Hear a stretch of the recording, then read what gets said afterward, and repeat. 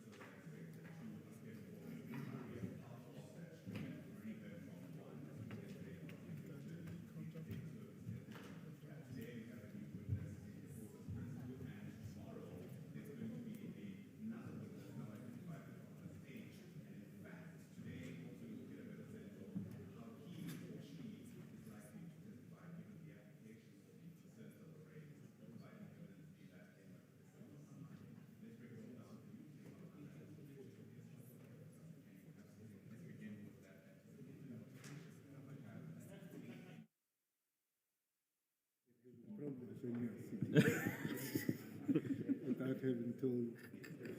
Okay,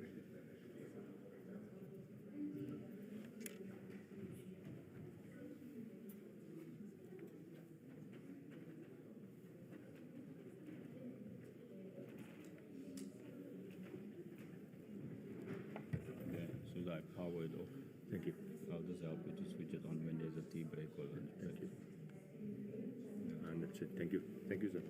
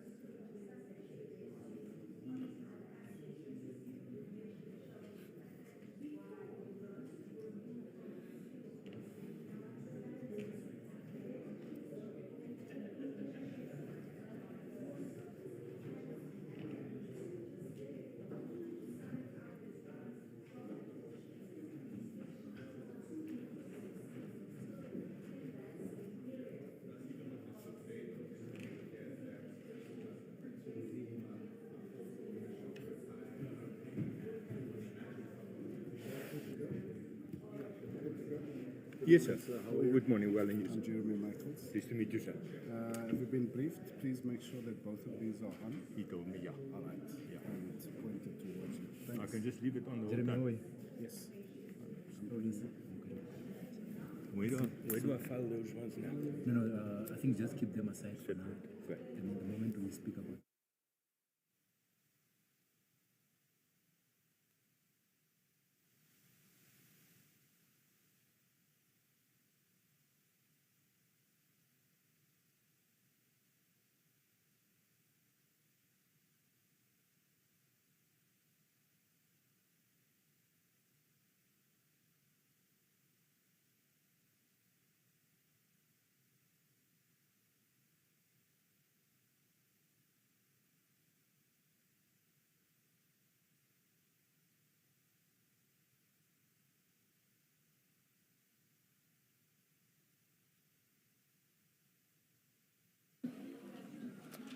Good morning, all. We are ready to start the day's proceedings. Please make sure that your phones are off. We don't want disruptions from devices, please. Thank you.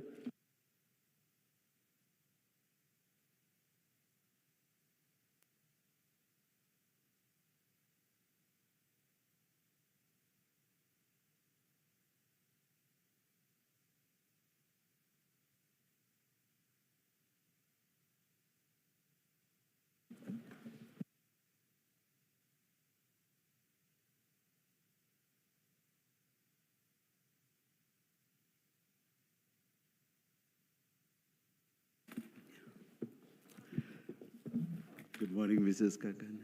Good morning, Chairperson and the Commissioners.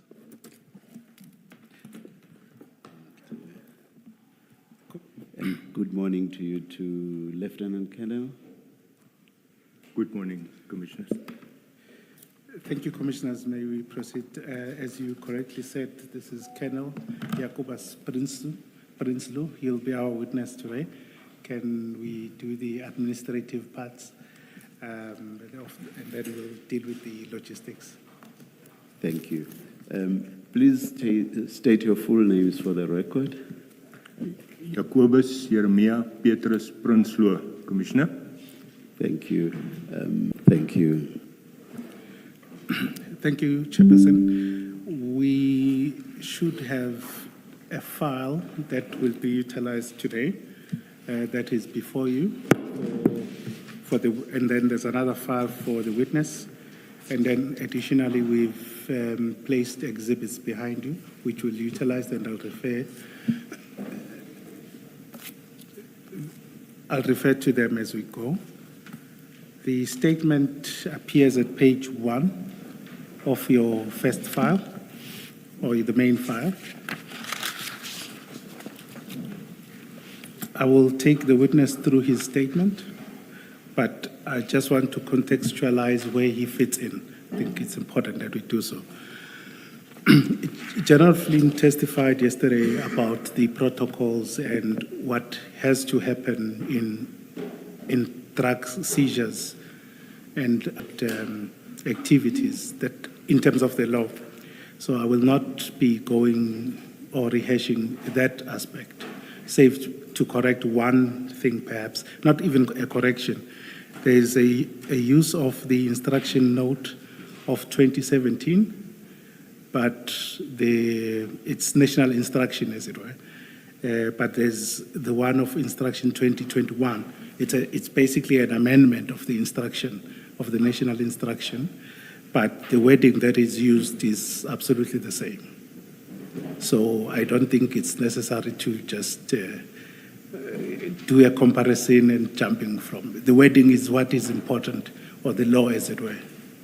I hope that will not be an issue. Was the issue, Mrs. Kakani, because General Musikidi had referred to paragraph 12. Yes. And we were wondering whether there was an incorrect reference, and I asked, is it not because this was amended and the paragraphs may have moved around? Yes, that's Although exactly the case. Substance of the provision is the same. It's just that it's no longer in 8, it's now in 12. Indeed, Commissioner Kumalo. So, but the wording and, as I say, the prescripts of the law is exactly the same. We've just double-checked that this morning again. So I won't take the witness through everything that, what is supposed to be happening about preserving exhibits, sealing of the exhibits, labeling of the exhibits, save for necessary points. Colonel Prinsloo, would you turn to page 2 of your statement? I am the Commissioner. Yeah. Do you confirm that this is your statement or based on your instructions? That's correct. Could you then turn to page 27 of that same file?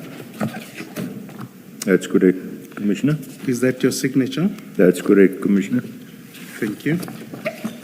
In terms of process, what we're going to do, I would like to take you through the statement.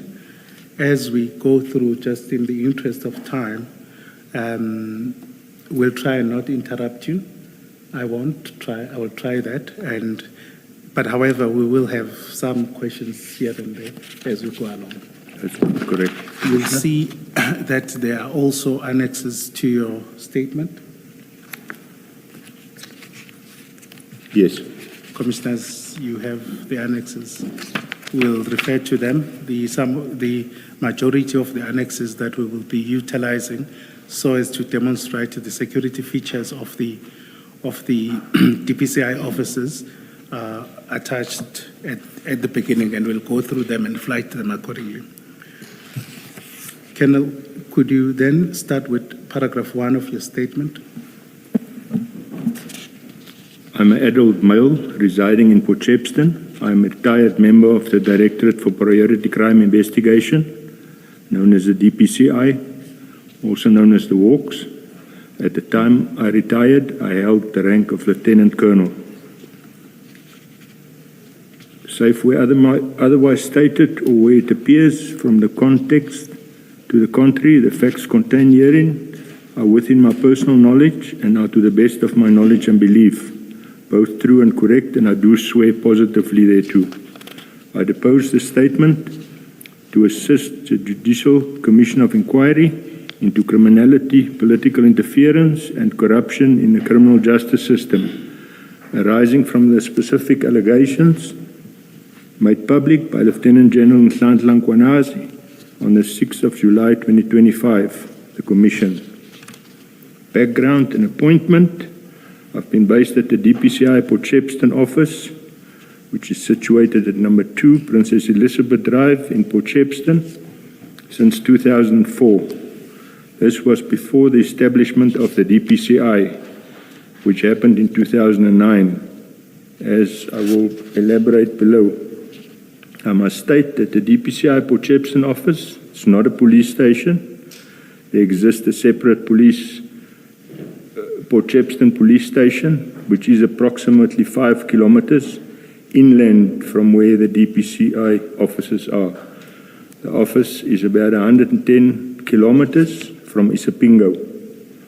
The relevance of this will be apparent later on. I started my law enforcement career in 1984. I did basic training in policing at the Pretoria West Police College for 6 months.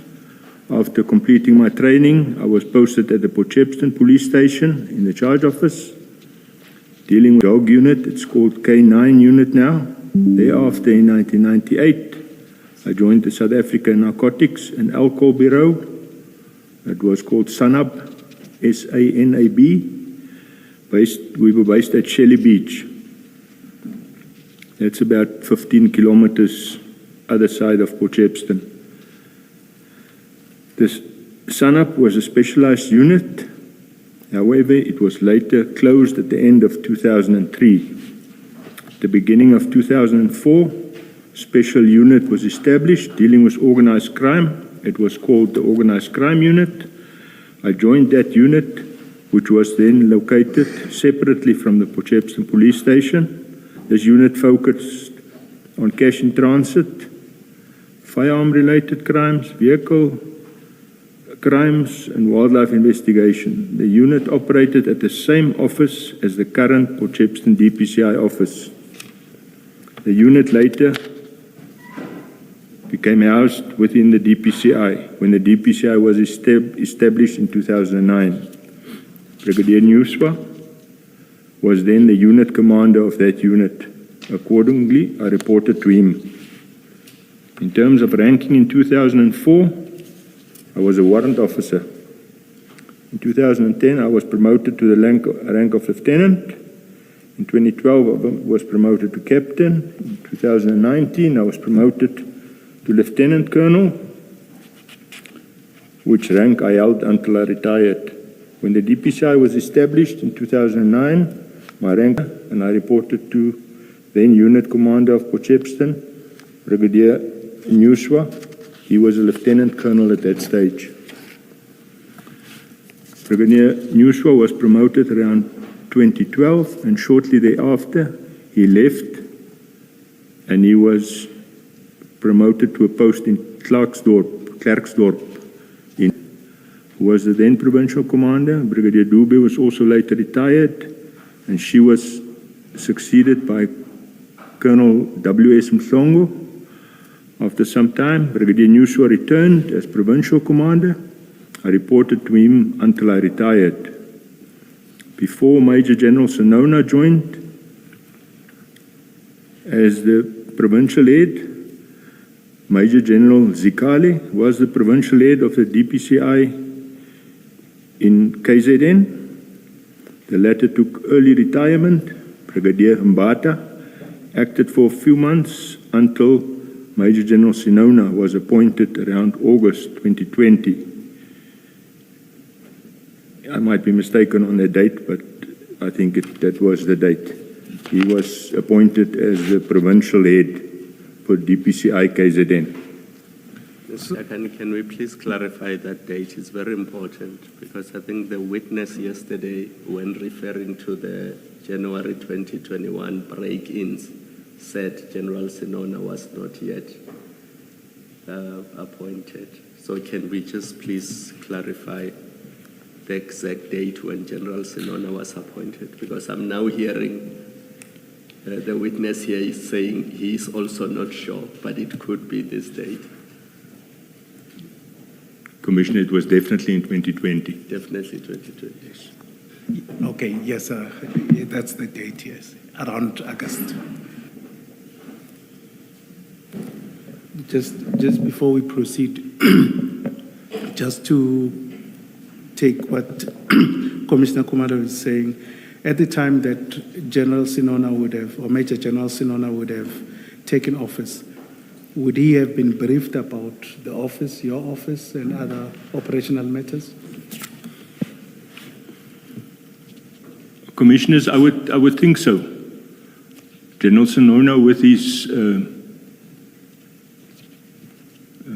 management structure, they had weekly meetings, and I am sure they would have briefed him. And when did you first meet General Sinona, Major General Sinona, for the first time? I think it was within the same week that he was appointed. He called all the commissioned officers to the provincial office, and he was introduced to us. Later on, he visited each unit and got to know all the members as well. But I think that was within a week that he called all of us there. Okay, thank you. Let's proceed to the next topic of the provincial commander, so that we understand the structure between the provincial commander and provincial head. The DPCI has different departments in each province. During my time there, it was the following departments. The biggest one was a serious near corruption within the justice, crime prevention and security cluster. And there was a serious commercial crime investigation. They were dealing with banking crimes, government fraud, counterfeit goods. And then the biggest one was a serious organized crime investigation, dealing with drug trafficking, human trafficking, kidnapping, cash in transit, police murders, crimes against the state. And priority crime, specialized investigation, dealing with financial investigation, asset forfeitures, cyber-related crimes and forensic investigations. Priority Crime Management Center, dealing with analysis, notebook profiling and threat assessments. And then your corporate support service, dealing with supply chain management, human resource management, and financial services. Each of these departments' components are led by a provincial commander, normally at the rank of brigadier. I was in the serious organized crime investigation, which has currently 5 units in KwaZulu-Natal. Each of these units has a unit commander who reports to the provincial commander, Brigadier Nyuswa. He is the provincial commander for serious organized crime investigation. He in turn reports to the DPCI provincial head, currently being Major General Sinona. Brigadier Nyuswa is based at the provincial office in Durban. During 2021, I was the acting unit commander and reported to Brigadier Nyuswa. The command structure in the police is very strict. I am obliged to follow the instructions and commands of my commander, failing which I can face serious consequences. This is because ill discipline is regarded as a serious issue within the law enforcement service. I cannot ignore or disregard the instruction or commands. Further, I'm certain you are referring to lawful instructions or commands. That is correct, Commissioner. Thank you. Further, I have to respect the decision of my commander, whether I agree or not. It is not my responsibility to second game or try to change them. My role is to report to him, and one has to assume that such decisions are informed. DPCI Port Shepstone office. Sorry, Colonel, just to deal with the previous paragraph so that we don't have to return to it unnecessarily. I just want you to explain the consequences that you would have been exposed to or that you would face if you were to contradict the commands or instructions of your commander. That's the first point that I'd like you to address. As the Commissioner said, if it's a lawful command or instruction, I've got to do it. I cannot ignore it. There will be serious consequences for me. And what are those?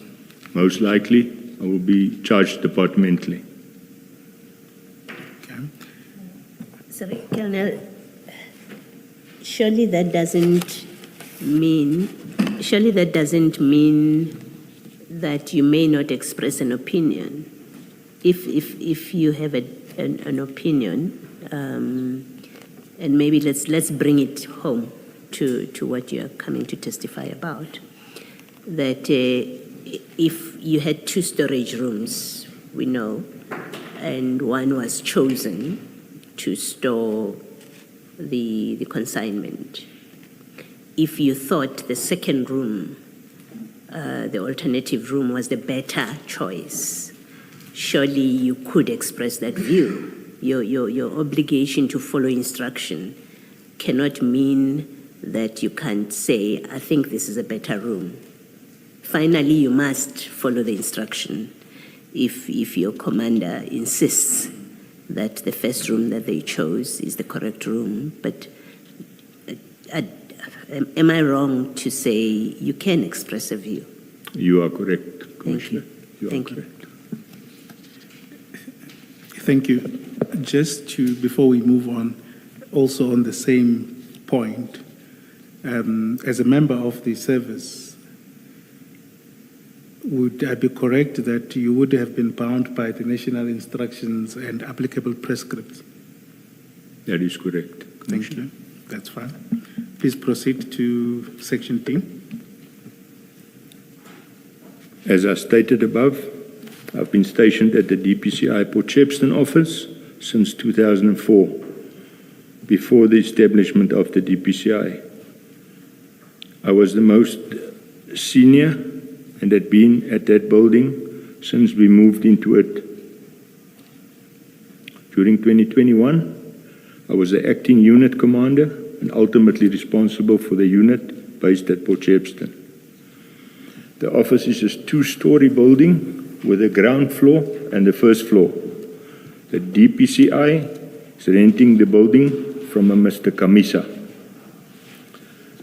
The DPCI office is not a police station. It is for administration and operates during working hours. It operates between 07:30 in the morning and 1600 hours during weekdays. It is normally closed on weekdays and public holidays. Only DPCI members and staff are permitted in the offices, and the access is controlled. During my tenure, we had a problem. At that stage, approximately 14 members, plus 4 administrative staff that comprised 2 cleaners and 2 admin people. Both members and staff are security vetted. Obtain a code, they would obviously get into the office building. I must also point out that there was no system to know who had used the code for access. The code would sometimes be changed if a member retires or leaves service. In some instances, although not all, it would also be changed after a break-in or an incident. The DPCI office could be accessed from the driveway used by members to drive into the parking area at the side of the building. There are stairs which leads to the first floor. Some members, like myself, use this entrance instead of the main entrance. The office was in a business area and shared a perimeter with a hardware store, a Herald newspaper office, there was a mortuary, and the liquor authority, which only operates during the week. There was a serviced electric fence around the perimeter fence, save for the part which was bordering the liquor authority. Obviously, when there was load shedding, the electric fence would not work. The office had no generator or electric backup. There was no cameras or beams outside the office. Further, there was no alarm system on the outside or exterior of the building. Turning to the inside, there was a reception area which was not manned due to the limited staff that we had. At the ground floor and first floor were offices. The 2 walk-in safes, strong rooms, were on the ground floor. The safes was not accessible from the outside of the building. I attach here 2 copies of the photos of the building and surroundings. These are marked JJP 1.1 to JJP 1.18. So, sorry, I would like us to just go through some of the photos that you annex to they are there flighted, if you can have a look. Just briefly, I'd like you to take us through some of them, one being the first one, photo 1, and perhaps explain the layout. Commissioners, that's a front view of the offices. The front entrance is to the left, in front of those 2 vehicles that are parked there. If you look to the left of that, there is the stairs going up to the first floor. I would normally use those stairs there to go to the office. My office was that one with a window open when this photo was taken. As commissioners can see, there's the street Princess Elizabeth Drive, right adjoining the building there, just behind the 2 vehicles parked there. Go to the second one. There we can see the driveway with a gate there. And who had access to, who had the locks for that gate? Most of our members had it's a padlock, had a copy of the key for that. So the 18 members or the 18 staff each had a key? Not admin, because they've got no need to go there. It's just the operational members. The 14 of you? Yeah. Okay. We make use of the garage and everything to park vehicles in. Okay. You see there's, I think, what would call some poster or label of a security company. Affixed to it's a poster affixed to the wall.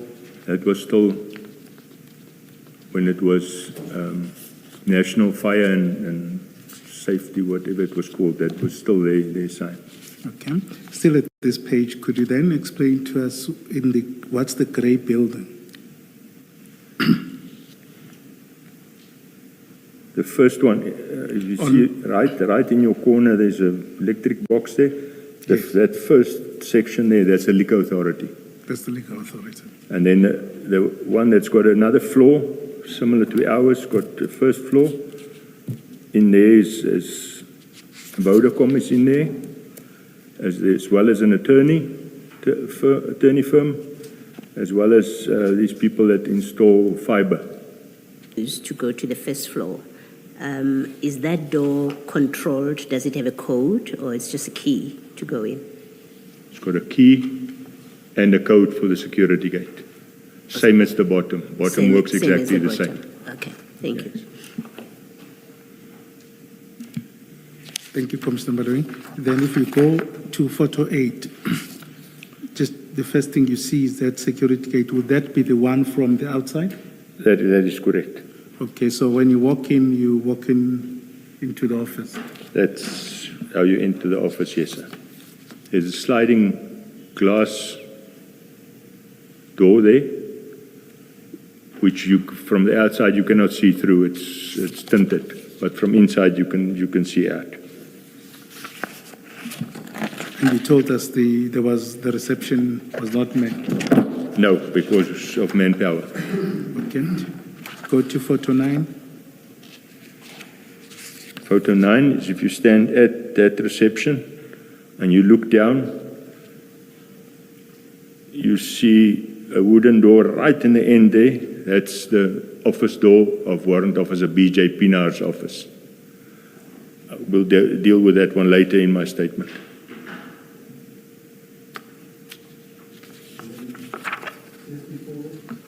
Just before we go to photo 10, what was the rationale of not having the reception manned? Is it staff shortages or? Staff shortages. Okay, thank you. Go to photo 10. I wonder what the correct verb these days is for manned. That don't, perhaps personed. I should coin that verb myself. No, let's continue. Thank you, Chairperson. Okay.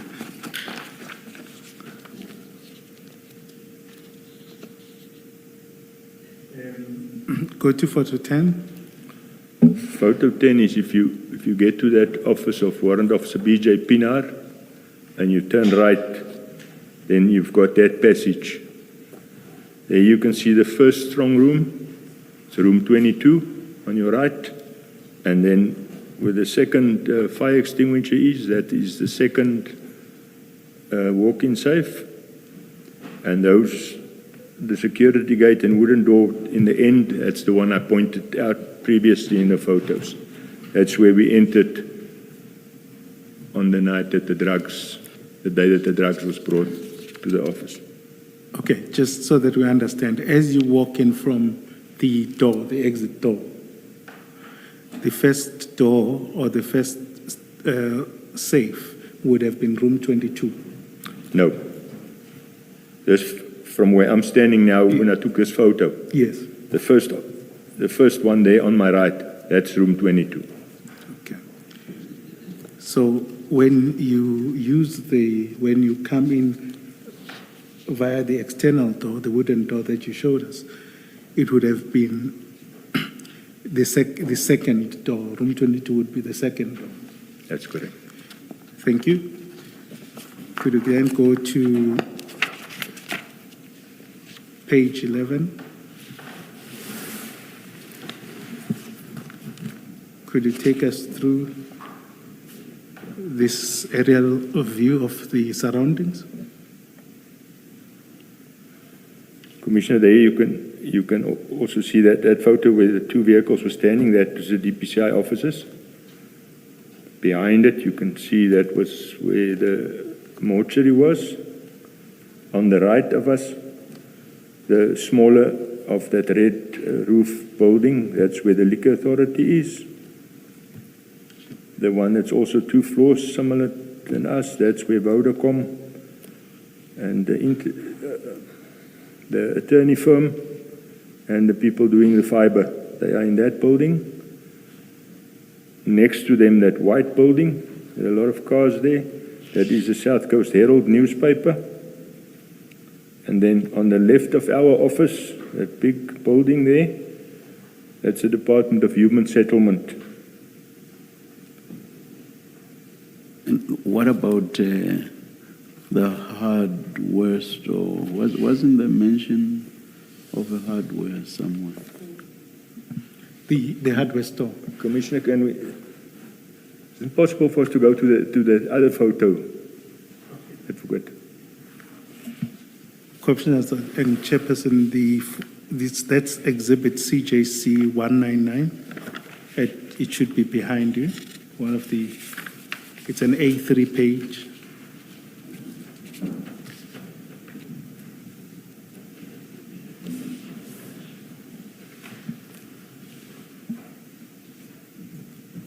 I raise this because I think there was a suggestion that entry into your building was probably gained through the hardware store, or at least the yard.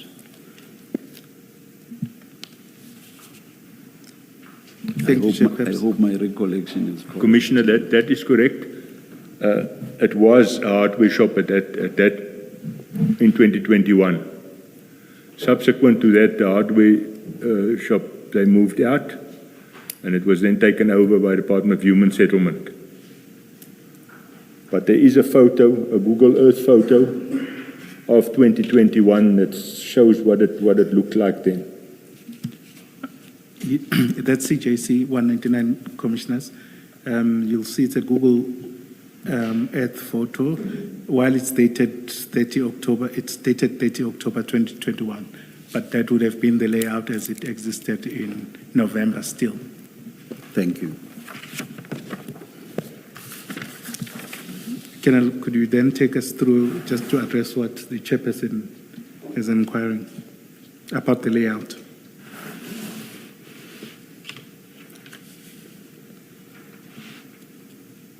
There were those, Commissioner, if you can see on that photo there, you can see at then that stage it was still a hardware store. There was round concrete pipes that were stored there. It's visible on that photo. But on the recent photos, you can see where that used to be. They've now built garages there. And they've built a car wash and a little house there for the, they've got 24-hour security guards there. Mr. Skakane, I think we are lost. What pictures are we looking at now that the Colonel is describing? Okay. Page 11. So if you look at page 11 is how it exists. No, don't put that away. So CJC 199 is, yes.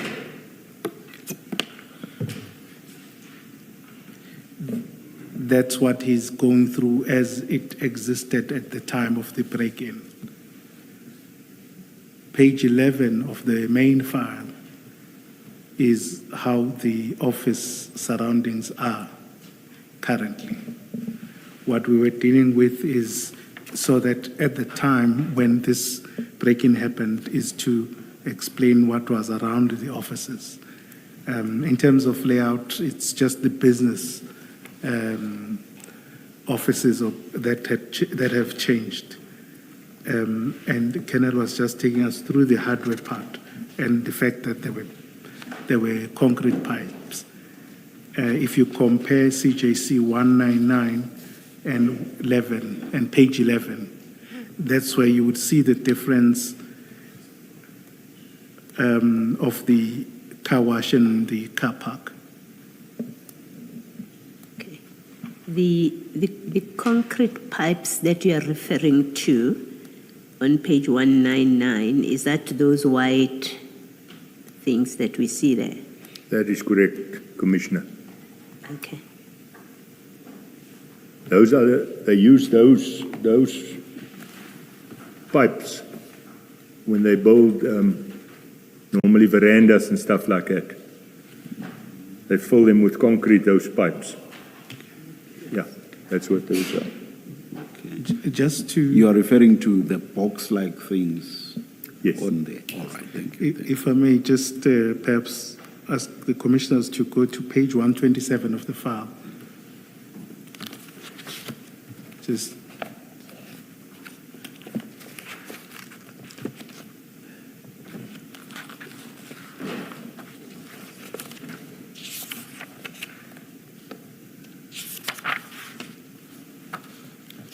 would these be the pipes that you're referring to? Those are exactly the same pipes, Commissioner.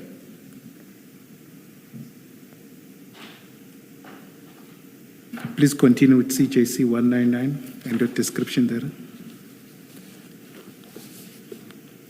That, Commissioners, that is what it looked like at that stage. According to this photo, was taken on the 30th of October 2021. And you say currently there's 24-hour patrol currently? They've got 24-hour security guards there. Where, the DPCI office? No, those Department of Human Settlement. Okay, so the DPCI office, does it have any security? It's got nothing. As we speak? It's got nothing. To date? To date, the alarm doesn't even work anymore. Okay. Maybe an earlier question then. When did you retire? I retired at the end of May 2025, Commissioner. It's a year ago.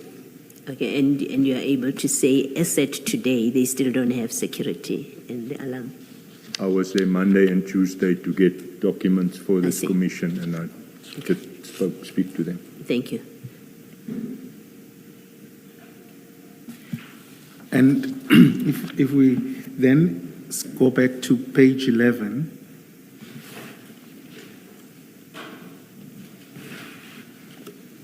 we see, I think that's a better view of the office layout.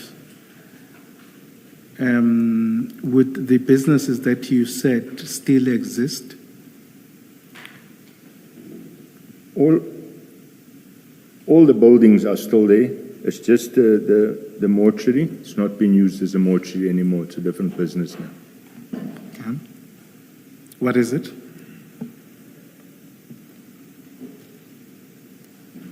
Bread gets delivered there and then it's distributed again from there. So it's not a bakery as such. Breads are baken off-site and it's just packaged into smaller trucks and distributed from there. That was after 2021. That's correct, Commissioner. Right. If we look at the layout also, what we see is, if you compare CJC 199 and page 11, we see that there's I wouldn't call it a forest per se, but a lot of trees. It may well be a forest, but there are bushes around. Are they still there? They're still there, Commissioner. Okay. And in terms of security, it would seem that there is no barrier from that forest to your offices. No, there's nothing, Commissioner. Okay. So someone can just walk across, or they can, Correct, they can Commissioner. observe you as you leave and then come in. Correct, Commissioner. Okay. Thank you, Commissioners. Unless there's anything, I think I don't want to belabor the point. I think I'd like us to go back to the statement.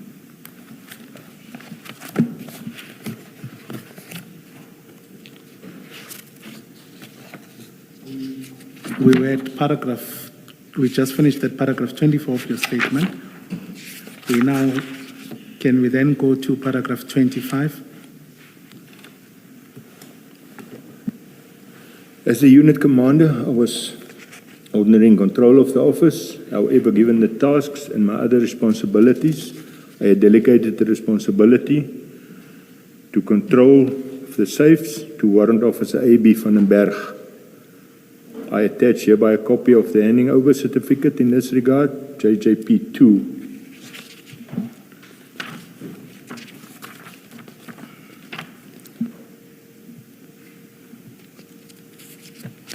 And what's the process with this handing over? Is it in terms of permissions? Who is involved in the process? Can you just yourself just delegate Warrant van den Berg? Yes, I can, Commissioner. So what this would entail is this official form Z543. It's got to be completed. Perhaps let's go to page 19 and you take us through that, which is the handing over certificate. That's your JJP 2.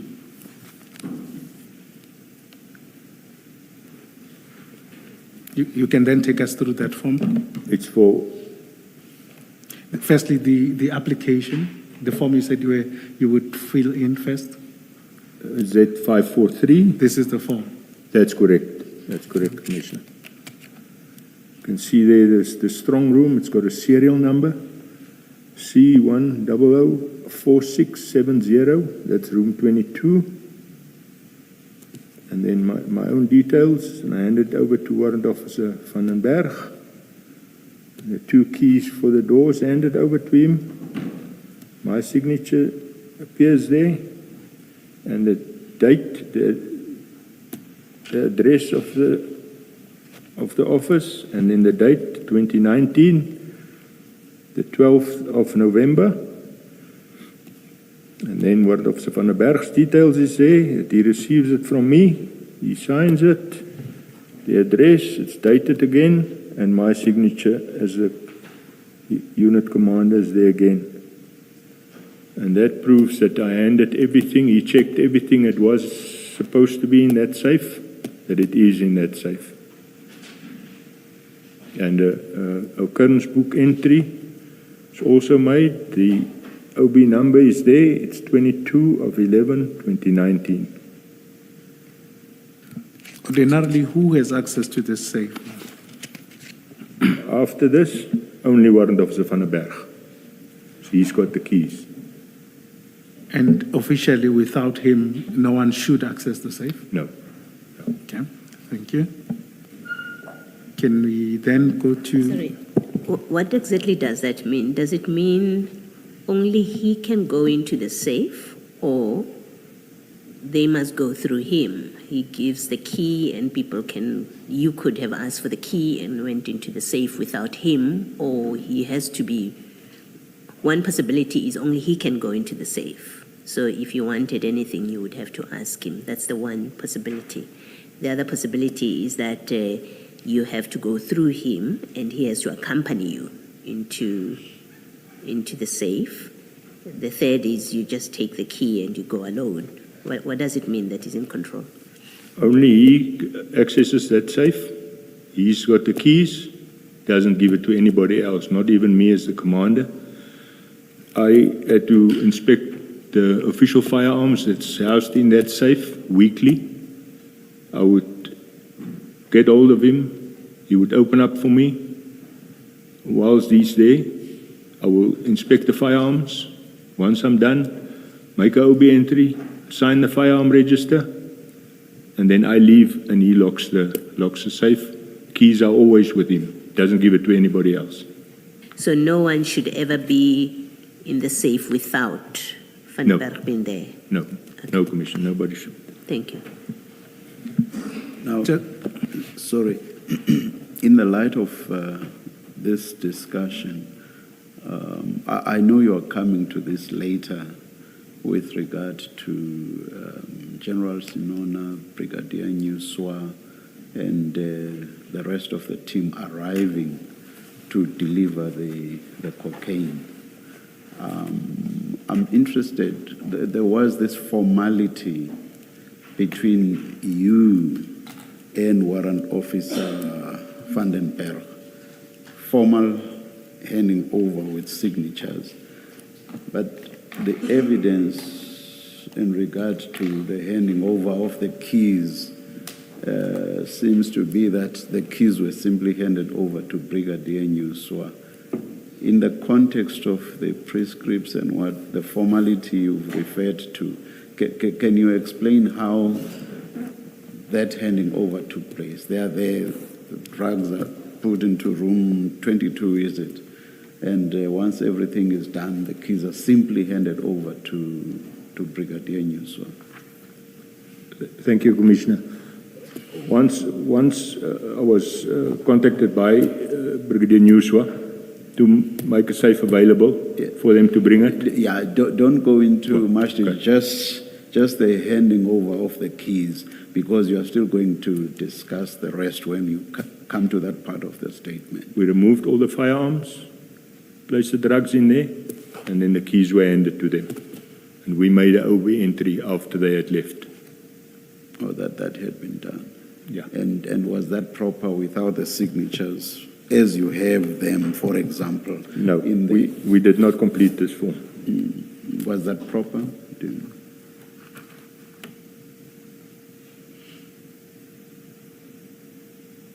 Or did you hear my question? I hear your question, Commissioner. Yes. Yeah, maybe we should have completed this form.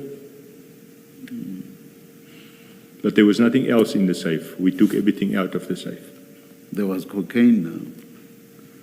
Yeah, their cocaine that they came with, Commissioner. Please continue, Mr. Skaka. Perhaps let me just follow that up so that so that we clarify it.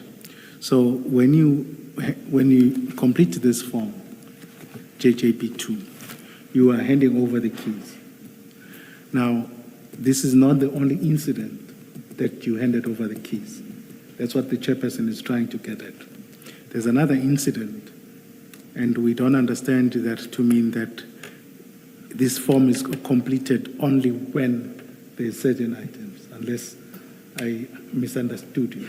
So it means that when you are handing over the keys, this form must be completed. Correct? That's correct.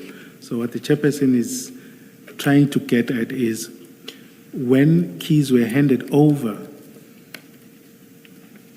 let's forget the liability or the culpability. When the keys were handed over, as we'll get to it later on, was a similar form completed? No, similar form was not completed. And so it would still, administratively, it would mean that the keys were not transferred from an administrative point of view. That's correct. Okay. So, and just to follow that up, at the time we'll come to that. If you go to page 103, which is the part of the national instruction, at the time, the 2017, it's the 2017 as amended, but the wording is the same.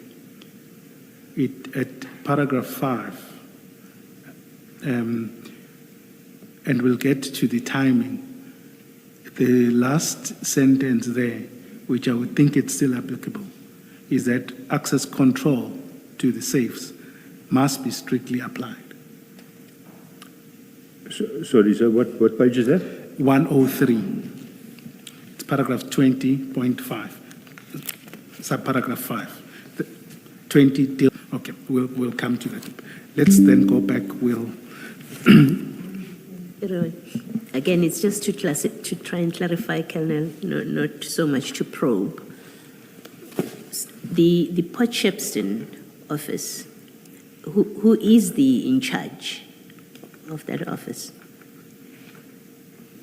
I was the acting unit commander. Okay. All right. So being unit commander, acting unit commander means you are the overall in charge of That's the correct. office. Now, when you have this situation where drugs have been left in your building, but now the key is with someone else who's based in Durban. Yes, he's your superior, but he's not based in your office.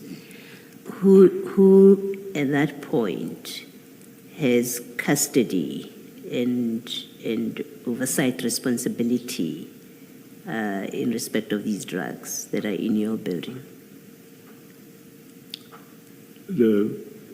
I handed the keys over to Brigadier Newswa. So him as the provincial commander. They've got control over those exhibits, not myself. Okay. All right, we'll come back to it. There's indication, I think, in your statement that at some point high-value exhibits were stored there. An arrangement was made for 24-hour security, I think in the form of guards, warm bodies. Am I correct? That is correct, Commissioner. That happened in June 2018. We stored a lot. So 2 years, exactly 2 years before the cocaine was brought. That's correct. Yes. Whose responsibility was it to arrange that 24-hour security? I did that at that stage, Commissioner. And why was that so? Were those Port Shepstone exhibits? I want to understand why you made the arrangement. It was a Port Shepstone case. It was our own case. Yes. It was a drug lab that we took down, 2 million Mandrax tablets. We guarded it there itself for 2 days until it was taken to FSL in Pretoria. And in this instance now, 2 years later, June 2020, was it? Oh, so it was actually 3 years before. So June 2021, whose responsibility do you think it was to again arrange 24, sorry for splitting the infinitive there, to again arrange 24-hour security? Whose responsibility would it have been? I would say the provincial commander's his responsibility, Brigadier Nyuswa. Brigadier Nyuswa. And the reason for that? Why not you? I don't have enough manpower at my office, Commissioner, for the members to. But in 2018, you had managed to arrange that. Because then we knew it was for 1 or 2 days maximum. We could do that. Yeah, there was no indication for what length of period that drugs were going to be there. Thank you. Perhaps the other dimension to what the chair is saying is the decision-making power. What changed?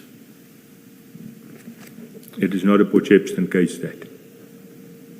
It's a Durban case. It's a much bigger, they've got a lot more people than I've got at my unit. It's their exhibits they brought to my unit. They should have supplied the guards for it there at my unit. Commissioner. Thank you. Please go to your statement, paragraph 26. Each of those 2 safes was built in line with the applicable SANBS standards. Each had 2 locks. Warde van der Berg had the keys. Just to be clear, I was not in control of the safes. One of the safes, room 22, was used to store firearms. The safe had a firearm register and the occurrence book. The other safe, room 24, was used to store office supplies, including cleaning material and solutions. Access to it was also registered. There were no cameras inside the building. However, there was an alarm system which I think there's a typing error there.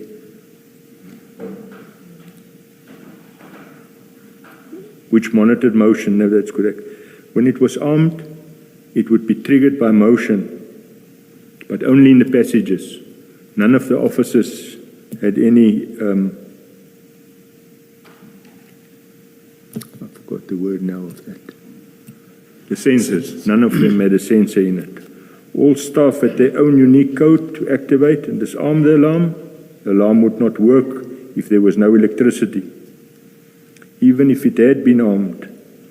Once there is no electricity, it gets disarmed and not work. Further, even if it got triggered and made a noise, no one would know, as the office would be closed and the nearby businesses would also be closed. Basically, the alarm would just ring until someone comes in the following working day. If it went off on Saturday, for example, and assuming there was no person at the office on Monday morning, if there was interruption of the electricity supply on a Saturday, for example, the alarm would be disarmed and the office would be totally exposed. Obviously, this was a serious risk of exposure. Previously, the alarm system was linked to Armed Response Security Company. The contracted Armed Response Security Company was National Security and Fire. The monthly cost for armed response was R593.56.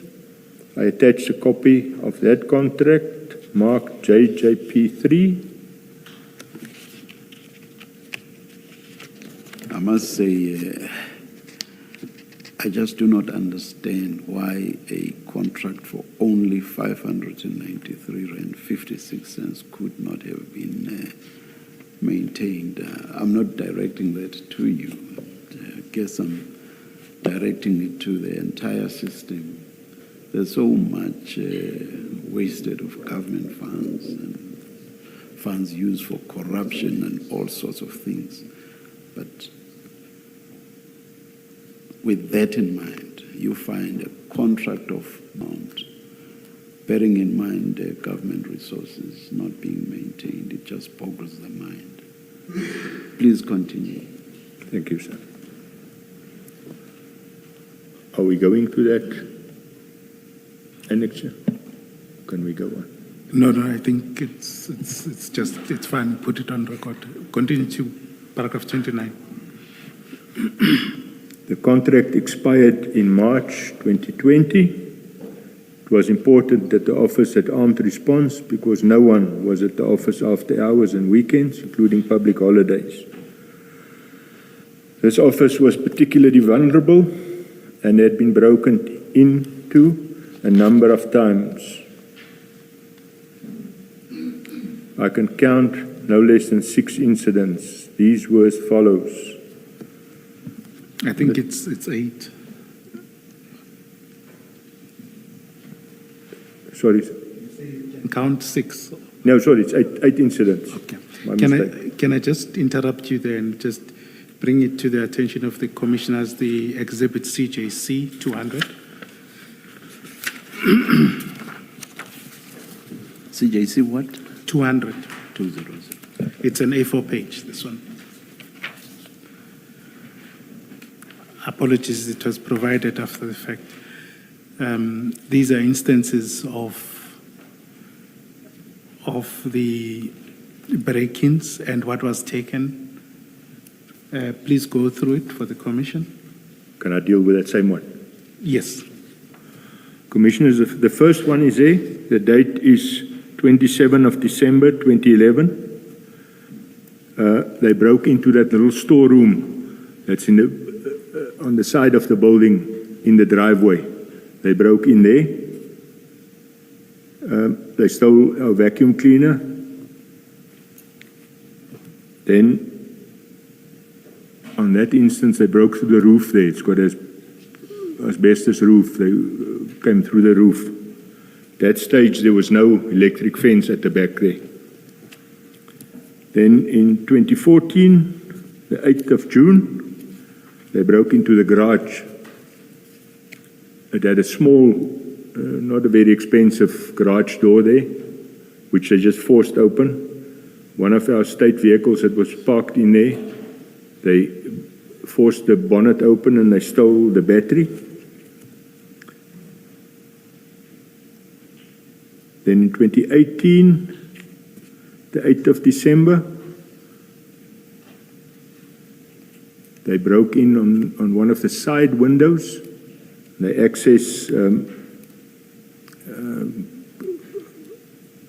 a few of the offices there, but it was mostly storerooms that they accessed there. And they completely destroyed our alarm at that stage. So it had to be replaced. And on 2020, they broke. I think that instance, it was the 20th of January. I think they broke through the window of Warden of Pinar into his office. Is that the same Pinar warrant officer? VJ Pinar, same. That same office? Same office, same office. Can you then, in your statement, compare that to your paragraph 29.4, perhaps to give it more flesh?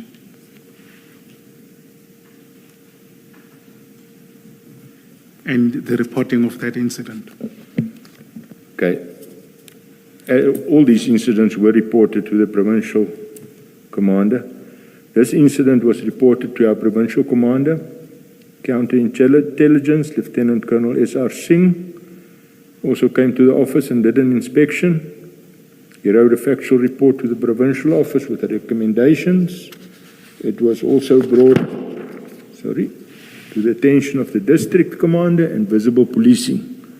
We were then requested to do frequent patrols, and members of the office were also asked to do after-hours visits.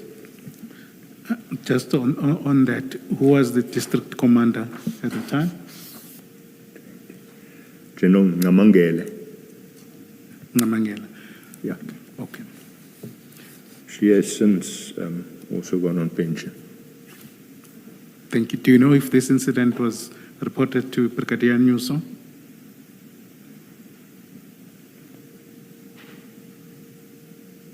I cannot recall exactly when he started as a provincial commander, but it was reported to whoever the provincial commander was at that stage. Okay, please proceed with your CJC 200. On the 15th of March, they broke into the office of Warrant Officer Warren.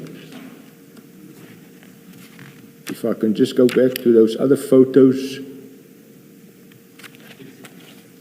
then I can. Yes, you may take us through. I'm just not sure which page that would be. And showing those photos. It's the photo album. It starts at page 2, page 1 of the annexes. So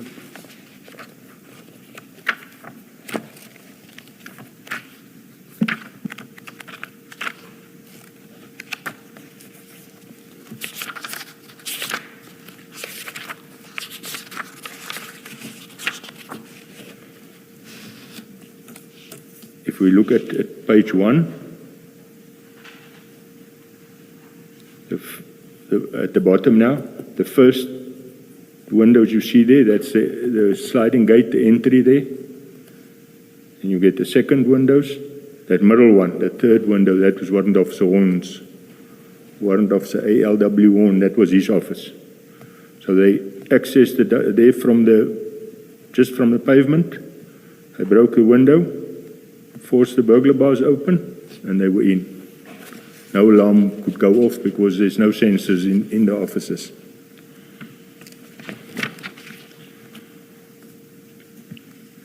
and when do these incidents normally happen? During the day? Or? It's normally on weekends. At night. Okay, please Is proceed. this the incident where they took 3 laptops? That's correct, Your Worship. Commissioner, then we look at the next incident there was the 15th of January, 2021. They broke into the office of Captain Leroux. Now, if we go back to that photo 1, the window just on the right of Warrant Officer Horn's windows, they broke in there. Exactly the same modus operandi, broke a window, forced open the burglar bars.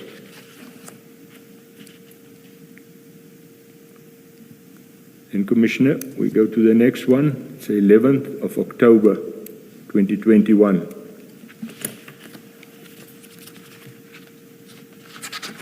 Just want to, if we go to page 4, photo 4 of that same album.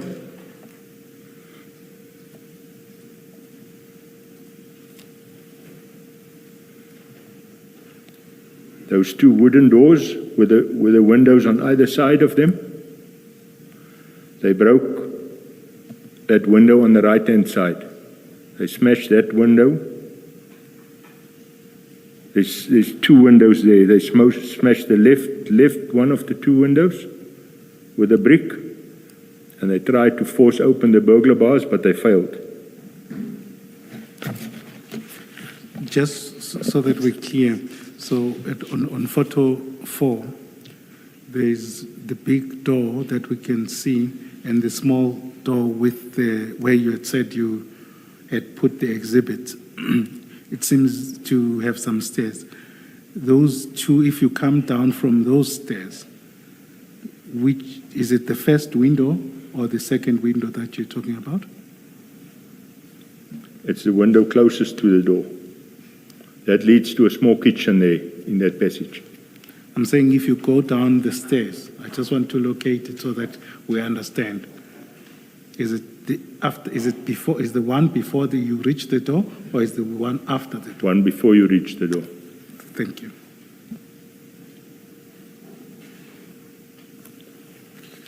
Commissioner, and then the last break-in was the 8th of November 2021. That's when the exhibits were stolen there from the office. Can I just try to understand, Lieutenant Colonel, when the 11 October 2021 break-in happens, you know that you've got a consignment of cocaine in this building, because the earlier break-ins, you had nothing substantial in there. But the 11 October 2021 break-in happens, you are responsible for the building because you are the boss there. The consignment does not belong to you. You say it's a Durban case, it's not your case. What steps did you take to say to these people, I can't keep your stuff here because it's clearly not safe? There has been an attempt to break in. I don't know if the people who tried to break in wanted to steal this cocaine. There's something valuable here, and I no longer believe that it's safe to keep it here. So before we get to issues of lawful instructions from superiors, you are responsible for this building, and there's an attempted break-in, and you know that you have exhibits that are worth at least 200 million. What steps do you take to increase the security or to say, I can't keep this thing here, it's not safe in my office? Commissioners, I reported to Brigadier Newswa. He asked me for progress report, for factual report on the break-in. Everything was provided to them at the provincial office. We had instructions from General Sinona not to inform other members about what we housed in there, that the drugs was there. So we were given instructions by him that the members must visit the office. So with that instruction, and I'm not allowed to tell the members what is in there, I just asked him to, after hours, to make a turn at the office, just make sure everything is safe there.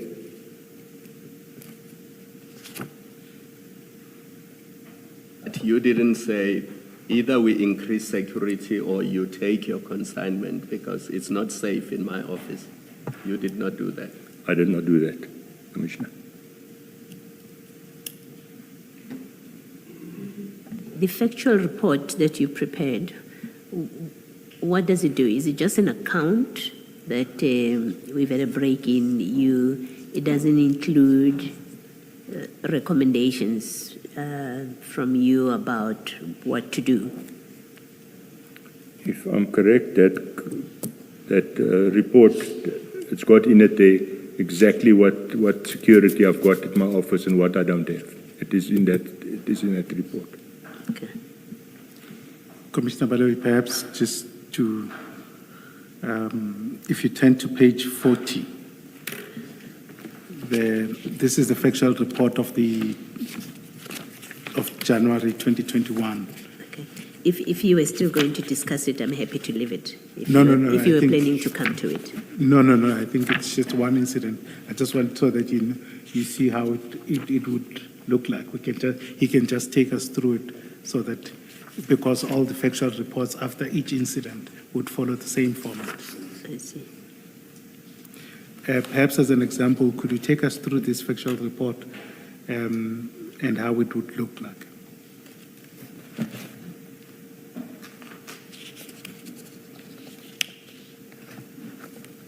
Okay, it's a factual report. It's dated 18th of January 2021. It says factual report, attempted business break-in, DPCI Port Shepstone. Then the case number is 165 of 1/2021. It says on Friday, the 15th of January, the offices of Serious Organized Crime Unit situated number 2, Princess Elizabeth Drive, Port Shepstone, was locked and in order. The office was visited on Saturday, the 16th, and Sunday, the 17th, by various members of this unit. On Monday, the 18th, Foreman Tuccini noticed that both windows of the kitchen were broken, but the burglar bars prevented them to enter. On further investigation by myself, it was evident that they used a large rock to try and force open the burglar bar.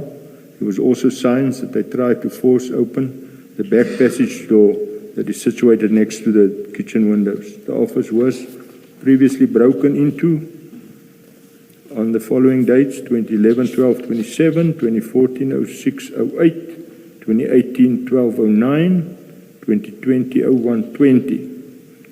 This office is fitted with an alarm that was monitored by National Security and Fire. During April 2020, we requested to be on a month-to-month contract with National Security as we were awaiting the procurement process. During May 2020, an application was done to Upnis to tender for the upgrading and the monitoring of the alarm system. The three companies who tendered were Uyabonwa, Fidelity ADT, and Laser 911. During December 2020, this office received a statement from National Security informing us that due to non-payment, they have removed us from their system and would not be rendering any services at our unit due to non-payment. Currently, the alarm is activated after hours and on weekends, but if the office is broken into, there is no way for any of us to be notified about it. We will only see it when we arrive at the office. Further progress will be reported. And is that your signature at the bottom there? That's correct. And just to be clear, was this, who is it? Who's this report directed to? It was sent directly to the Provincial Commander, Brigadier Newsma. Okay. And after this time, Major General Sinona would have been in office? I'm sorry, sir? General Sinona would have been at office at this point? Yes, yeah. Thank you. Maybe coming back to the factual report for the October incident, did you receive a response from Brigadier, I think it is, Brigadier Nyuso, after the October incident? So we'll come to discuss the 8th November 2021 in more detail in your statement. But just to understand, would factual reports that you prepare, were they all written? Were they? All written Yes, as documents? yes. Okay. Yeah. And you would address them to whoever is the provincial commander? That's correct. Okay. Thank you. Please proceed. Paragraph 13. It's about applications for the alarm or armed response, as it were. As I have stated above, in March 2020, the armed response contract expired. During April 2020, I made an application for the continuation of the contract with National Security and Fire on a month-to-month basis while still engaging a formal procurement process. The application was addressed to Supply Chain Management and Colonel Madhu. This request was sent to the provincial office. Attached a copy of the application as marked JJP4. However, the procurement was not approved. Sorry, Colonel, could you then go to page 22? Sorry. Colonel, you referred to a request for a month-to-month extension, and then you also referred to a procurement process, and then you end the paragraph by saying, however, the procurement was not approved. By that, are you referring both to the month-to-month extension and then the procurement, which I assume was to be for a longer term? That is correct, Commissioner. So both the of them refusal was in respect of both. That's correct. And what reasons were given for that? We were given no reasons. I guess I may ask the question in respect of the other refusals, because your statement refers to, I think, no less than 3 other refusals. In respect of the others, were reasons given? No reasons given, Commissioner. Right, thank you. Thank you, Chair. At page 22 of the annexures, that's the application for 2020, for 22 April 2020. That's correct, Commissioner. Is that the application that you made?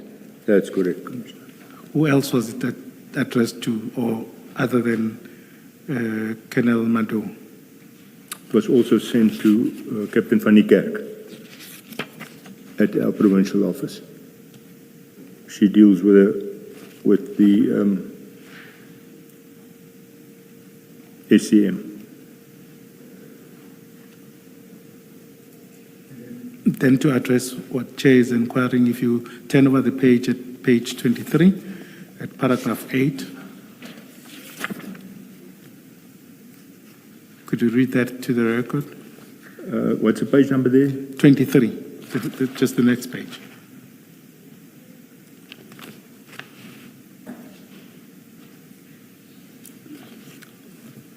An application is hereby made for the current contract with National Security and Fire to be continued on a month-to-month basis while the procurement process is being done. And as you said to Chair, there was no response to this. Nothing. Okay. Continue to paragraph 31.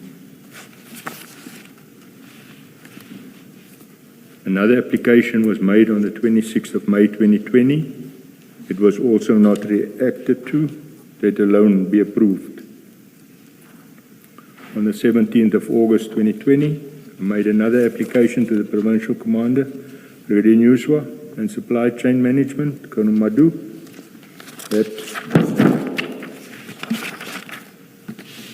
that application could not be processed because Colonel Madu, dealing with the application, left procurement, so I later learned. On the 8th of September 2020, Chief Admin Clerk Willie Fears of my office addressed an email to Captain van Niekerk of the Provincial Office, providing responses to information that was sought, including setting out the type of security system we required. I attached here to a copy of the said email, marked JJP5. It is to be noted that Mrs. Willifeer warned that if there was a break-in at the office, it would be problematic as there was no security service in place. Can we then turn to that annexure?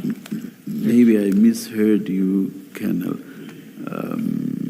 I thought you said Miss Olivier, the Chief Administration Clerk in your office. She is in my office, Commissioner. But I see here in your statement it says from provincial office. That's a typing mistake, Commissioner. Thank you.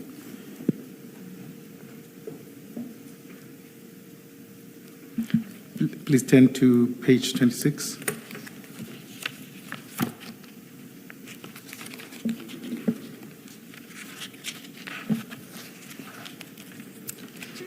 Is that the email that you are referring to? That is correct, Commissioner. Okay. If you turn over at page 27, the third paragraph, could you read that to the record?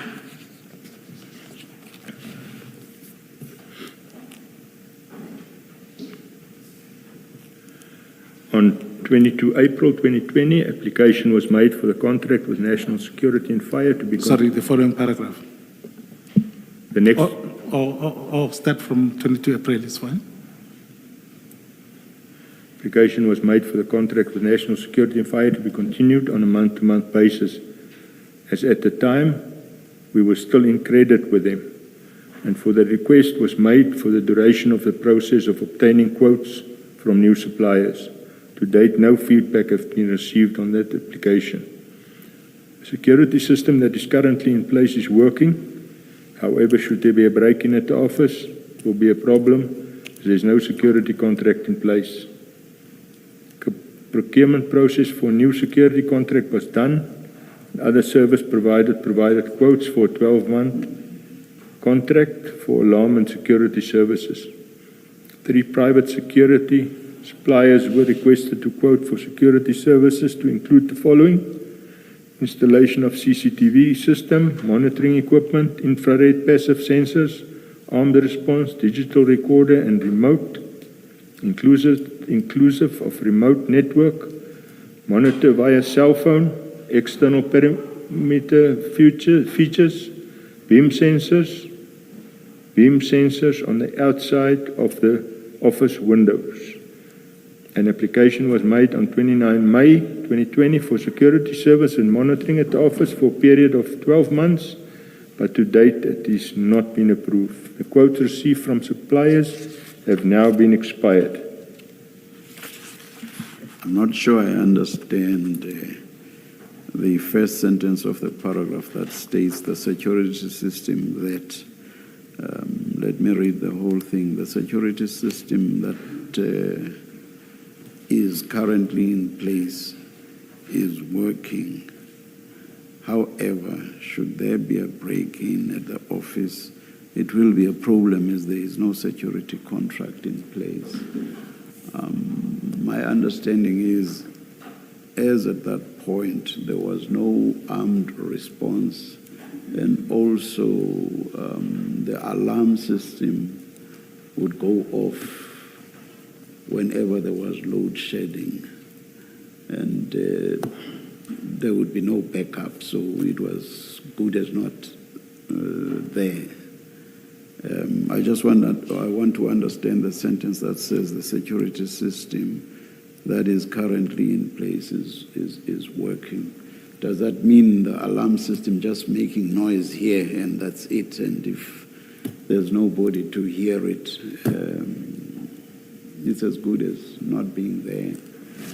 Weekends, as you said, nobody would hear it. It would go on and on until the following Monday.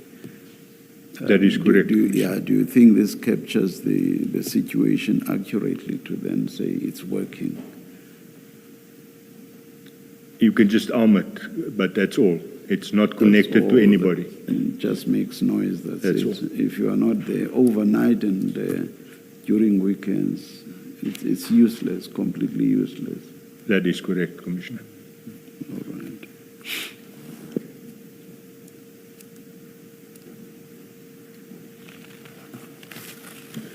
Let's adjourn and resume at 11:25.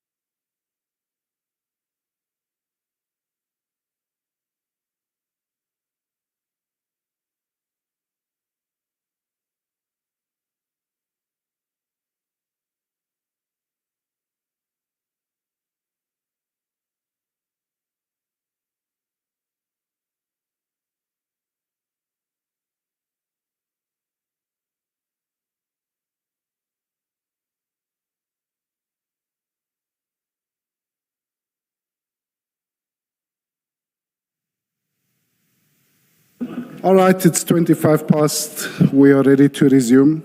Cell phones off, please. Thank you.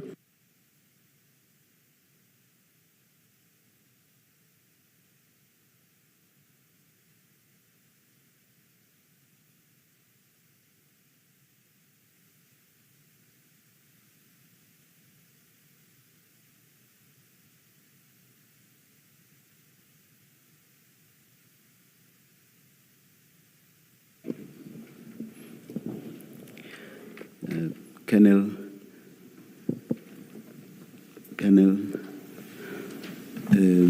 we sometimes start even a minute before the time we stated, just for the future. My apologies, Thank you. Commissioner.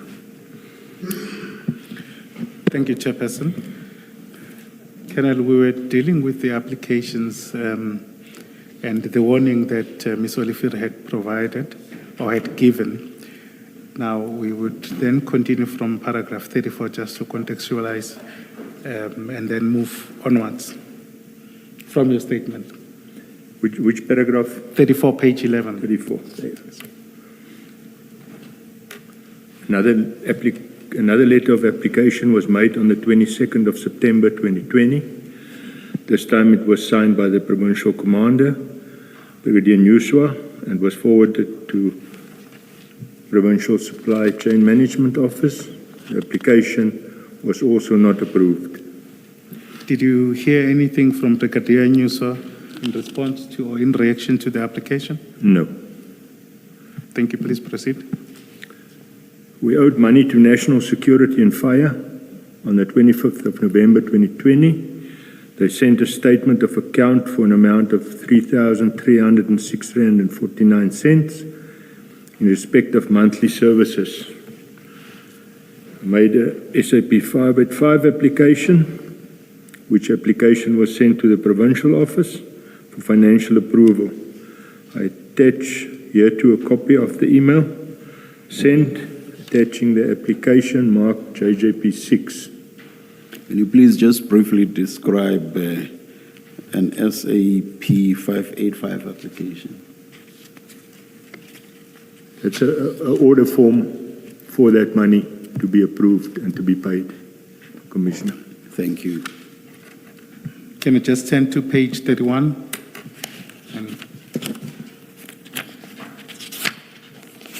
Of the annexes bundle.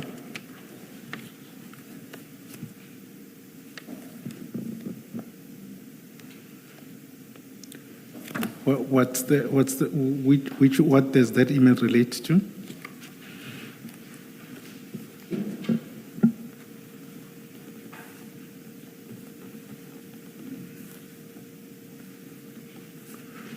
That was for the approval of that money, for the money that we owed National Fire and Rescue. Okay, please proceed on your statement starting on 14 December 2020.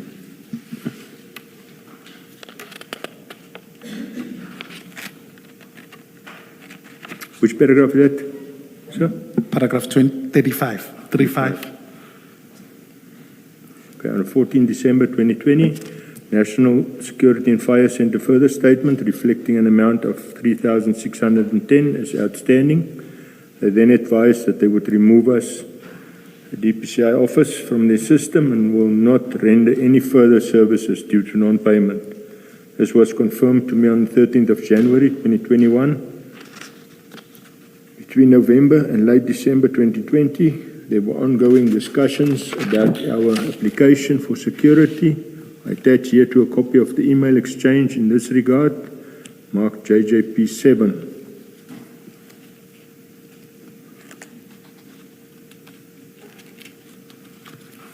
On the 13th of January 2021. Sorry, apologies, just so that we contextualize. Your JJP 7 appears from page 33 of the bundle and of the annexes.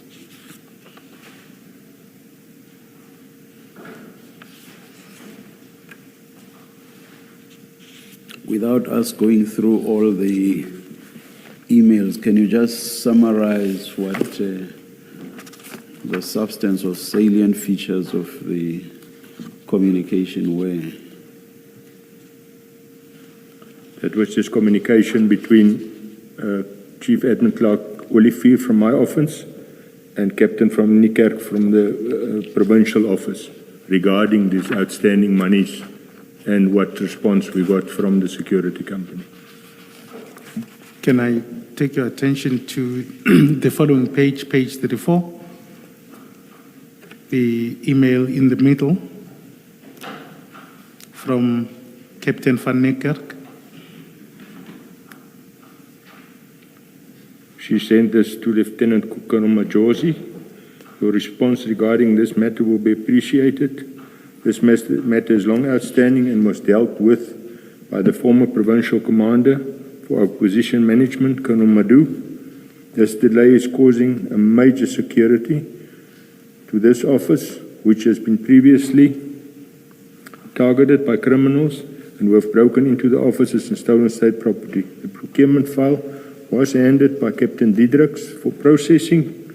To date, this unit has had no feedback. Your intervention is required. If you look at the persons copied, can you just state their names?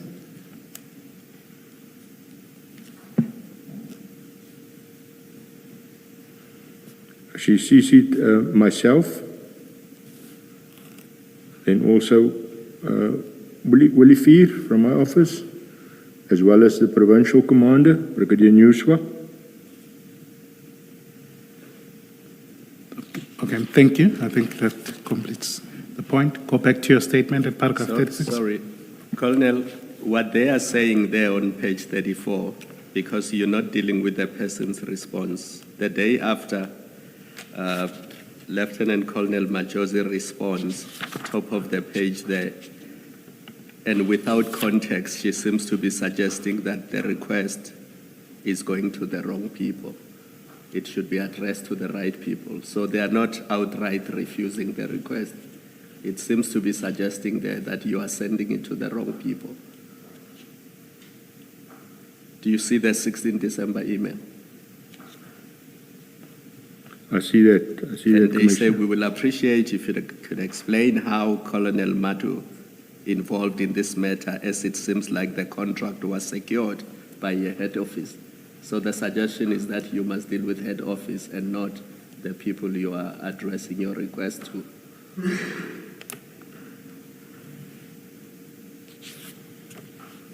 Commissioner, What follows is there is no request to head office. You seem to be asking them the same issue again. What is the status of the security application? We are now 29 December on page 33. So it seems to be a communication problem rather than a refusal to approve the request.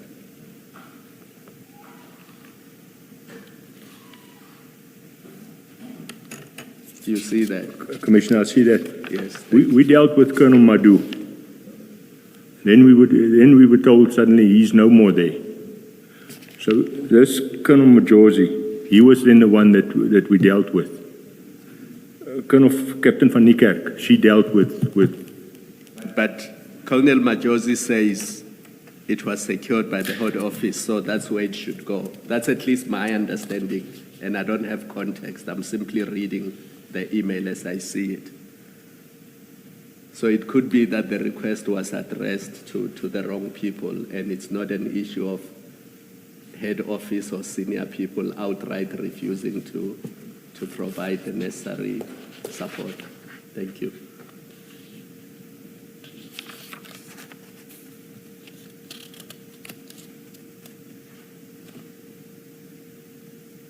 I think you accepted that, so we can leave it there. Yes. Yeah. Where was Officer Majosi based? SCM in Durban, the provincial office. Thank you. Commissioner. Thank you. Turn back to your statement.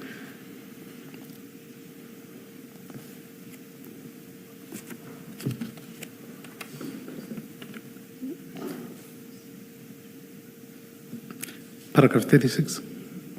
On 13 January 2021, CIC Olivier specially wrote an email to Brigadier Nuswa and Captain van Niekerk requesting an approval for the security contract. In that mail, she set out a full background to the addressees. She warned in the event that something should happen, this office has no security in place and there have been numerous break-ins at the office. I also attach here to a copy of said email marked JJP 8. Please turn to page 38 of the annexes.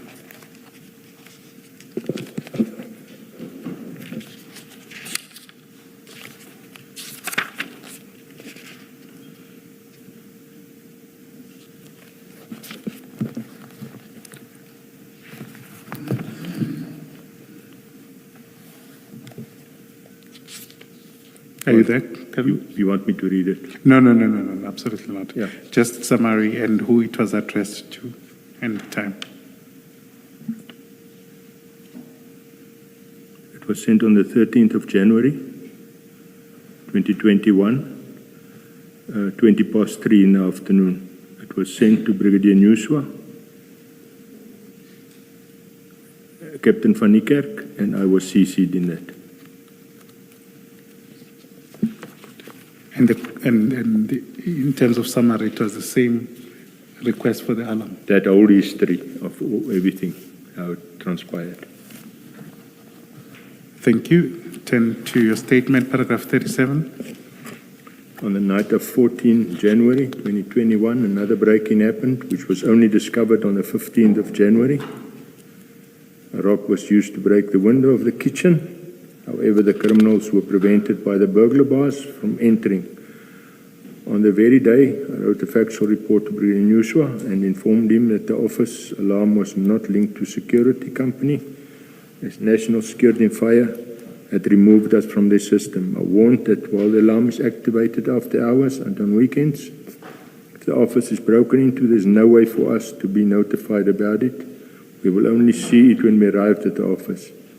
Attached here to a copy of that factual report, JJP 9. I think we've gone through that one. We've gone through that report, Chairperson. We don't need to go through it. It's the one at page 42, Brigadier Nuswa. Please then continue. Our request for security and armed response was again sent to supply chain management and even sent to Brigadier Nuswa. In fact, it had turned into a plea for help. It was very important that the DPSI's office had a working alarm system linked to a security company. However, our requests were ignored. I am still unable to understand why the applications were not responded to and approved. This is particularly perplexing since we were experiencing repeated break-ins which were reported per incident and also when we did applications. The Provincial Command was aware of the numerous break-ins and the vulnerability of the Port Shepstone DPCI officers. On 22 June 2021, a large quantity of drug exhibits were received to be stored at the office. At the time, there was still no security service. Nothing had changed. Security was neither upgraded nor enhanced. I found this particularly strange. The Nuswa knew of the security challenges, and I could not understand his decision or how he would allow the drugs to be stored at the office. There was then an attempted break-in late October 2021, which I reported to him. Again, there was no attempt to improve the previous application or even enhance security, given there were now exhibits of high volume. The DPCI office was totally unsuitable to store exhibits received. There was no adequate security in place. In fact, there was a decision taken in 2017 not to store exhibits at all of the 5 DPCI units in KZN. Brigadier Nuswa was and is well aware of that decision. Major General Sonona would have also known this. None of the DPCI officers were... Why do you say Brigadier Nuswa was aware of the decision? Was it a written instruction? It was a written instruction. Coming from where? from General Zikali at that stage. Who was he at that stage, Sikali? He was the provincial head Okay, of KZN. all right. Why I would say, Commissioner, Yes. they were aware of that. Every quarter we are conducting, or inspections are conducted at each of these 5 serious organized crime officers. They would normally take a senior officer from one of the other units, one of the other 4 units, say they're going to inspect Potchefstroom. They would take from one of the other 4 units officers, normally about 5 or 6, make an inspection team. They would come and inspect my unit.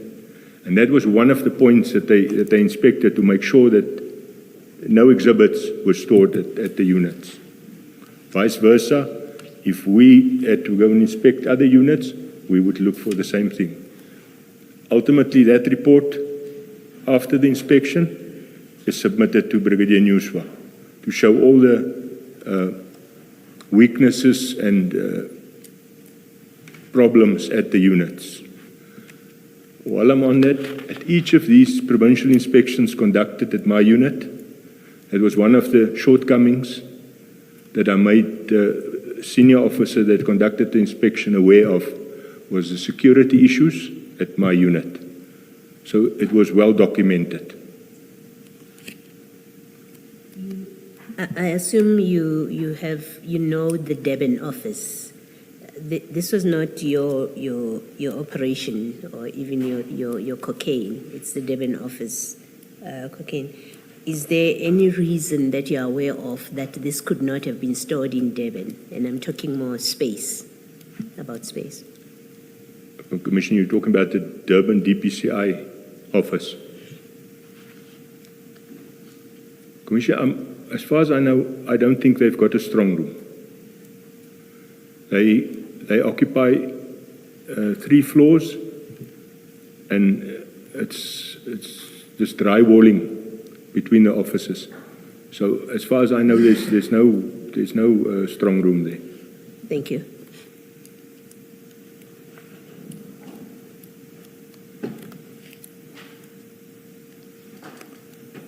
None of the DPCI officers were at the time actually allowed to keep exhibits. This is the reason the DPCI office did not have a SCP-13 register.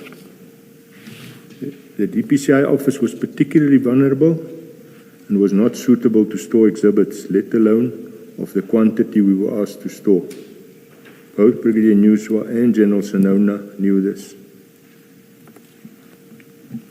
Colonel, just to refer you, General Flynn testified yesterday to say that in order to have a sub-13 register, your office would have needed, according to the national instruction, the approval from the national head office.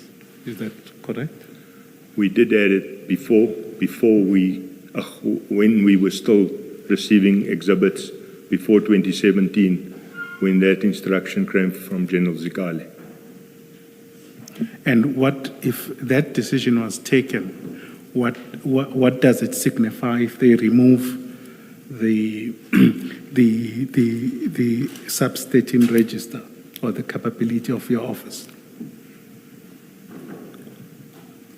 I think it was a security issue because of the lack of security at our facilities. Okay, thank you.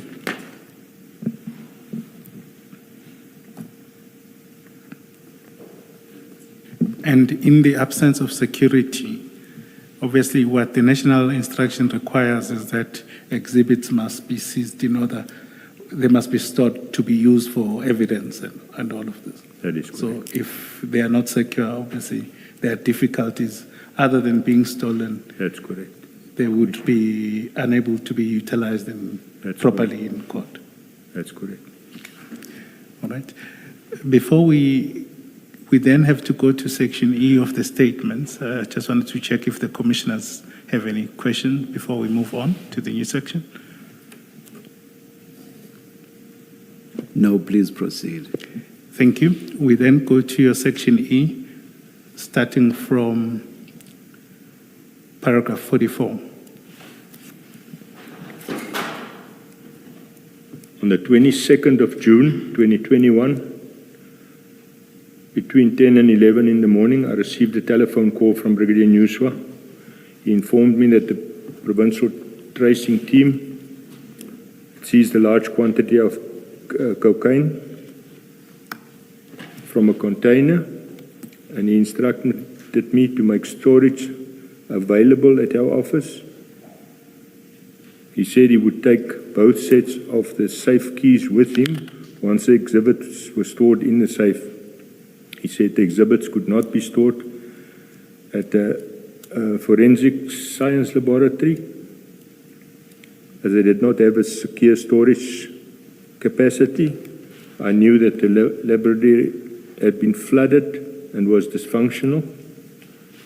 Can I just ask, just Yes, sir. taking back or going back to what Commissioner Baloyi had asked, were you asked for any opinion or view about storing the exhibits at your offices? No, Commissioner, it was an instruction from him for me to keep it there in my office.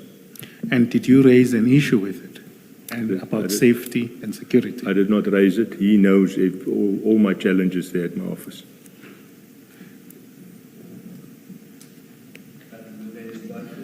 Unlawful.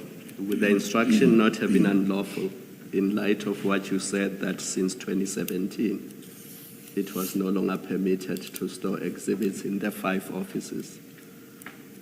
Now you are being directed or given an instruction to do the very thing that you know is no longer permitted. So why do you allow it? Because in your engagement with Chair right at the beginning, you conceded that you are only obliged to obey lawful instructions. Isn't this instruction an unlawful one? Commissioner, I don't see it as an unlawful instruction because the General Sinona gave the instruction to Brigadier Nyuswa that it must be stored at my office. And what became of the 2017 directive that no exhibits should be stored at offices?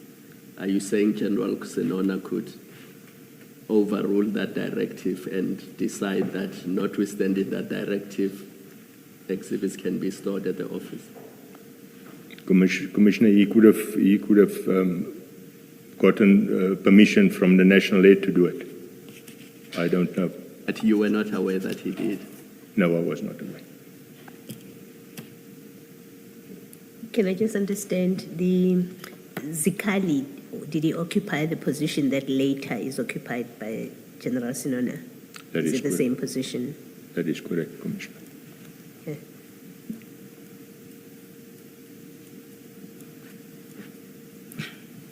If I'm not mistaken, but it may be clarified at a later point, Major General Sinona also, I think, said he was informed by Brigadier Nyuswa about storing, but I suppose that will come on. So your evidence is that it is Major General Sinona that gave Brigadier Nyuswa an instruction. Am I understanding you correctly? I do not think Brigadier Nyuswa would have made that call on his own. I'm sure he would have sought guidance from General Sinona. So what I'm trying to understand is whether you knew for certain or you are thinking that was a possibility. Yeah, that was a possibility. Maybe putting it differently, you assumed that Brigadier Nyuswa has spoken to General Sinona about this. That is correct, Commissioner. Thank you. Thank you. Please proceed. Paragraph 45. During that call, Brigadier Nyuswa did not discuss other alternatives. He made no mention of any other storage. I know there were Durban Police Station, Maiden Wharf or Isipingo stations, which operates 24 hours. These would have been more secure. The Newswa never mentioned anything about taking the exhibits to Isipingo or booking them at the Isipingo Police Station.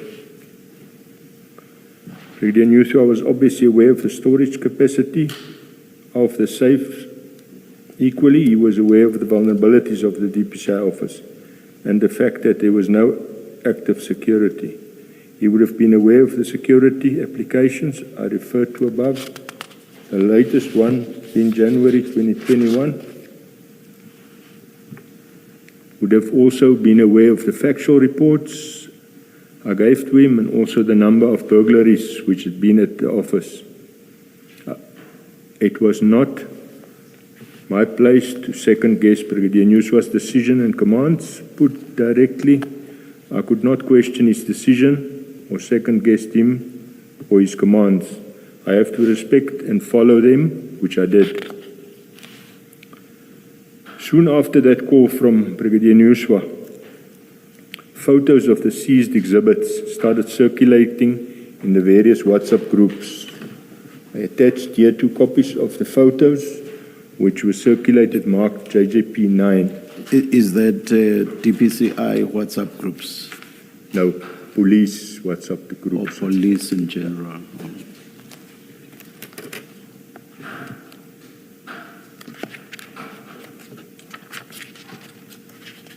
Can you just correct our JJP9? Yes. Our JJP9 is the factual report and not the photos. Yes, we'll correct that. We'll correct. I think those photos appear at your page 116.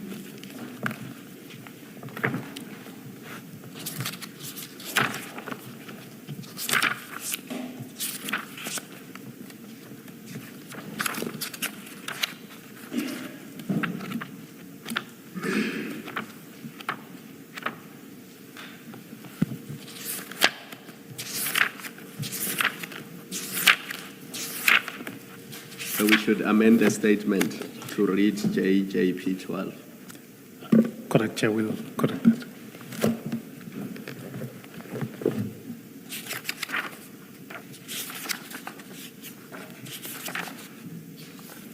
That is correct, Commissioner.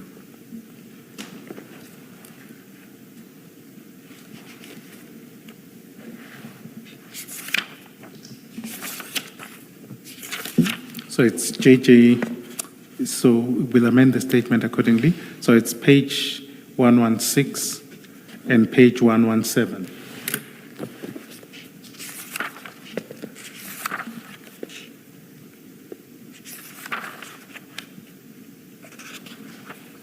Yes.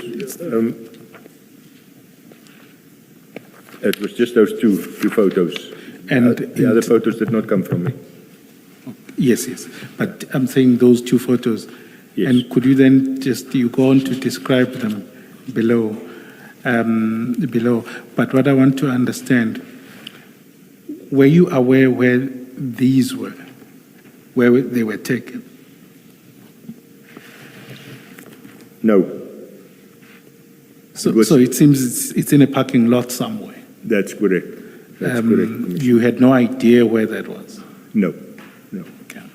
Please proceed with your statement.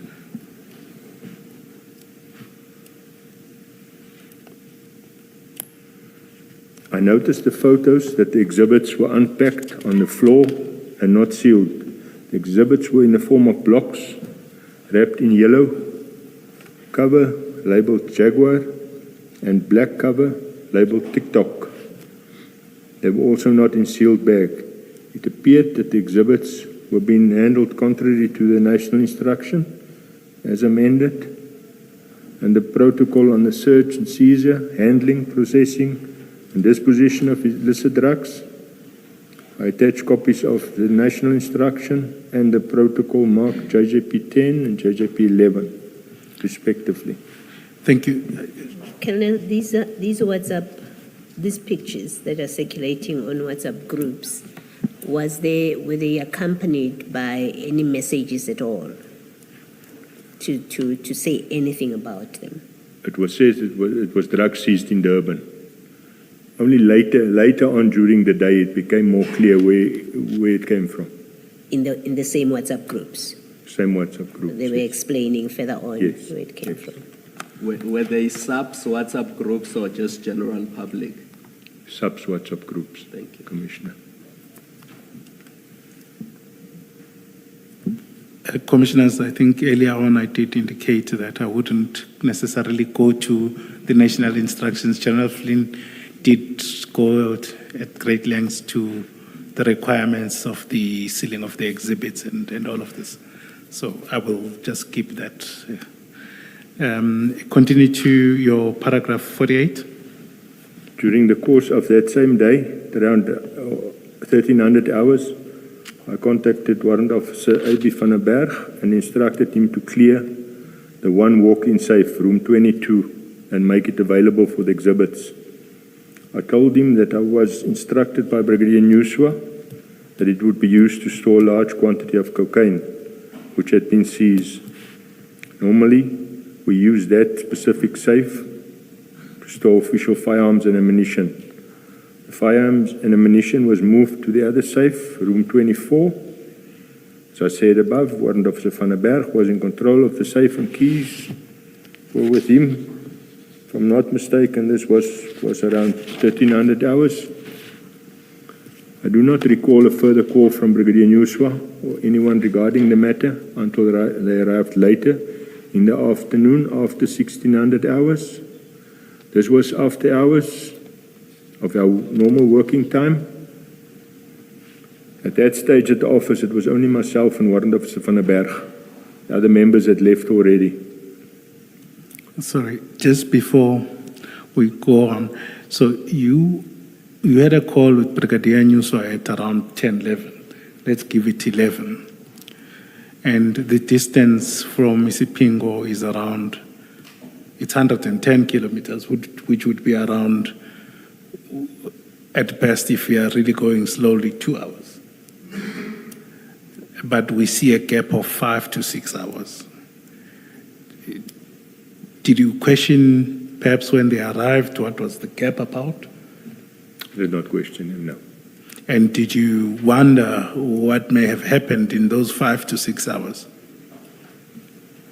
I presumed they would have been busy on the scene, processing the exhibits, probably at forensics there, taking fingerprints, all that type of thing.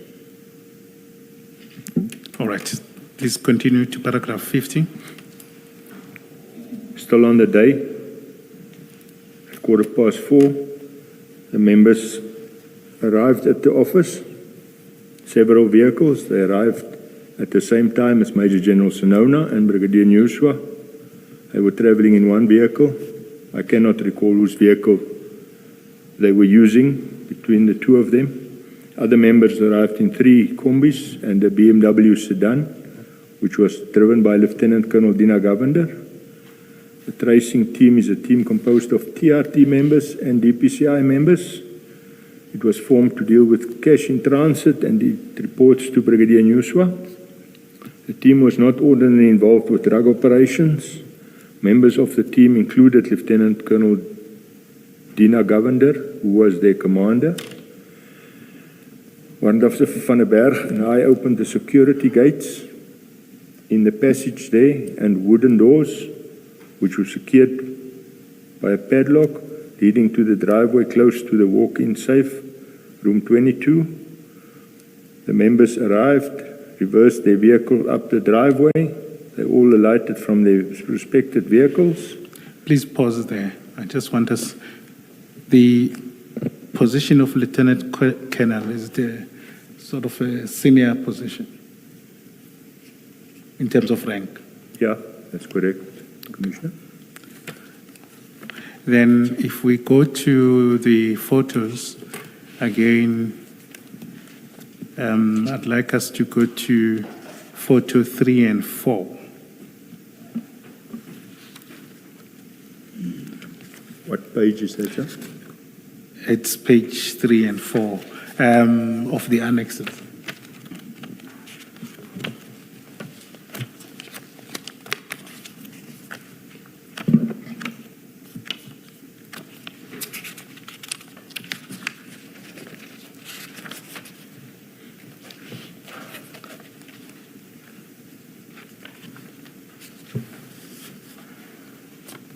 So obviously, are you there?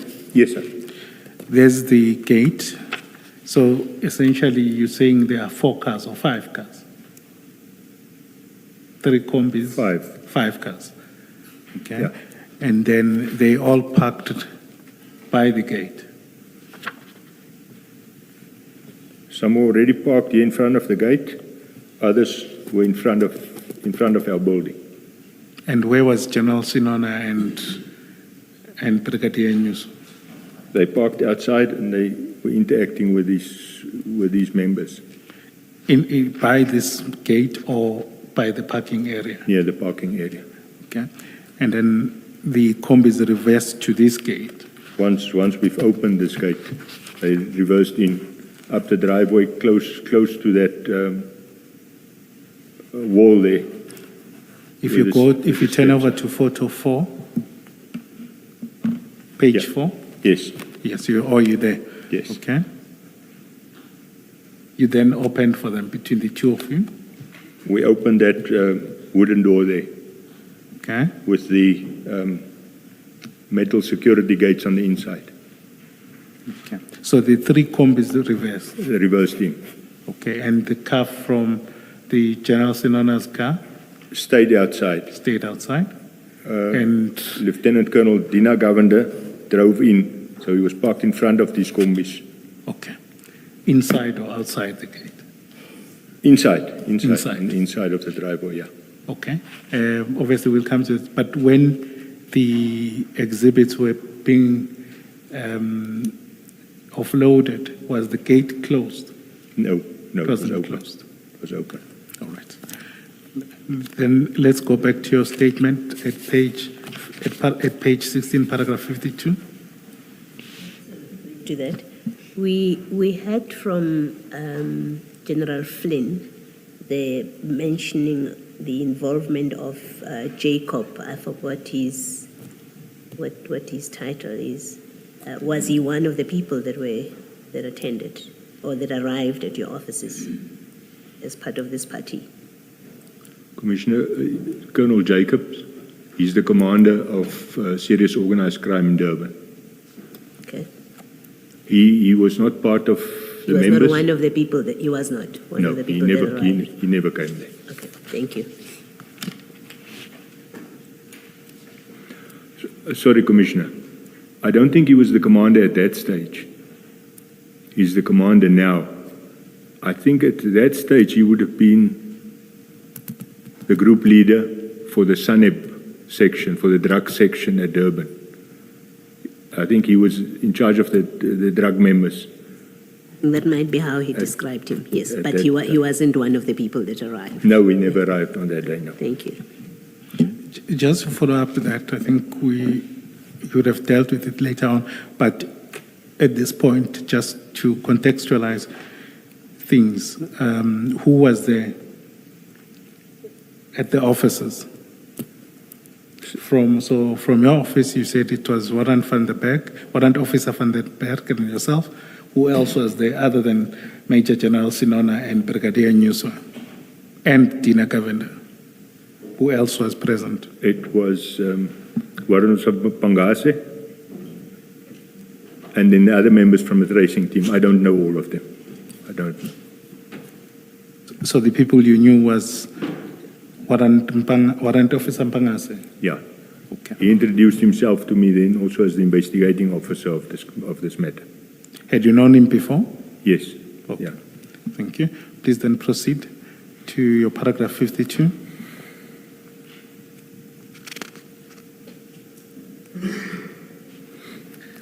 Major General Sinona and Brigadier Nyuswa were together and interacted with the TRT and DPCI members as they arrived. They did not initially give any instructions to us until after the exhibits were put into the safe.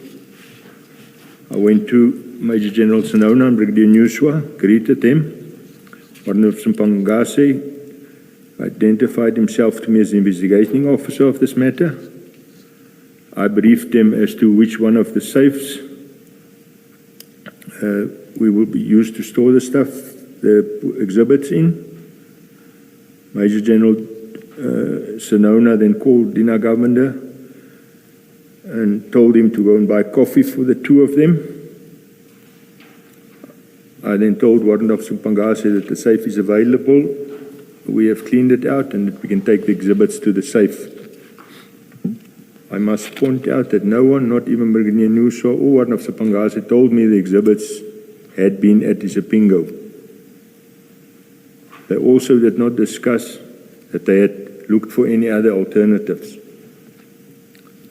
I went with Warrant Officer Mkhwanazi.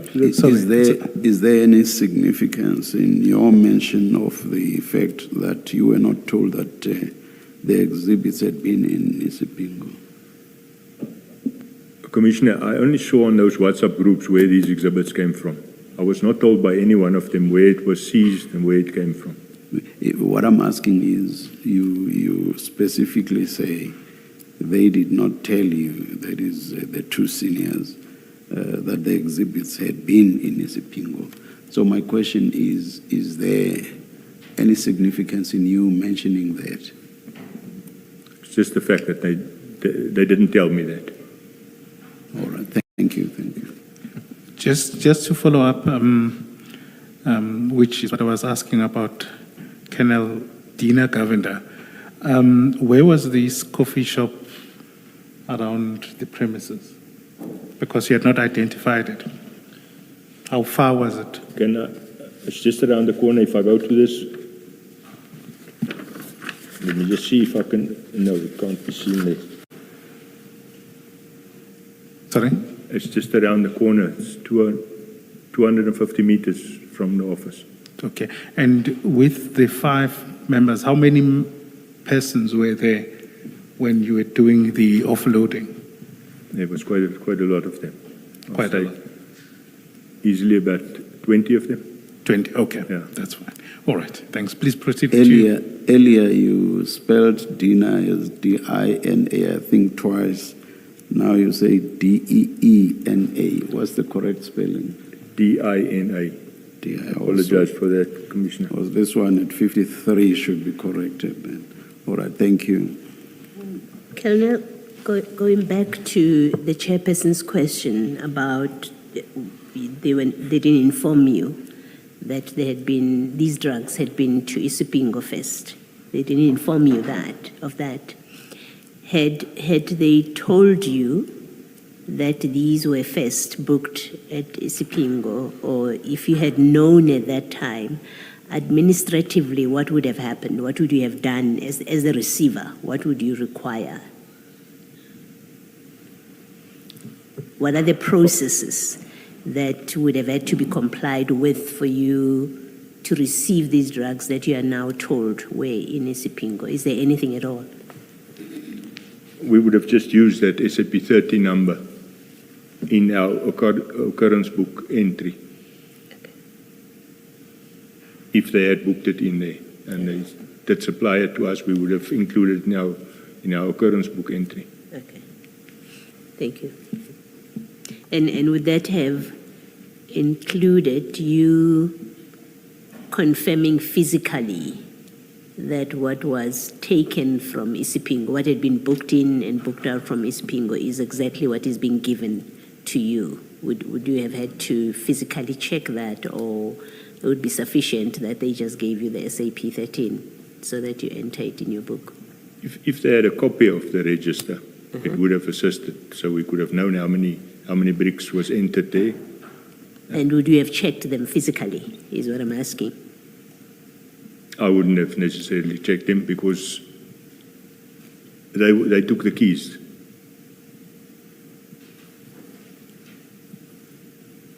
Okay, all right. Okay, let's leave it for now.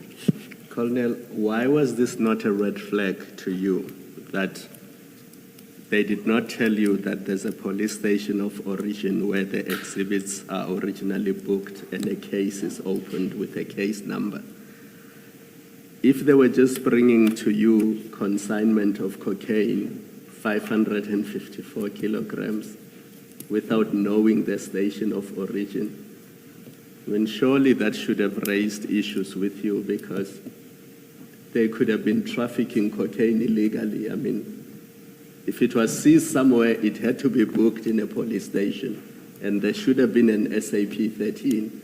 And if it was coming to you only for storage, then in your own occurrence book, you should have recorded that it has been booked at a police station, either in Sipingo or WAF or wherever. It is only coming to my offices, because yours is office and not a police station, for storage because you have a safe there.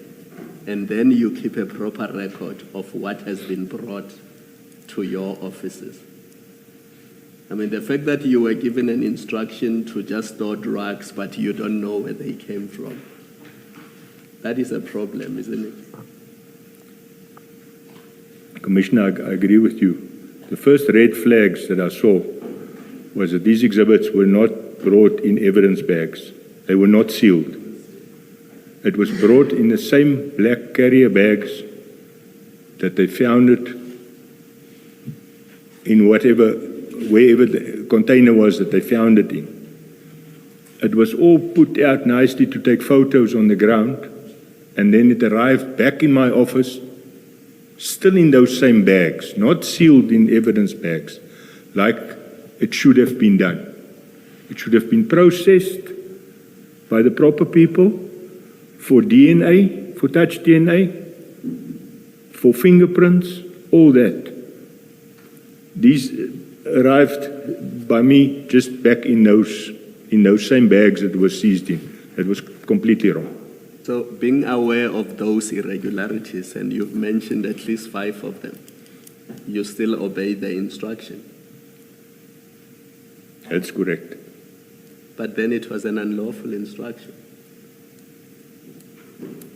I won't say it was unlawful, but the fact that there was a lot of red flags. And the 2 senior, this general and the brigadier, was happy with it. So you, as long as your general and brigadier were happy, you were also comfortable? I was not comfortable, but I cannot point that out to them.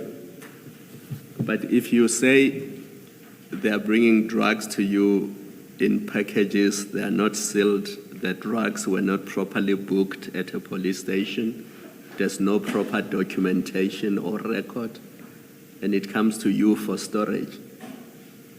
What if they had stolen drugs from a larger consignment that was properly booked, and you were being made part of drug trafficking by your superiors? Were you not concerned that it could be that? I didn't at that stage think of it that way. It was just that everything they did concerning that consignment was wrong. The way it was handled and the way they packaged and everything was wrong. Yeah. But it's wrong because it doesn't comply with prescripts, and that's what makes it unlawful. It's not wrong because my brother and I think it's wrong. We are not policemen, but you are a policeman and you know how exhibits should be handled. And if it was not handled properly and you are being instructed to store it in your office simply because you have a safe, then that is unlawful. I don't think it was unlawful, Commissioner. It was just supplying them with a storage space. Let's take it at the level of red flags, which you accept were there. Earlier, in response to a question by Commissioner Baloyi, you said that it is open to you to question your superiors about something that you think is improper. Why did you not question them here? Regard being held to the fact that you accept that there were red flags here. Commissioner, in the police, it's not that easy to question your superiors. For me to have questioned the general and the brigadier, there would have been serious consequences for me. Then under what circumstances would you question? Because you accepted when Commissioner Baloyi asked you that in some instances you may question. So under what circumstances would you question then? Because what you just said seems to go against what you said earlier in response to that question by my co-commissioner. Commissioner, certain smaller things you can question them about. something as serious as this.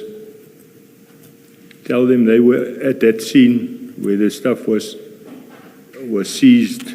They obviously inspected it there and still arrived with the members there. Still, they didn't give them guidance there on the scene on how to do these, how to package the drugs, how to transport it. To take him on and to take him on there in front of the people, there would have been serious consequences for me. Colonel, there's a difference in being defiant, defying an instruction, and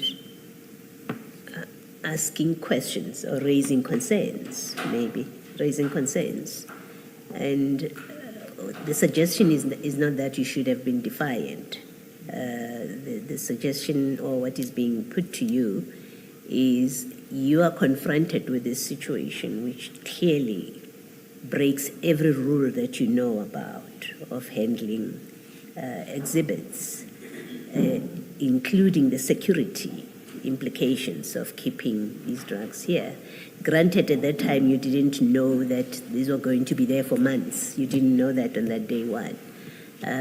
But you are keeping this huge consignment where you don't have security at all.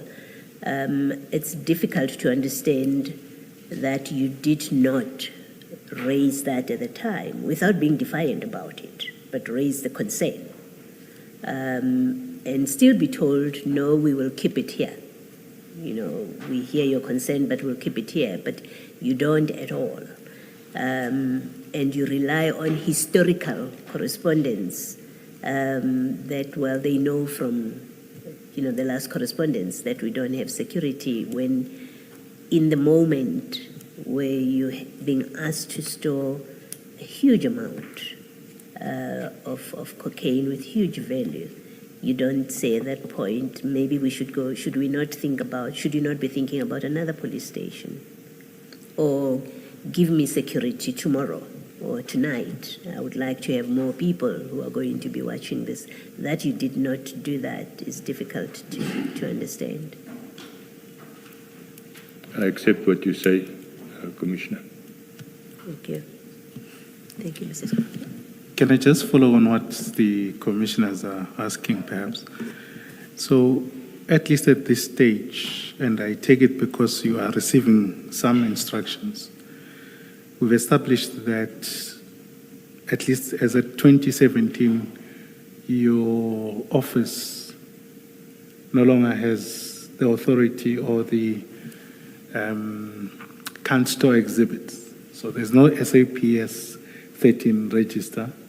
Essentially, what that would mean legally is that your offices are wholly unsuitable. Would you accept that? And that you and Brigadier Nyuswa and General Sinona would be aware of that?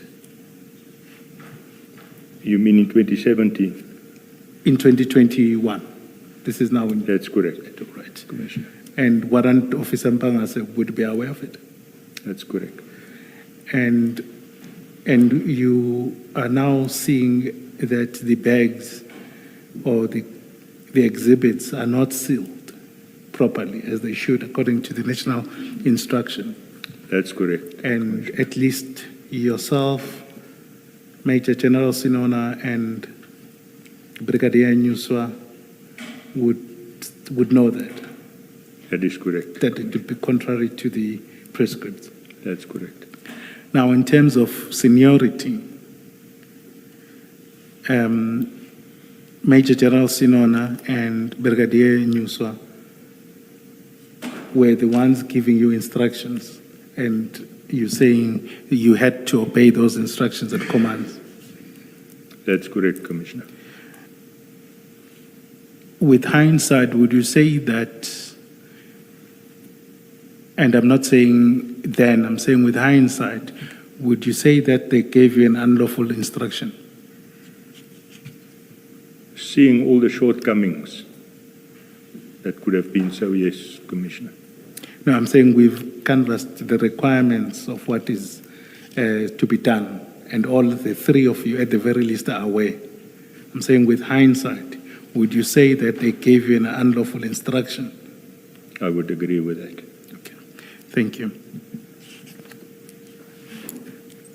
Ask still on this theme. Is there anything in the whether DPCI or the broader SEPs that regulates and would enable a person to escalate matters? So, for example, you have these drugs that come to you in June. It's now, say, July. You still don't have security, and they're sitting there, and you are raising the matter of security continuously. You have this break-in in October. You raise the matter again with Nuswa, and nothing with Brigadier Nuswa, and nothing happens. Is there no mechanism where you can escalate it directly, or copying, say, General Sinona, but ultimately then General Libya? There's no such mechanism. Commissioner, there would have been big consequences for me if I had done that. There's strict instructions that my line of reporting to Brigadier Nuswa, from him to General Sinona, from Sinona to the national head. If I spoke directly to the national head, there would have been big problems. So you say there's a strict instruction of that reporting or how to handle matters. That is correct, Commissioner. And in terms of that, if as in this case, Brigadier Nuswa does nothing about it, that's the end of it for you. As with the security thing, there's nothing more you can do about it. Commissioner, the national head was also well aware of the security challenges at my office. As I explained with the provincial inspections that we have every quarter, we have once a year, we have inspection from the national team. Where the national head sends people, it's normally a brigadier and some full colonels that visit these units and inspect everything, dockets, registers, everything. And they also interview the commanders, and I have raised it with them. And those reports from those national inspections goes directly to the national head. So the national head was well aware of my challenges there in Port Shepstone. If I would have jumped Brigadier Nuswa and General Sinona and communicated with the national head, even from the national head side, I would have been in big problems. And you're saying the system or the prescripts work in such a way that even after the October break-in, where now we know you're sitting with this consignment of cocaine, are you saying even after the October break-in, having raised the alarm with Nuswa again and say Sinona, you're saying you could never reach out, you were not allowed, you precluded rather, reaching out to General Libya at that point because you're going outside of the prescripts? Is that what you're saying? That is correct what I'm saying, Commissioner. Right. And these factual reports about each incident that happens at a DPCI office, that is escalated to the national head. So he would have received that factual report of the breaking, and he knew that those drugs have been stored by me. Yes, that would have been my next question, because I didn't remember what the evidence was previously, that the national head knew that those drugs were being kept at your office. I would presume that Brigadier Naika would have informed him. Brigadier Naika is the SANEP coordinator sitting here in Pretoria. He falls under the DPCI, under the national head. All drug seizures are directly reported to him. When General Mkhwanazi came down, the Thursday after the break-in, I was called into the Durban office. I'm still getting to that in my statement. Brigadier Naika was there as well. So it would have been, the national head would have been notified. You assume, at this stage, you sitting there now, you assume the national head would have known that you were storing this. You are not saying it as a fact. You assume he would have known. All right, thank you. Thank you. Thank you. I just want to follow up on what I consider is one of the most important aspects, at least for the commissioners, upon making recommendations. What are these big problems that you say you would have faced? I would have been charged departmentally. I could have lost my job.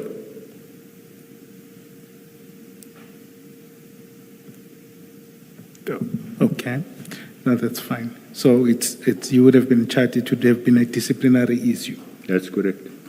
And obviously, if it is found that it was an unlawful instruction, you would, let's say, assuming we've got an independent chairperson, you would have been absolved at the very least. If it was an independent person, yeah. But if it was a member of the force, then I would have still had problems. And ordinarily, who would be sitting in that hearing? It would have been senior officers from KZN, from our provincial office. And your view is that you would not have, I think, received a fair hearing, so to speak. Definitely. Okay. Or just expressing a historical fact.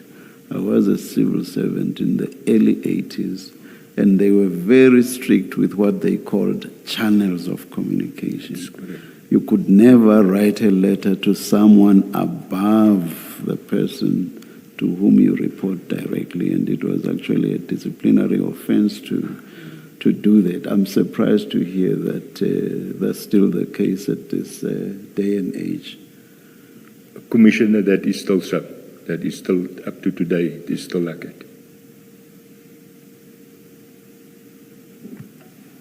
Thank you. I think then let's go back to your statement. We are at 55 now. You started paragraph 55. I went with Warden Officer Pangase to the cars carrying the exhibits, left Major General Sonona and Brigadier Nyuswa by their vehicle. And just to remind ourselves, they were not inside that driveway. They were parked in front of the offices. Yeah, they were standing there in the driveway, not inside where we were. But they were at that stage, they would have had their coffee. Okay. I think they were standing and drinking their coffee at that stage. So, Colonel Dina Govender would have been back. Yes. He would have been part of the group that would be, as we would go to, offloading the exhibits. That's correct. And did Brigadier Nyuswa and Major General Sinona observe or supervise the offloading, or they were just informally having a chat amongst themselves? They were just having a chat there, having their coffee. Thank you. Please proceed. I went with Warden Officer Pangase to the cars carrying the exhibits. Left Major General Sonona and Nyuswa there by their vehicle. I immediately noticed that the bricks of cocaine were not sealed in evidence bags. They were as they were in the photos which were circulating, to which I referred above. This was contrary to the national instruction and the protocol of exhibit handling. which makes it mandatory that the exhibits are sealed in tamper-proof bags and are clearly marked. We then formed a human chain to bring the exhibits from the vehicles into the walk-in safe. Just to understand. Now, just following up from my previous question, in all of this, Brigadier Nyuswa and Major General Sinona, they are seeing this activity Yes, and they can see you and others forming a human chain. that's correct. Who is issuing instructions? Warrant Officer Pangase and myself. You were also issuing instructions. Yes, What instructions did you give? that we form a chain, which I don't know. I don't know that they have LCRC there, that took fingerprints, that dusted for DNA, for fingerprints and all that. It wouldn't have been a problem. But if that was not done and they were still going to do it, then yes, it would have been a problem. Okay. So when you were handling these breaks or these packets, your hands were not covered. You were just putting on further fingerprints and DNA onto these packets. We had gloves on. You had gloves. We had the latex gloves on. Everybody else had gloves Yes, on. Okay. yes.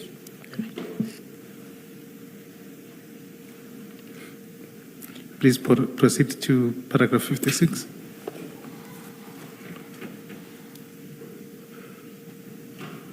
We put the exhibits in the storage. Major General Snow and Brigadier Nyuswa, I observed this. They had no objection. In any event, I assume that they had discussed this with their team. As a provincial commander of DPCI, provincial head, they had the ultimate responsibility and authority to issue commands. Neither myself nor anyone in the office were in control anymore. Warrant Officer Pangase was in charge and under the direct authority of Brigadier Nyuswa. My role and those of members from my office was to follow the instruction given by Warrant Officer Pangase and Brigadier Nyuswa. Another strange thing is that they did not require the booking or registration of the exhibits at the office. We did not have a SAP 13 register since its decision had been taken in 2017. The office would not store exhibits. Brigadier Nyuswa was well aware of this, and I presume Major General Sinona would be aware. The exhibits were not recorded in any form of book. We were also not given a copy of the original SAP 13 register. Essentially, there was no booking of registration of the exhibits as required by the national instruction. Put differently, the exhibits were not recorded in any register. This was a big risk as the exhibits may have or could have been potentially stolen by any person handling them. The exhibits were also not counted. Again, neither Warrant Officer Pangase nor Major General Sinona or Brigadier Nyuswa even remotely suggested that the exhibits be counted or registered somehow. Once all the exhibits were placed in the safe, and I was told that there were 541 kilograms of cocaine. I could not verify this as there was no counting, and I did not have the keys to the safe thereafter. In terms of the national instruction, even if the office could receive the exhibits, it's required that all exhibits must be physically checked and marked, received correctly or not, in the column next to the item described, paragraph 11.5 of the instruction. Note set out the information which must be provided. The information includes station name, receiving station, telephone number, CP30 number, CAS number,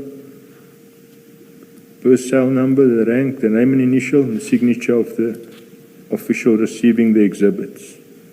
Obviously, the aforesaid contemplates the storing of the exhibits in a police station, not an office building, which make matters worse. But even then, there should have been some form of recordal.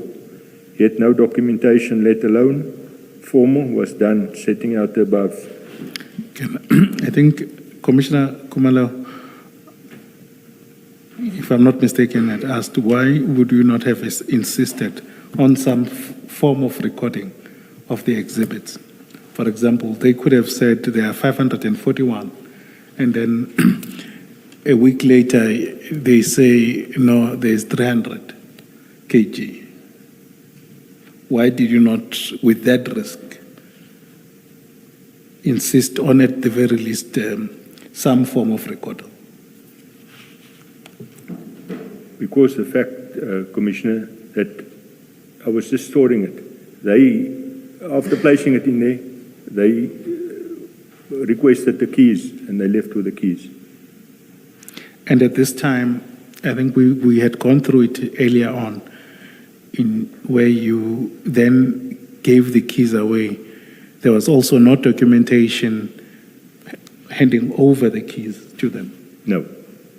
He requested the keys after the exhibits was placed in there, and I gave him the keys. Please continue to paragraph 61. Maybe before you do that, Colonel, the answer that you give that they took the key, they told you it's 541, and you accept it at face value. So you didn't do your own count as these things were coming in, even quietly. You didn't ask to do a count for your own preservation. You know that you don't want. I would assume that you would have been careful not to be caught in a situation where they said 541, and as Mr. Skakani says, that a day later, Mbangase comes back and says, now there's only 540. There was 541, we told you yesterday. You didn't have that protection for yourself, and I don't understand why you wouldn't have done that. I mean, I do have sympathy and maybe some understanding for, well, the superiors have said, but there's things in this whole scheme that just don't make sense from a selfish point of view of, I need to know. These things, they tell me 20, how do I know it's 20 in fact? And just try explain how you thought about it, how you were processing. You were obviously suspicious of it. That's why you're talking about another strange thing is they didn't require the booking or registration of exhibits. You have made the observation of an anomaly that you saw, that these things, they were circulating somewhere, pictures, and by the time they come to you, they're in bags, they're not sealed. So on that day, at that time, you already had your own discomforts and suspicions about what was going on, or discomforts, let me say, about what was going on. And yet you don't do the simple thing of satisfying yourself that when they say 541, it's 541, because they're left in your building for which you are responsible. Can you just explain that kind of behavior? Commissioner, I hear what you say.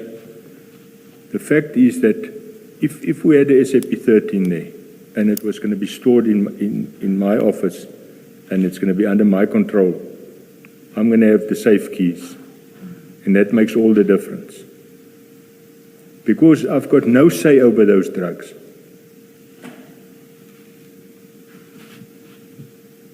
I don't have the keys to that safe. That's why I didn't, and the way it came in there, not in evidence bags and stuff, that's why I didn't want anything to do with it. So that's the view. Is that the view that you took because of all these strange things that you're seeing happening? You took the view you want nothing to do with it, and let them do. This is their thing. Let them do it. That is correct, Commissioner. Okay. Thank you.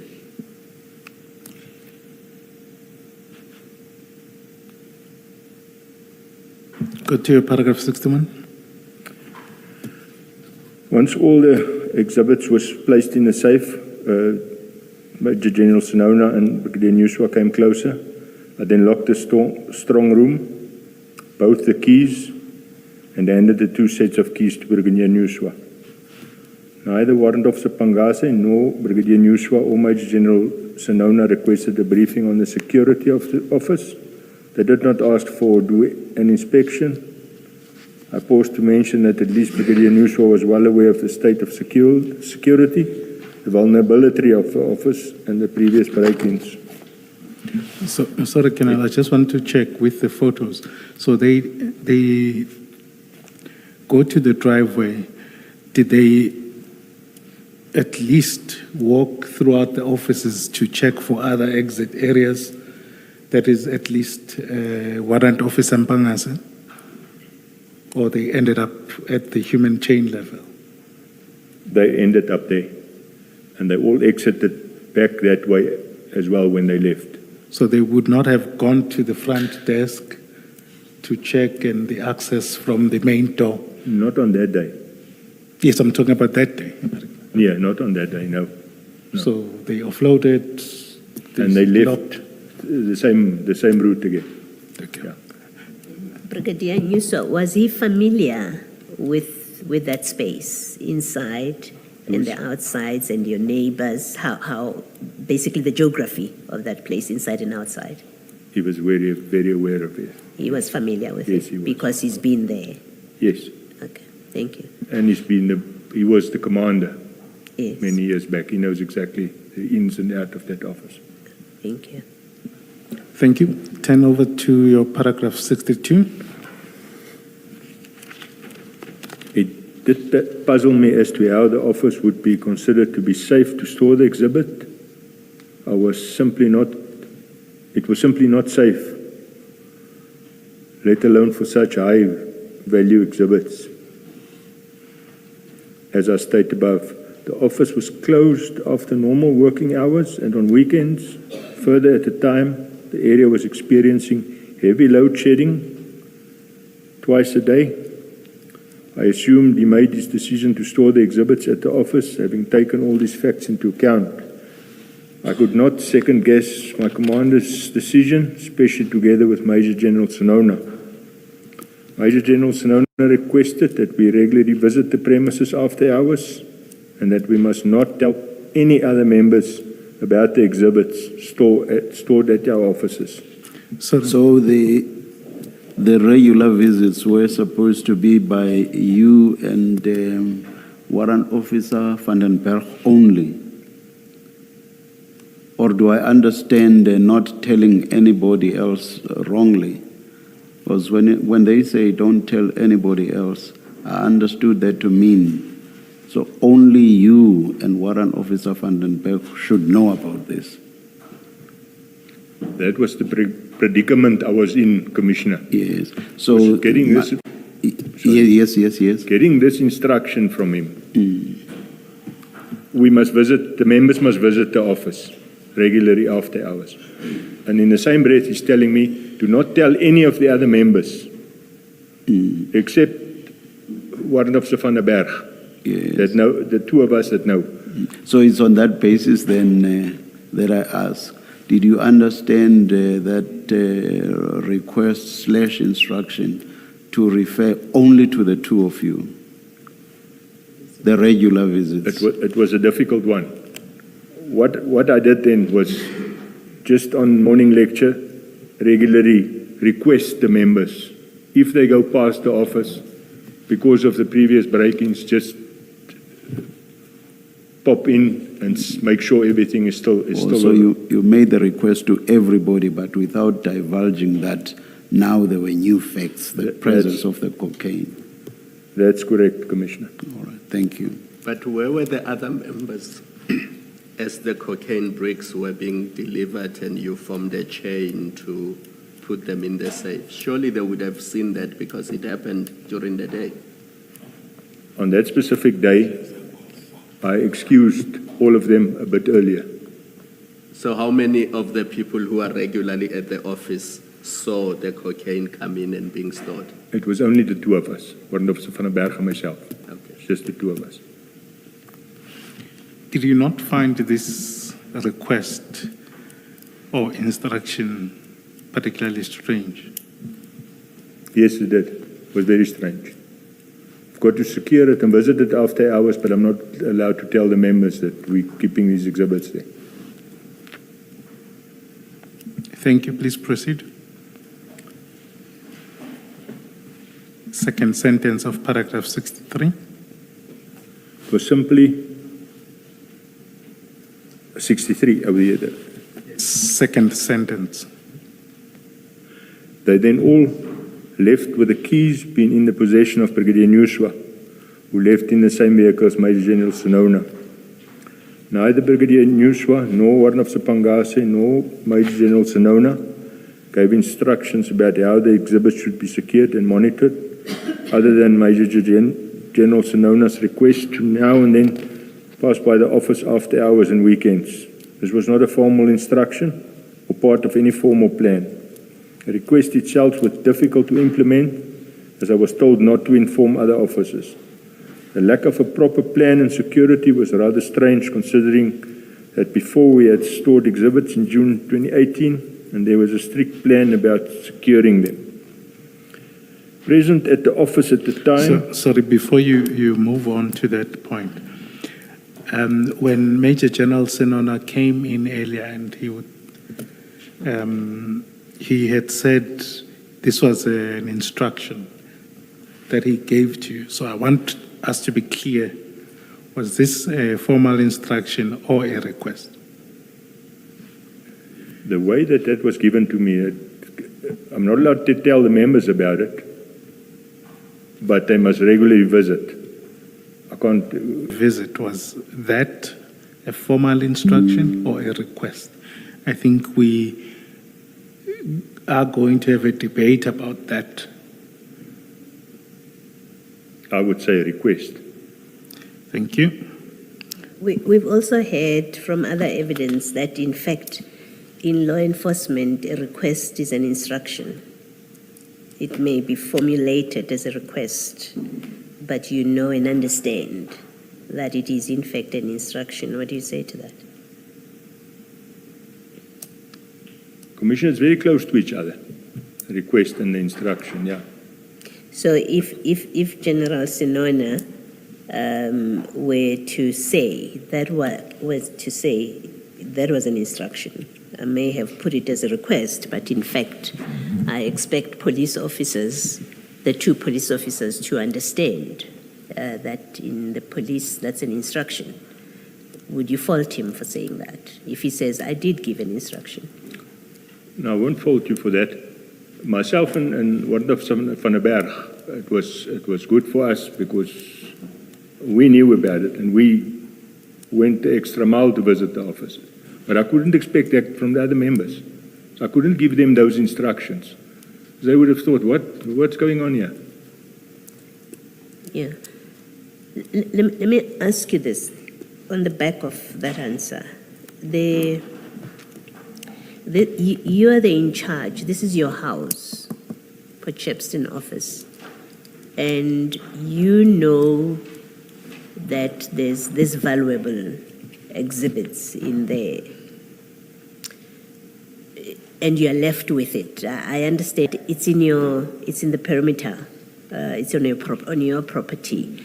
Why would it be wrong to say to you, you are the head, you know what's in there, you should have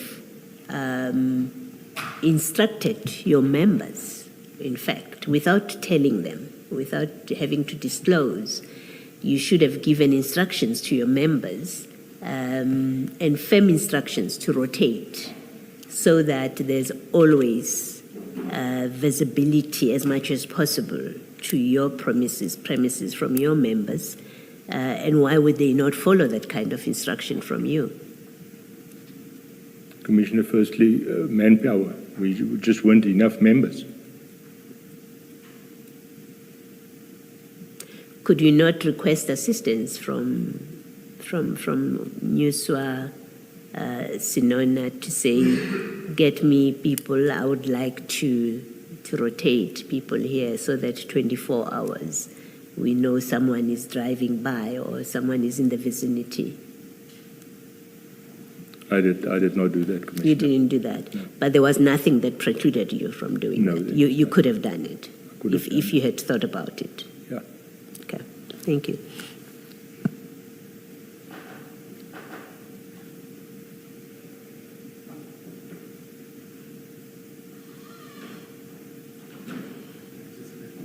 For a second, I just want to understand from General Senona's testimony.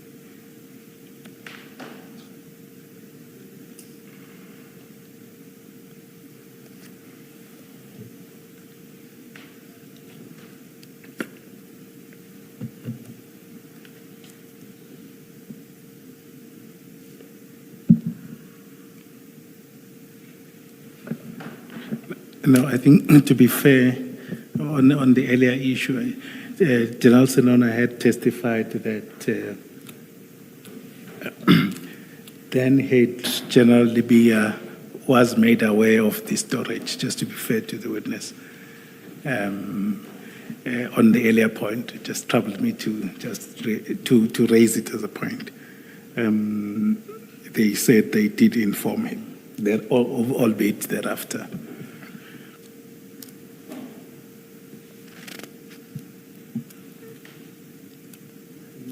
We then go to your paragraph 64. Present at the office at this time is Major General Senona, Brigadier Nusua, Lieutenant Colonel Dina Govender, Warrant Officer Pangase, and the other members of the provincial tracing team, and Warrant Officer van den Berg and myself. We were not informed of any plan about the exhibits. I say that because the national instruction and the protocol required that the exhibits be immediately sent to the forensic science laboratory, and in exceptional circumstances no later than 7 working days. We were kept in the dark about how long the exhibits would be kept in our office. His members then all left.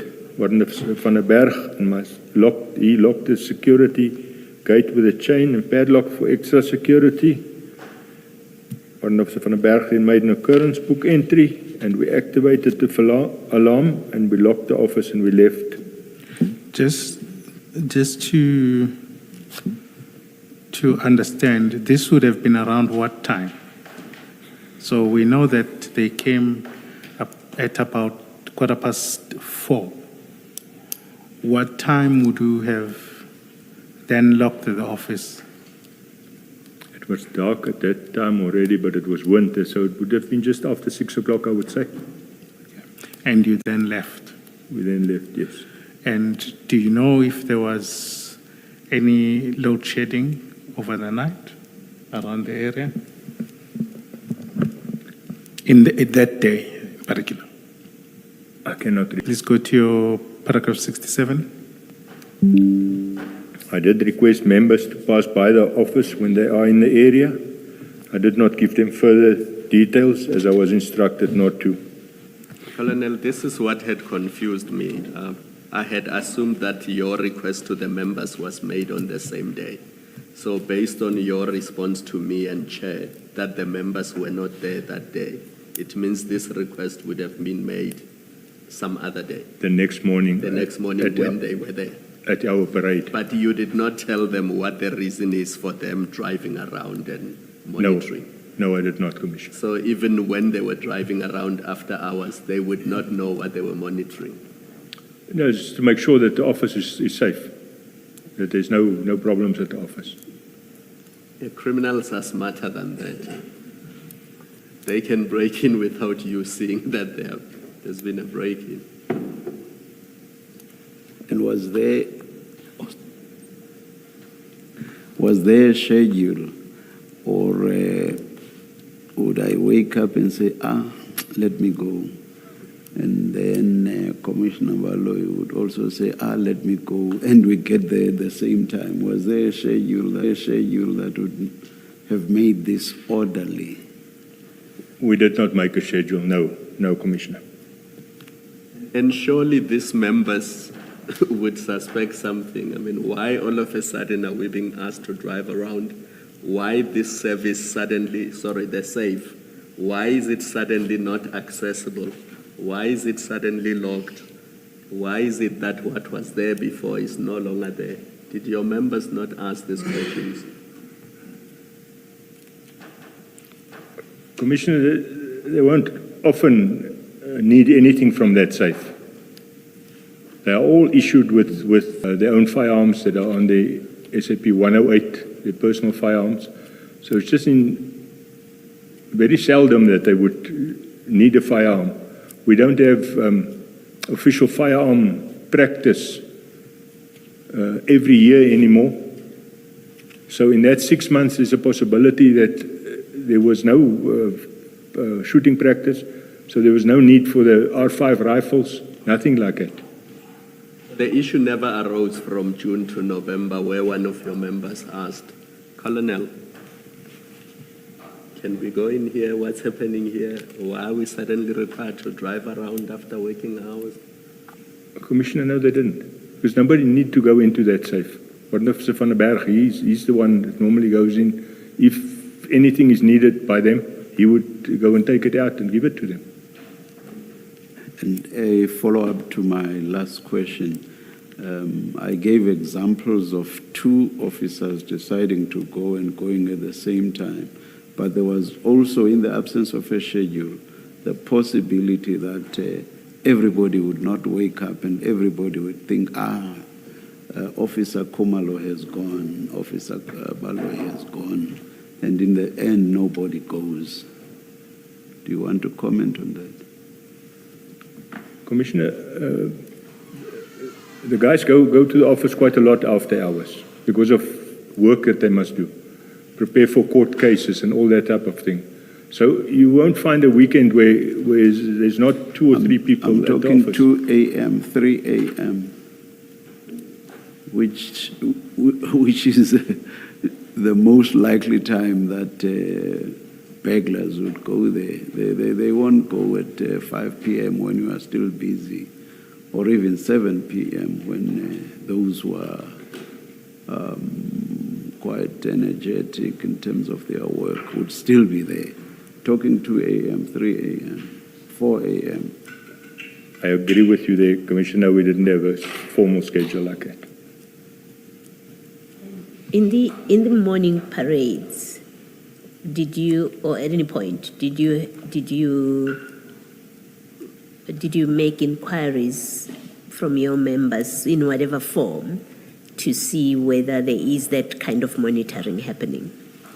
I mean, if there was a formal schedule, I suppose, in the morning you would then look and get confirmation that people signed in if it was a formal thing. But in this loose arrangement, did you do anything to see if indeed there was some level of monitoring by members?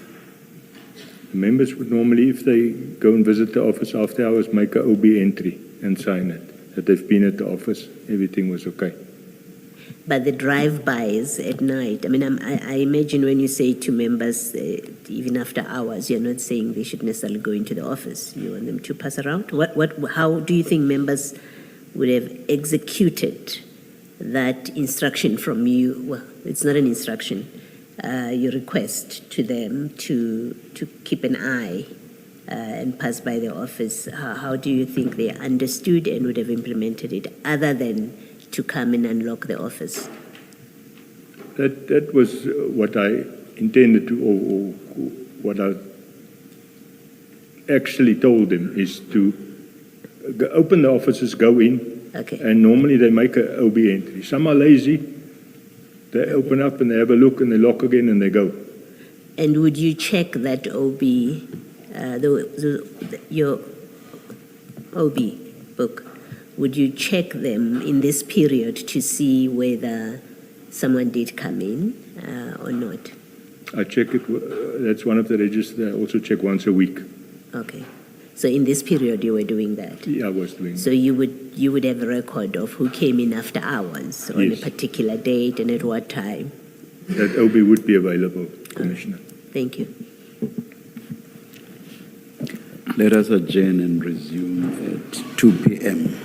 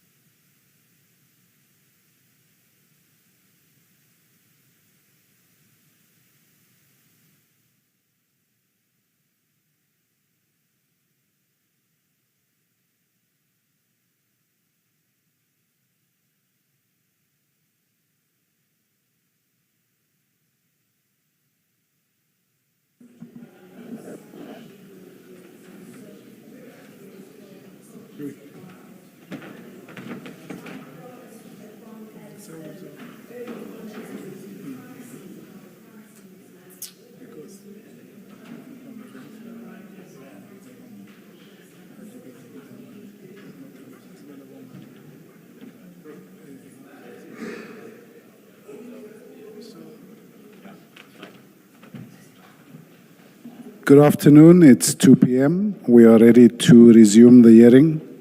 Please switch off your devices. Thank you.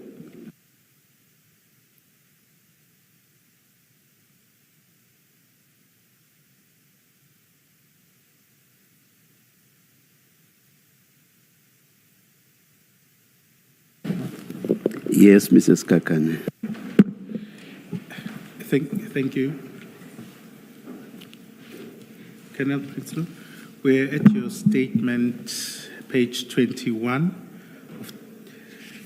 We were dealing with paragraph 67, and it was about you requesting members to pass by the office when they're in the area, you recall? Are you there? Yes, I'm there. I just wanted to clarify something before I move over. I was going through some part of the record, and according to his testimony, Major General Senona said he took the keys, not Brigadier Nyuswa. What would be your version on that? They at the office, Commissioner. I gave the keys to Brigadier Newswa. Okay, no, that's fine. I just wanted to clarify that part. Okay, so please continue to your paragraph 68. In terms of capacity, the DPCI office safes could store large quantities of drugs. The one safe was able to store the exhibits in question. I must point out that previously, when Brigadier Newswa was still the unit commander there, we had stored a large quantity, 4.5 tons of hashish, dagga resin, in one of those strong rooms. That was also there for a lengthy period. So I believe it was a complicated investigation that was conducted by members of Durban office and involved Interpol. We also had stored drug exhibits before that was strictly for short periods. The only time was when we were to store 2 million Manrex tablets in June 2018. Those exhibits were stored for 2 nights. In terms of security, the alarm system was still linked to armed response. Importantly, we had police officers guarding the offices throughout, even at night, until the exhibits was taken to the Forensic Science Laboratory in Pretoria. Otherwise, we never stored exhibits of high value. We had never stored a large quantity of cocaine, as I have been based at the office since it was opened in 2004. In conclusion, the storage was unsecure and not suitable for the exhibits. It made me wholly uncomfortable. Okay. I just wanted to check before we move over to that new section whether the commissioners have any issue or we can proceed to the new section. Thank you. Please proceed. On the 23rd of June 2021, Brigadier Newswa called me and told me that Warrant Officer Mkhwanazi needed to come to the office to take samples of the exhibits. He asked that we must allow him into the office. I then instructed Warrant Officer van der Berg to assist Warrant Officer Mkhwanazi. I was not involved when Warrant Officer Mkhwanazi came. I also do not know what actually happened when he came. However, I know that they came several times, including on the 23rd and on the 24th of June. I also know that in that period, the exhibits were sealed in evidence bags. I must point out that our office was not involved in activities of Warrant Officer Mkhwanazi and those accompanying him. We just gave them access. They had the keys to the safe. They needed us to open the main gate. We were not in control of the safe or the exhibits. There were also no register that was completed. On the 29th... Just before you go on that, so I think it goes back to what Commissioner Baloyi was saying. So it is your office and they literally are coming in as they please and you don't know what they are coming in for.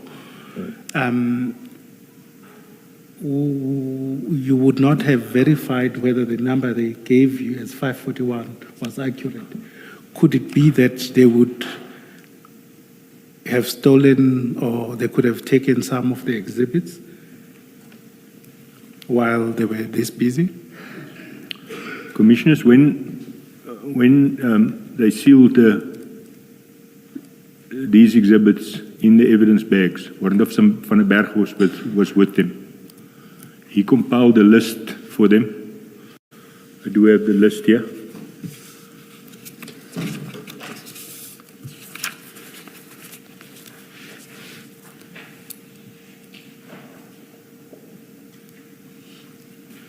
Right.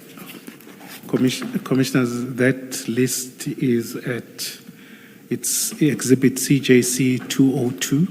It's an A4, it's a list.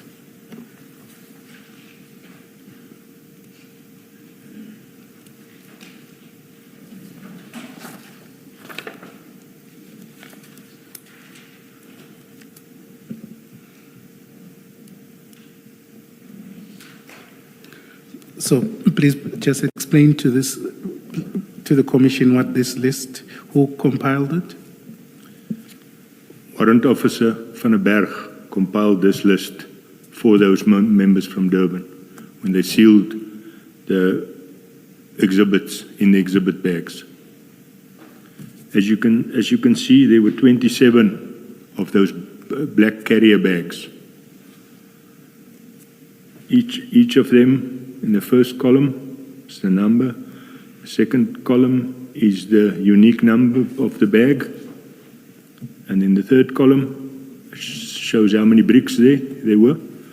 They were all except one of them was 20 bricks. That one, it's highlighted in green, that one had 21 bricks in it. And then on the last column, it shows the color of the bricks. But Colonel, these numbers don't add up. If you just take from 1 to 10, if it's 20 bricks each, how many bricks does it give you? 200. And then when you take that up to 20, it gives you 401 because 16 has 21. Now, if you count further, that's already more than 450. So if you look at this document that you're holding and the evidence before us, already these numbers don't add up. I'll have to have a calculator here, Commissioner. Oh, Chair has just corrected me. It added up when... It's not 451, it's 541. When I added it, it was adding... 451 was stuck in my head. And my chair is alert because he's like, it's the other way around. So 541 is the correct number. And then you said the last column, sorry? That was just the color that it was wrapped in. So where it says yellow/black, what does that mean? Some of those bricks that's in there is yellow and others are covered in black. So it's combination? Combination. Thank you. And there was one, let me just... Oh, it says various colors. That can faintly be seen on that one photo. There's blue and there's different colors in there. So if you look at the second entry, there is orange/black,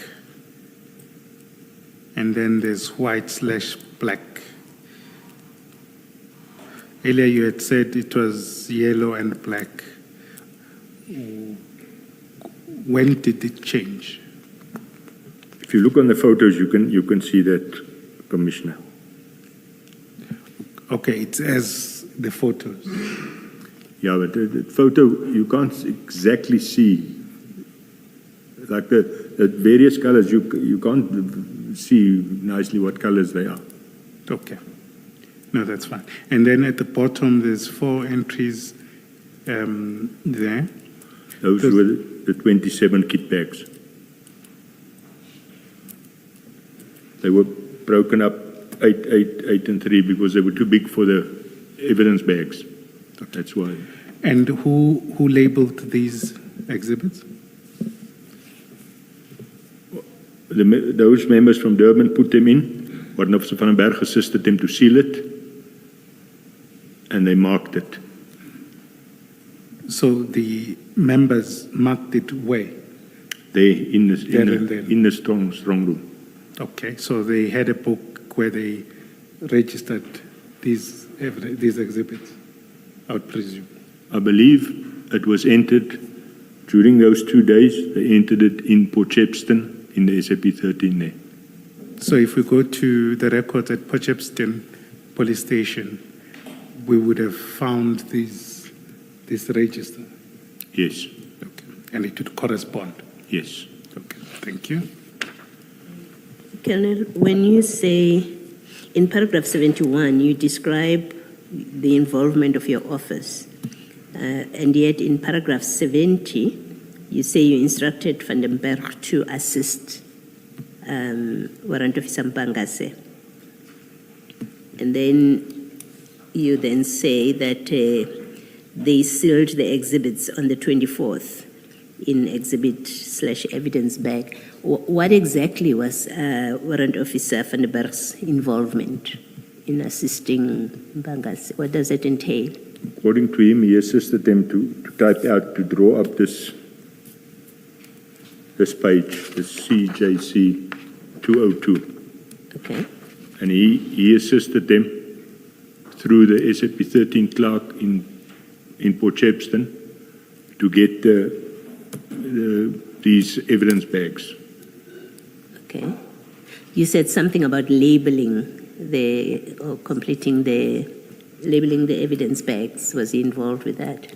He was involved with the sealing of them. With the sealing, you Yeah, said. they did.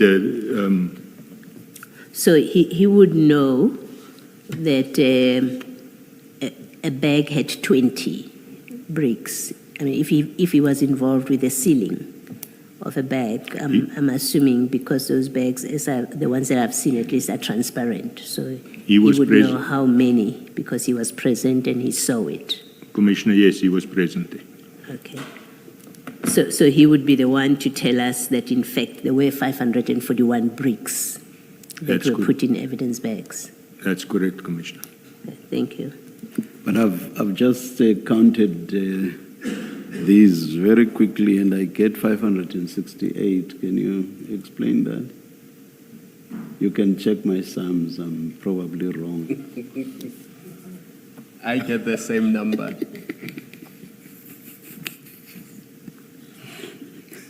Commissioner Baloi doesn't trust my sums. She says I'm wrong.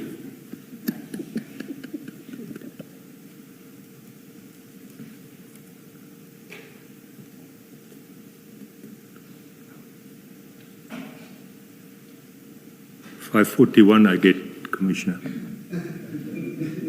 Kanchan also. That's the number I get, but I give up. Our 541 stops at 27. And then what follows there is the kit bags, 8888. What is that? Those are the carrier bags that the bricks came in.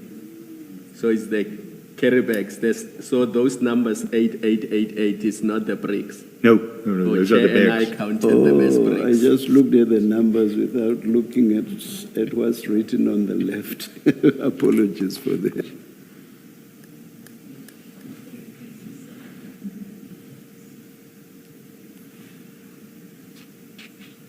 Please continue, Mrs. Kakan. thank you, Chair. Let's then proceed to your paragraph 72. Thank you, Commissioner. On the 29th of July of 2021, I met Brigadier Naika at our office at Port Shepstone. As I said before, he's the SANEP coordinator. That's the South African Narcotics Enforcement Bureau, and that falls under the DPCI. He told me about the cocaine stored at our office. I did tell him that I was not comfortable with the exhibits being stored at the office, as the security was not up to standard.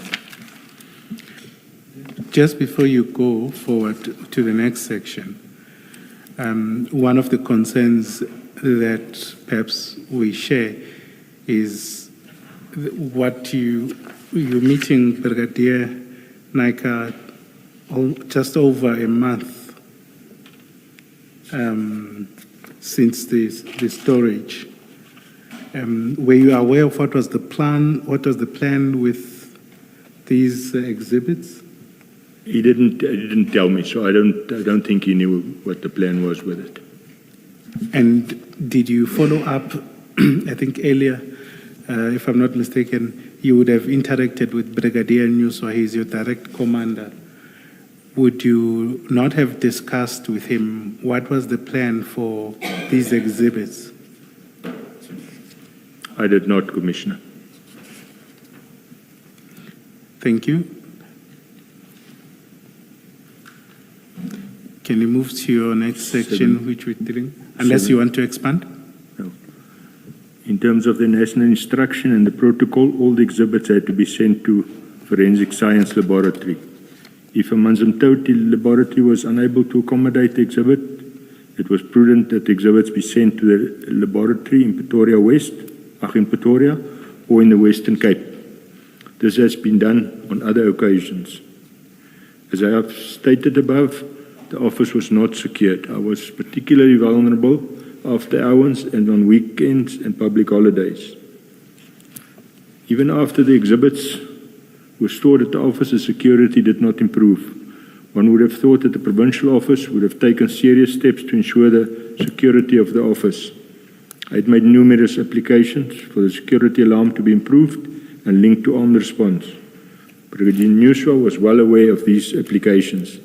The latest application before the exhibits were received was on 13 January 2021, which was sent directly to Brigadier Nuswa, together with a warning. However, no approval was received. The last application was made on the 6th of February 2023.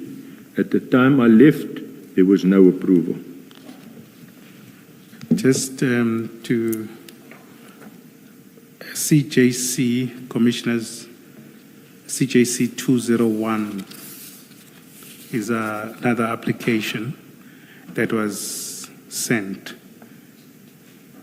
But it's just to show, as the witness had indicated earlier, that up to date, still there is no armed response or to that office.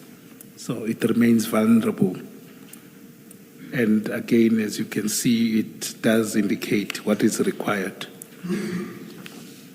And at the time it was sent to Colonel Motley, am I correct? That is correct. He was acting for a short period then. Okay. Thank you. We can move back to your statement. Thank you, Commissioner.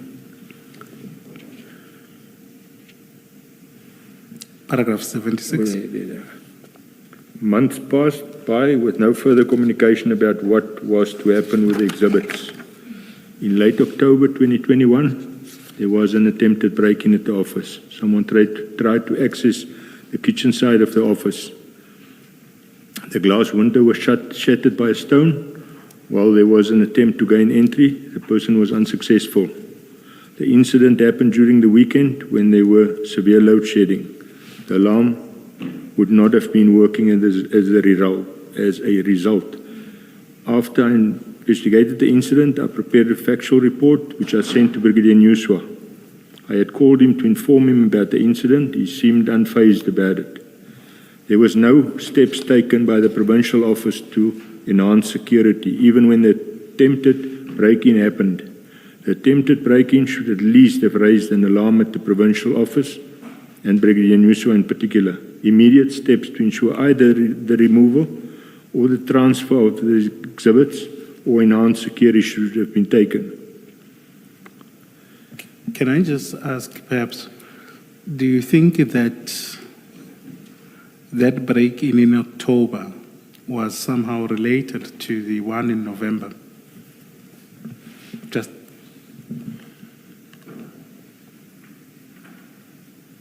It would be very difficult for me to speculate on that one, but I do not think it was related. The way it was done, they broke a window with a rock, and then with the same rock trying to, it's quite thick burglar bars that we've got there, to try and force that open with that same rock, it wasn't going to work. So I don't think it was real professional people, but it's just speculation from my side. I don't know, I can't say. Colonel, indeed it would be to speculate, but I would have treated it as perhaps it's someone testing your responses. And I'm surprised that none of the people in the chain got concerned about that. My first instinct, knowing that there's that kind of consignment in there, would have gone to maybe someone was just testing to see how we respond. And therefore I would have, taken steps to act instead of just sitting back. Commissioner, that is a possibility. Yeah. Thank you. Thank you. Please proceed. Commissioners, on the 4th of November 2021, I received a call from Lieutenant Colonel Jacob, the one we spoke about earlier, from the Durban Serious Organized Crime Investigation. He informed me that he was appointed as the investigating officer, replacing Warrant Officer Mkhwanazi, presumably. He asked me when I will be available, as he needed to come to the office to weigh the exhibits. I told him that I was not available the following week, from the 8th to the 12th of November 2021, as I was going to a workshop. I told him that I would be available the week after that. I don't think you read, I'm sorry, the whole of paragraph 77.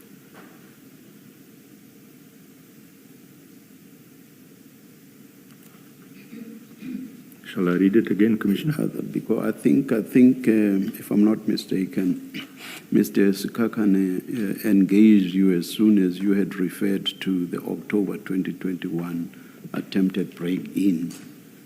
And then there's quite a lot there, even you again reporting the incident.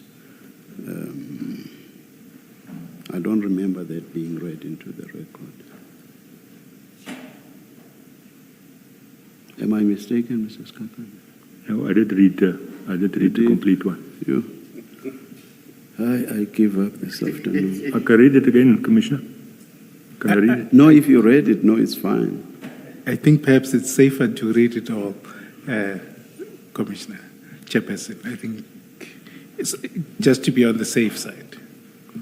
Please, apologies, would you read it again? In late October 2021, there was an attempted break-in at the office. Someone tried to access the kitchen side of the office. The glass window was shattered by a stone thrown. While there was an attempt to gain entry, the person was unsuccessful. This incident happened during the weekend when there was severe load shedding. The alarm would not have been working as a result. After I investigated the incident, I prepared a factual report which I sent to Brigadier Nuswa. I had called him to inform him about the incident. He seemed unfazed. There was no steps taken by the provincial office to enhance security, even when the attempted break-in happened. The attempted break-in should at least have raised an alarm, and the provincial office and Brigadier Nuswa in particular. Immediate steps to ensure either the removal or the transfer of the exhibits or to enhance security should have been taken. Thank you. Thank you.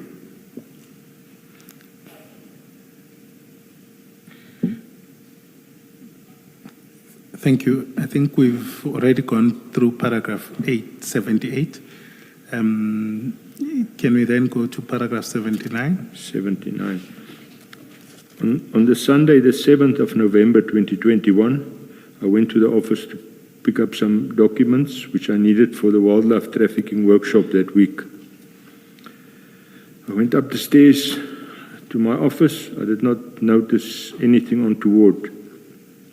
I parked at the bottom gate entrance and went up to my office on the first floor. The entrance was secure by a chain and lock. Can we then, just to contextualize things, go back to some of the photos so that we see the entrance that you used? If you go to photo 5 and 6, it's pages 5 and 6 respectively in the annexes.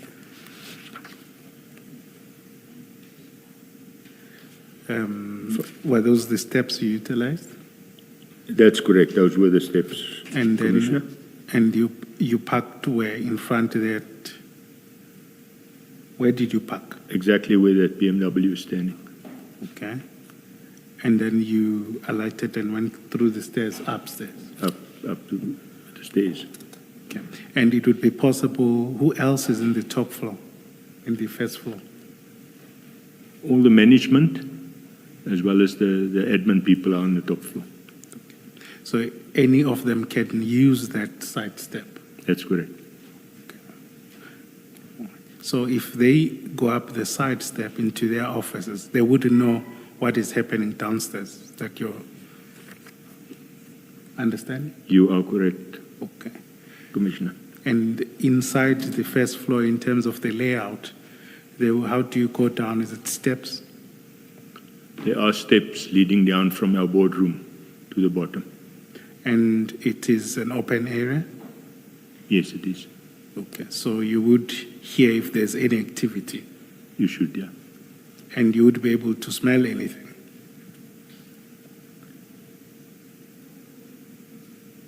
Being an open area, obviously. It's large, it's big, Yes, yes. but the possibility is there that you could smell it, yeah. Okay, thank you. All right, let's go back to your statement.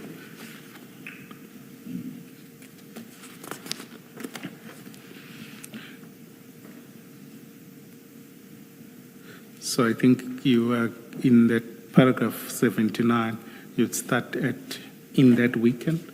In that weekend, we experienced heavy load shedding. As such, even if the alarm had gone off, it would be deactivated by the lack of electricity. I stayed at the office for about an hour, and thereafter I locked up and I left. Did you activate the alarm when you left? Yes, I did. Okay.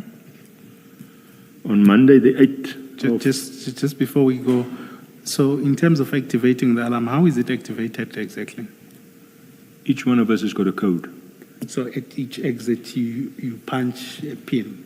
At that entrance of ours on top, Yes. as well as the bottom one, there's a keypad there where you activate or deactivate it with your pin. There's doors by the driveway. Also, there's a keypad, I think you said. There where the BMW is parked there. No. Where there was a driveway where the exhibit. Those wooden doors there? Yes, wooden. No. There's no keypad. Because nobody goes in there. It's locked from the inside. Yes, but in terms of accessing the building itself. So if I use that door, You can't enter it from the driveway. no, locked. if I jump over the gate, Still, you can't access that door. You can't go in there. You must open it from the inside. no, I understand that, but I'm saying in terms of the alarm. No, there's no keypad there. Yeah, so I'm saying if I have the right tools, I can access that without the alarm being triggered. You will trigger it with the sensors that are in the passage there. Yes, no, Yeah. I understand that, But you can't deactivate it there. that's fine. Yeah.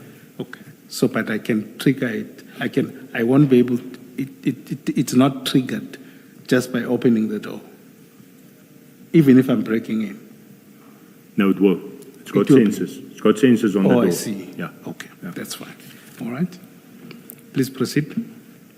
Commissioner, on Monday, the 8th of November 2021, I reported for duty as normal at 0600 hours. I'm usually the first one at the office. I went straight up to my office at the first floor using the external side step. I did not notice anything towards. I also did not smell anything. I then started working. Sorry, just before you go, you're saying that you started working. When were you supposed to go to the workshop? I think it was 9:30 that morning. Oh, it was 9:30. Okay. Yeah. So you go upstairs and you didn't smell anything? No, Okay. started working. Okay. Thanks. It was about 10 to 7. Warrant Officer BJ Pinar phoned me and said we had a big problem and I must come down to his office. As I was starting to walk down the steps, I could smell a peculiar smell, which you normally have when metal has been grinded open with a metal or steel grinder. When I got down, I saw that the office was, Pinar's office was trashed. I also noticed that the safe door was standing halfway open and the blue chair, which was inside the safe, was standing outside in the passage, and that both locks were grinded off. The passage was covered in dark, powdery substance. I walked to the safe and saw that all the exhibits was taken.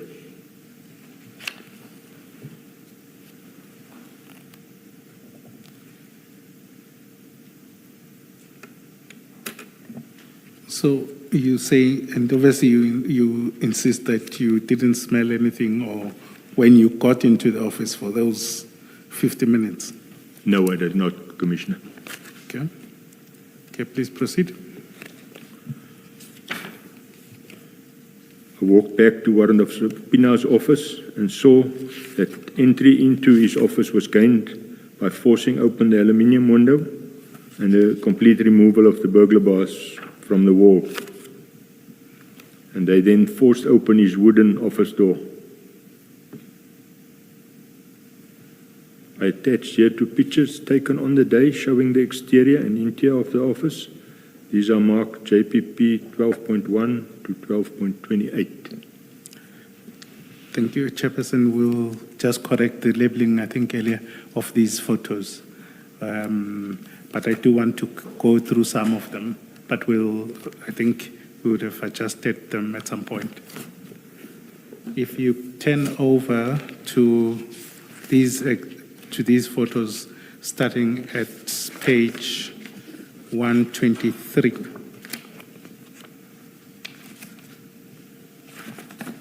Or perhaps.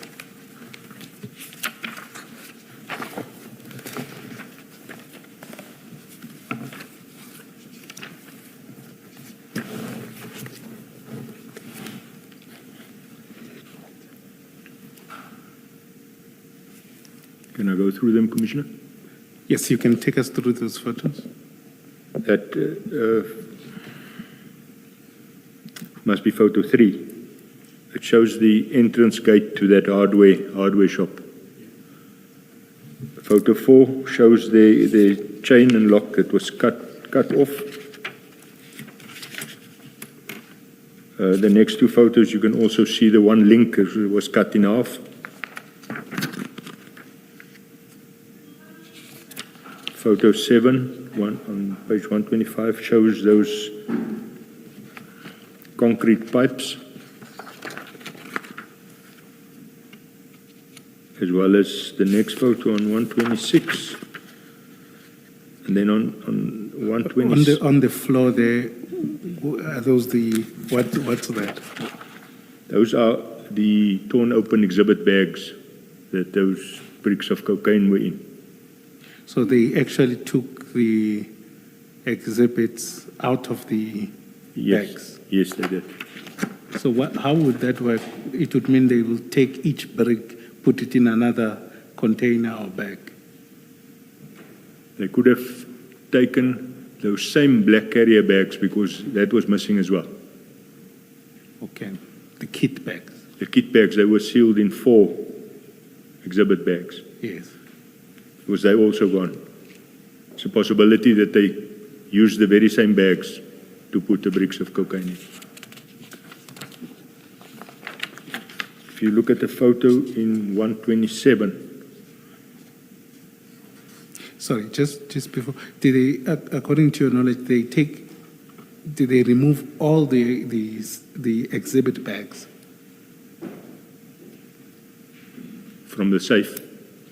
No, what I'm trying to, when they removed the bricks from the bags, from the exhibit bags, was that in respect of all or some of them? All of them. What could have been just the rationality of that? Why couldn't, if they had time, why couldn't they just take them in the exhibit bags? And I think the possibility is if they are caught or something with that, it can link them back. Nothing else can link them back, but those exhibit bags can link them back quickly. obviously they would have drugs, so either Yeah, way. obviously the drugs as well, but I mean, to say exactly where it comes from. I see, okay. If you look at 127, some of those bags, they've pushed it into those concrete pipes, the empty bags. Same as in 128, same as in 129.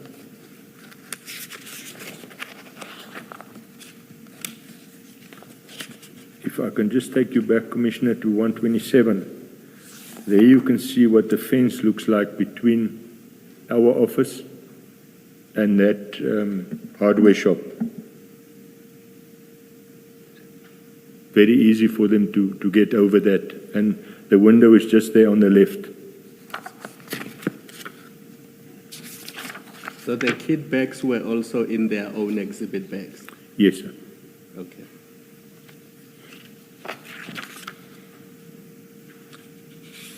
If you look at photo 16 on page 130, Commissioner, there you can see where they broke the window open. And you can see the part of the blind hanging outside there, and you can see that burglar bars is gone in front of that window. The burglar bars, is it the normal residential burglar bars, or for your police stations and other areas, you use special reinforced steel bars? They are custom made, they're much stronger, Commissioner. Okay, so they're not the usual residential? Not the usual thin ones. These are much, much thicker. So I would take it, if you were to use a grinder, it's not the grinder that's a normal grinder. It would be some heavy grinder. Not that thick. You cut that with a normal grinder. With a normal grinder it. still? Yeah. Okay, all right. But if you have a look at on page 131, there you can see they didn't completely, because it's one big burglar bar that covers all 5 of those windows. 2 small ones on either side and the big one in the middle. They've just 2 sides, they got it out of the wall and then they just bent it in so they could get through.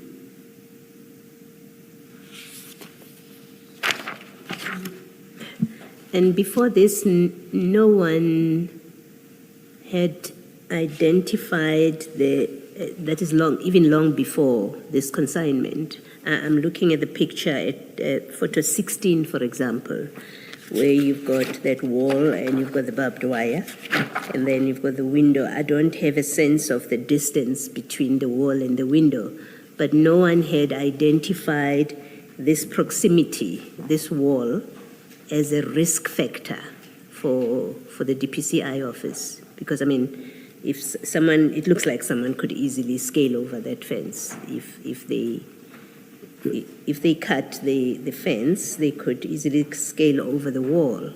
And there they have access to your yard and they have access to that window. That has never been identified as a risk. I think that Lieutenant Colonel from CI that gave that report, I think he did indicate it in there, because this is the second time they broke into one of the BJ Pienaar's office.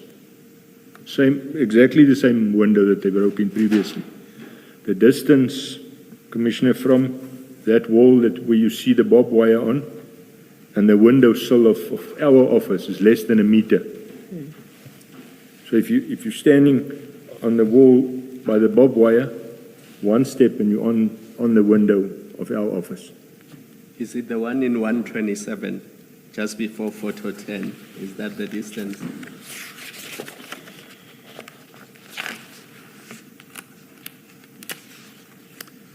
No, not in 127. You can see it better on 130, that one, Commissioner.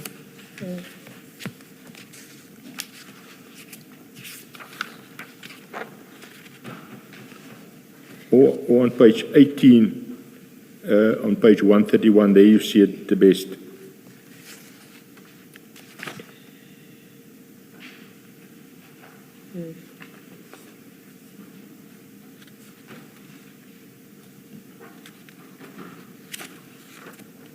And there had never been a discussion, at least that you're aware of, about fixing this obvious, what looks like an obvious risk, for example, either breaking up the window or making the wall higher. There's never been that kind of discussion about what can we do to reduce this risk.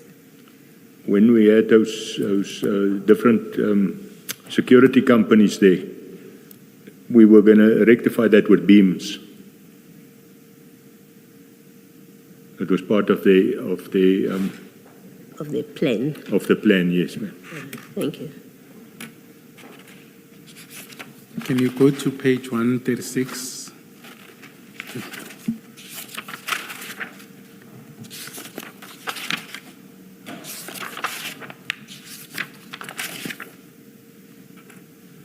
Yes, Commissioner.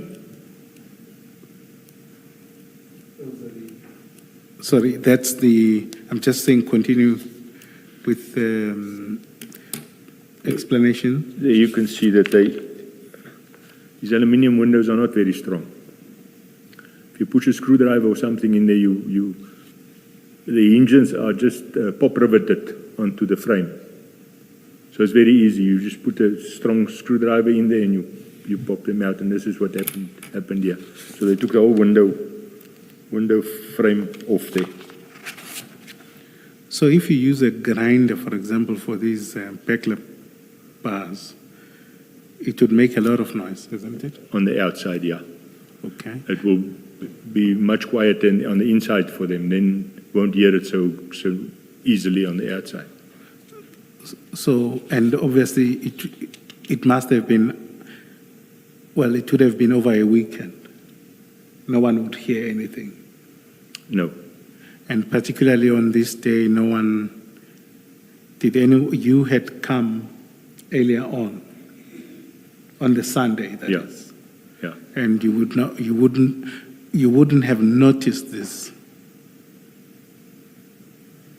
So perhaps maybe let me phrase this differently. The possibility is there that I wouldn't have noticed. So if on the Monday, Warrant Officer Pinar had not brought this to your attention, you would have, if he was absent for one reason or the other, you would have prepared for your workshop, 9:30, you leave.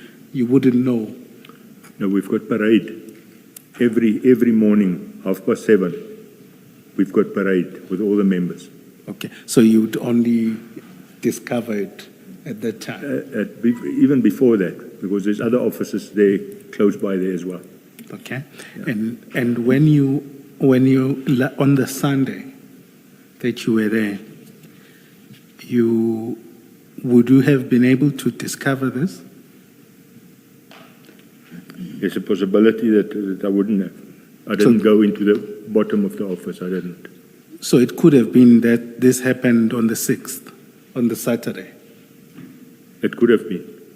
or the Friday. I don't think the Friday. Captain Jeza was there on the Saturday. He had to prepare for a high court case. Okay. So he was there basically the whole Saturday. Okay.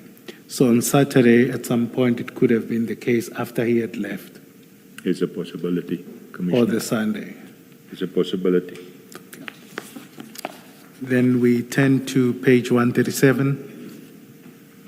That's just the condition that Warrant Officer Pinar's office was in.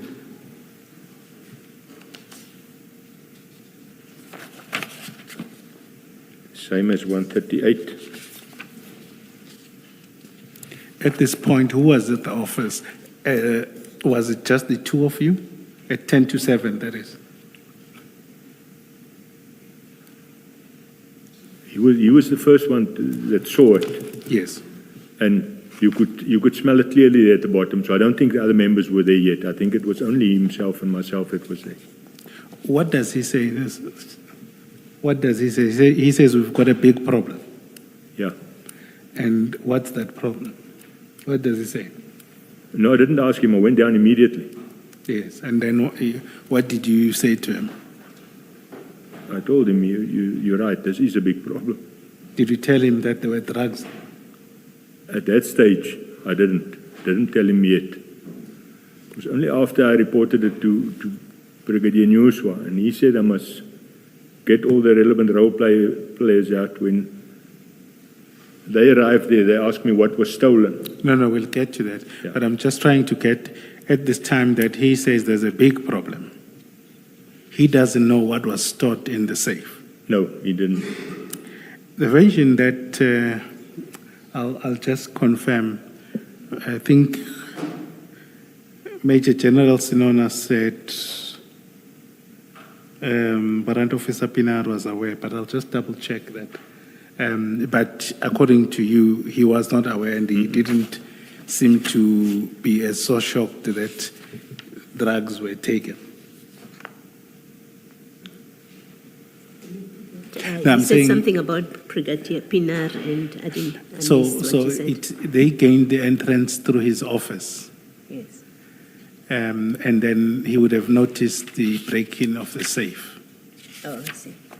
So ordinarily, if he's not aware of what's in the safe, in as much as it's a problem, according to him, it may well have been firearms in the safe or water. I don't know what could have been. And I don't know what the explanation that Colonel Prinsloo would have given to other members when the firearms were moved to the other safe. So I don't know what they said was in that safe, but he would have, ordinarily, we would know exactly what was taken. That's the point I'm trying to get to. I don't know if Pinar would have thought that the firearms was in there, Also, he thought it would have been the firearms. because the firearms stay in that safe. Okay. All right, please continue. If you look at page 139 is also still his office. 140 you can't see so clearly. That's where the door stands open, where you can see that the locks were cut off and that the blue chair is standing outside.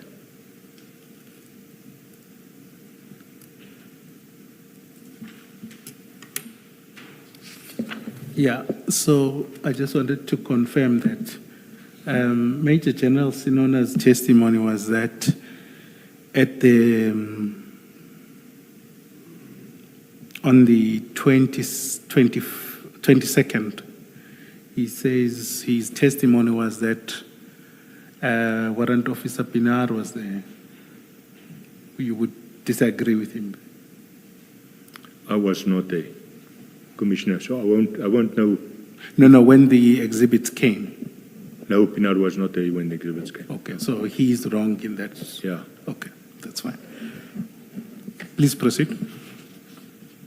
That photo is not very clear on page 140. If we go to 141, that's just some of the footprints, shoe prints that are in that. It can be seen in that black dust of the grinding. Same as 142. 143, you can see clearly how the two locks were cut there on the door. Is this now the outside of the door at page 143? That's the outside of the door, Commissioner. Okay. You can see the two locks that they've cut out. You can see them lying there where it says B1 and B2.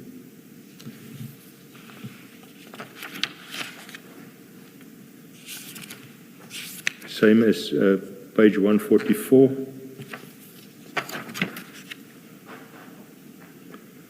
(145), you can see the two locks and that blue chair that I mentioned standing outside.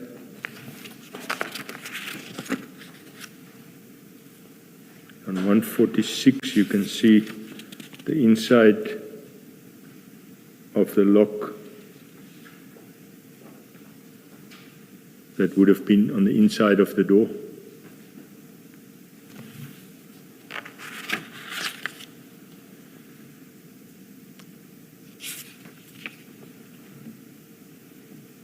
(147), you can see that in that black case that's standing there, that was also in the safe. It's a big spotlight a portable spotlight that we use on crime scenes at night. That was also in there. They never touched that.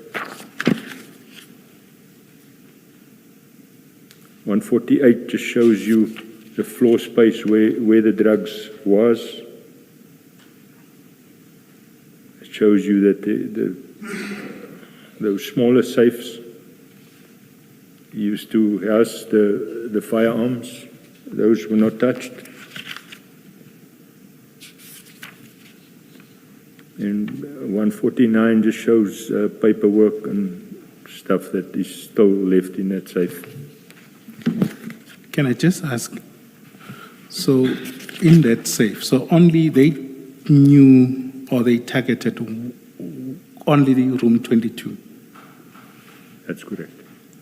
And am I understanding that there were no firearms or any exhibit in that room?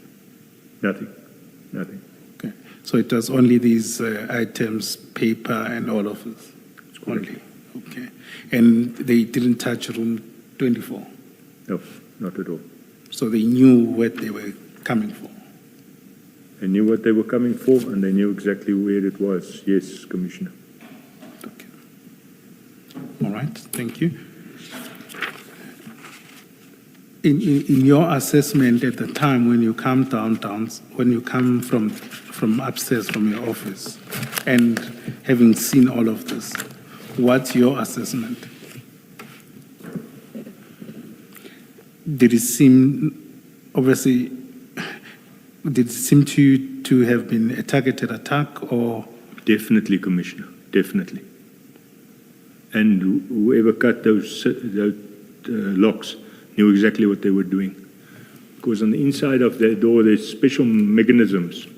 If you don't know exactly where to cut it, it's not going. You won't be able to open the door, because there are security stuff built into the door that will stop it from opening. Although you've cut the locks out, and they knew exactly how to still open it. And would you speculate so far as that someone, either from your office, alternatively,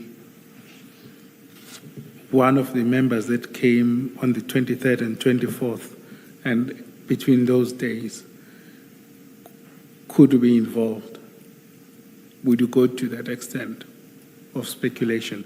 Or it's someone that understood how that safe works? Commissioner, or somebody that was there when the stuff was delivered. So possibilities what you are mentioning, as well as the members that brought the stuff there, that knew exactly into which safe it went into. But would they also know the inside of the offices? Some of them, yeah.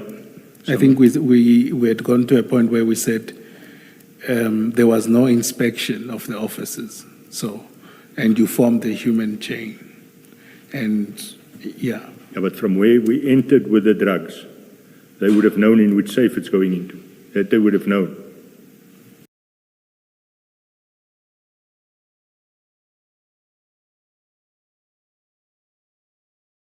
Target, yes, Commissioner. Okay. If you look at, Commissioner, if you were there, Yes, continue. warrant of subpoenas, when they were there on those 2 dates, warrant of subpoenas, when warrant of Van der Berg assisted him there, warrant of subpoenas door was locked, it was closed.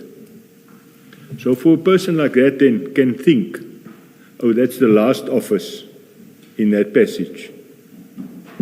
And they broke into the last office, the last window. Meanwhile, it's not. Do you understand what I'm trying to say, Commissioner? Please explain So again. it's somebody that was there Yes, on the 22nd. on one of those 2 days, Which or is- on the date they brought it. That by mistake, they broke into the last window of that they thought was the last window in the passage to get entry into the passage. Meanwhile, they broke into Pinaar's office. Oh, I see. So it's somebody that mistaken himself there, that was there. The door was locked, so he thought it's the last window. Meanwhile, it wasn't. And obviously, it's a huge consignment It that is. that was brought in 3 combs, you said. 1 or 2 people wouldn't have been able to. There must have been a couple of people there. You involved. were, I think you had said around 20 of you were there. Yeah, say the criminals that came to remove it. 1 or 2 wouldn't have done that.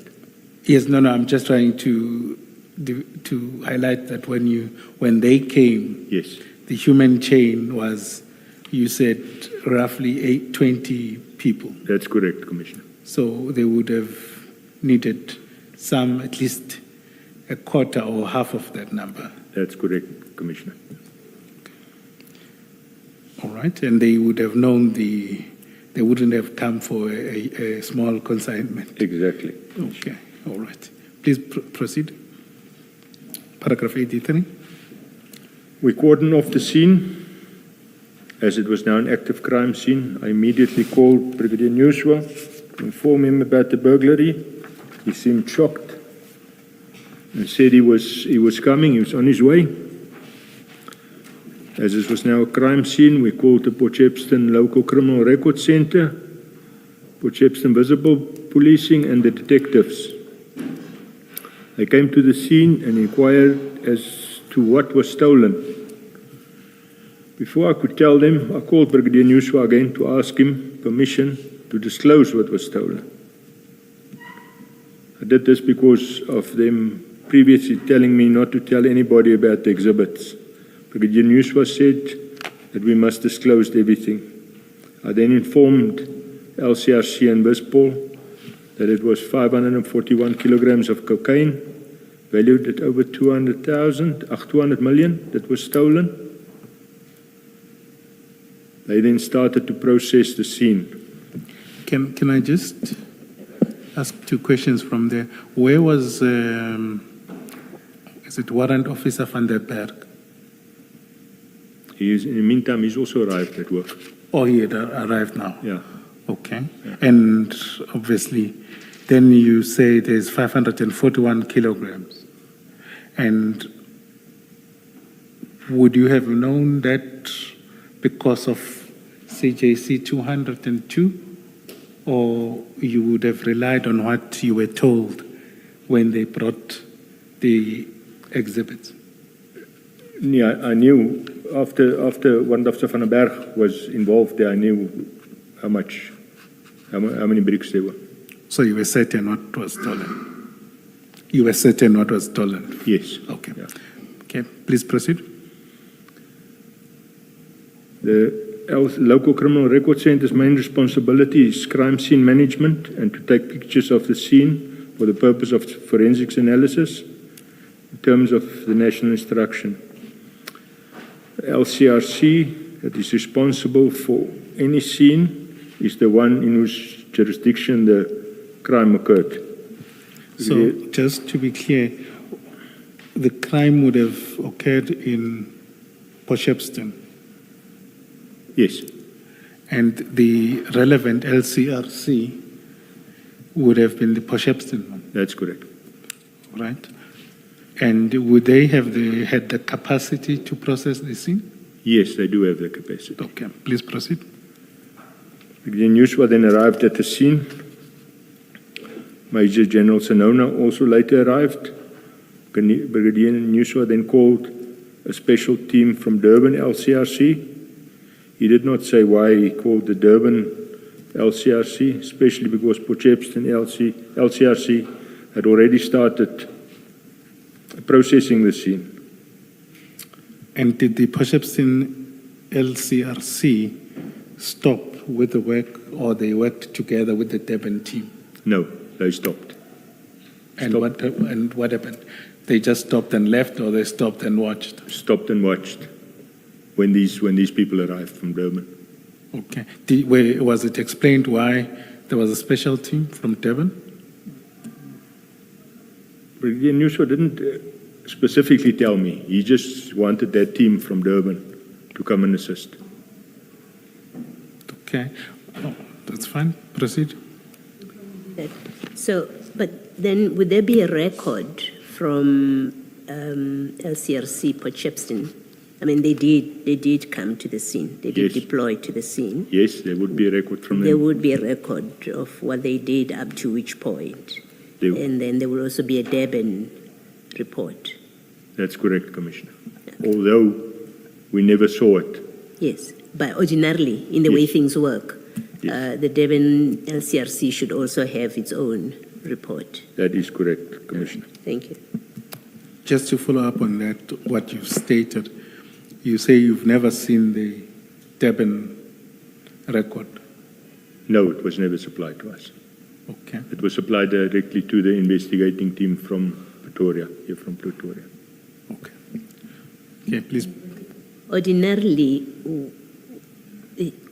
what would have happened? I mean, the crime scene is on your property. Would you ordinarily get a crime scene report? Because it's your location that was affected, and it is goods that were under your roof. They may not belong to you. You lodged the report. You're the one that called Port Shepstone Police to report, and you called LCRC. So ordinarily, how does that work? Who does the report go to? Commissioner, it goes to the investigating officer. Brigadier Sabia, he was in charge of the scene. He's the Ugu District Detective Commander. He came out to the scene. He appointed Sergeant Jones from his office. He was going to be the investigating officer. He then started with his work. Later, it was communicated to us that the team from Pretoria will be investigating the case, not us, our office, or the local detectives would be involved in that. So the short answer is those reports don't come to you. The LCRC report, they go to the investigating officer. That's correct, All Commissioner. right, thank you.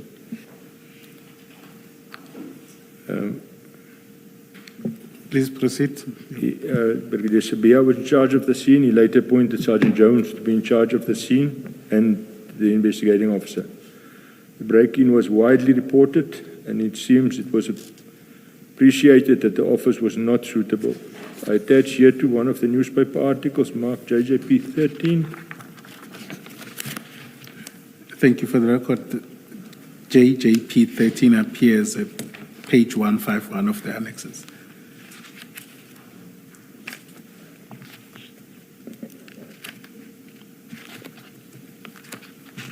That's just a newspaper report highlighting some commentary from an expert about the security of the place, but that's as far as we can take it. Please go to your paragraph 87.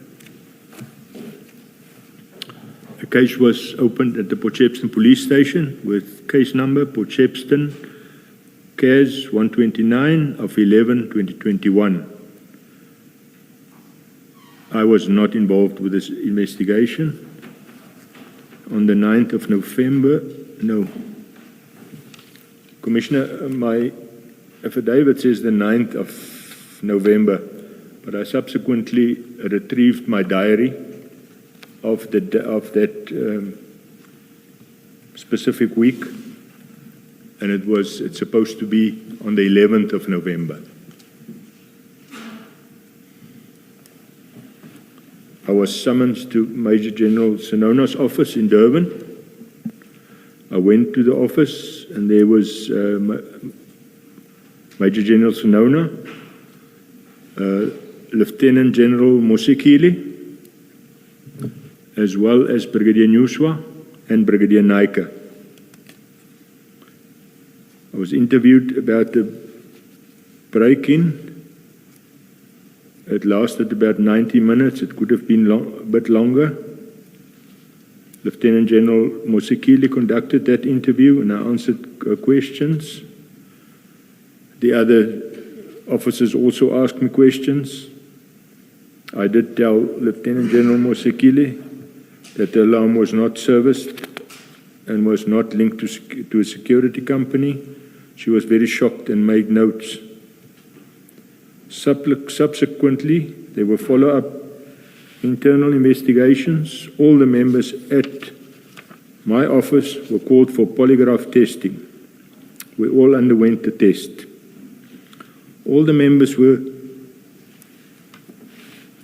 subjected to a 3-hour test. My test was for 6 hours. I was treated as a suspect, but I did pass my test nonetheless. Are you aware that polygraph tests were conducted in respect of all the people who were involved in the delivery of the cocaine. Delivery at Port Shepstone. Commissioner, that was never communicated to us.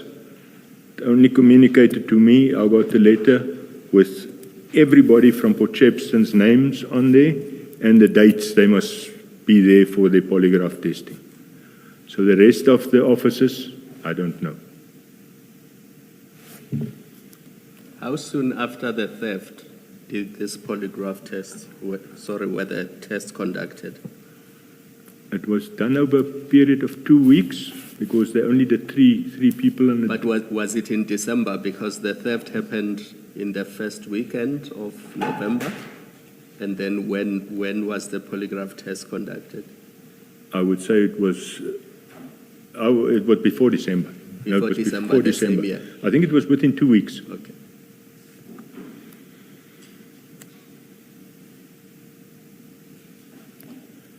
Commissioner, the exhibits were never recovered.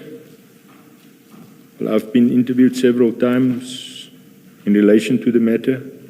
I do not know the status or the progress of this investigation.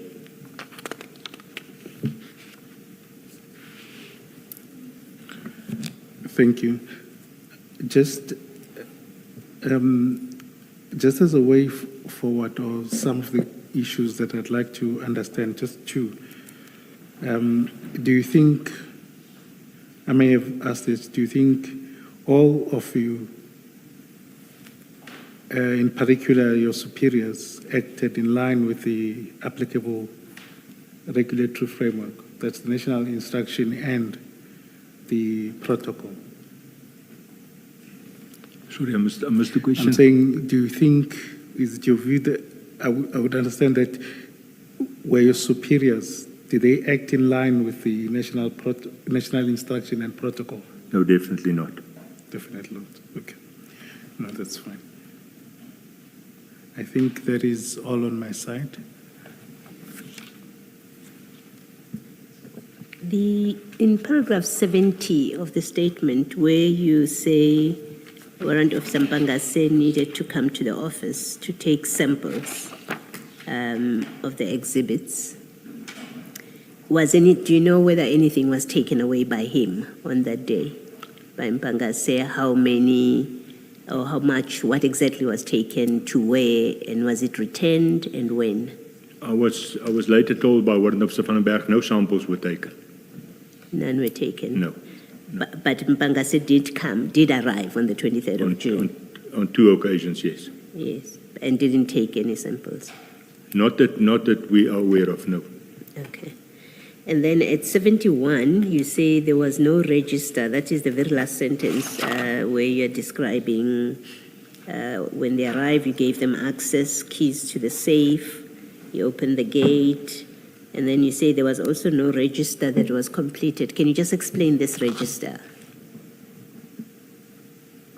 Warrant Officer van den Berg made an OB entry for each time that they came.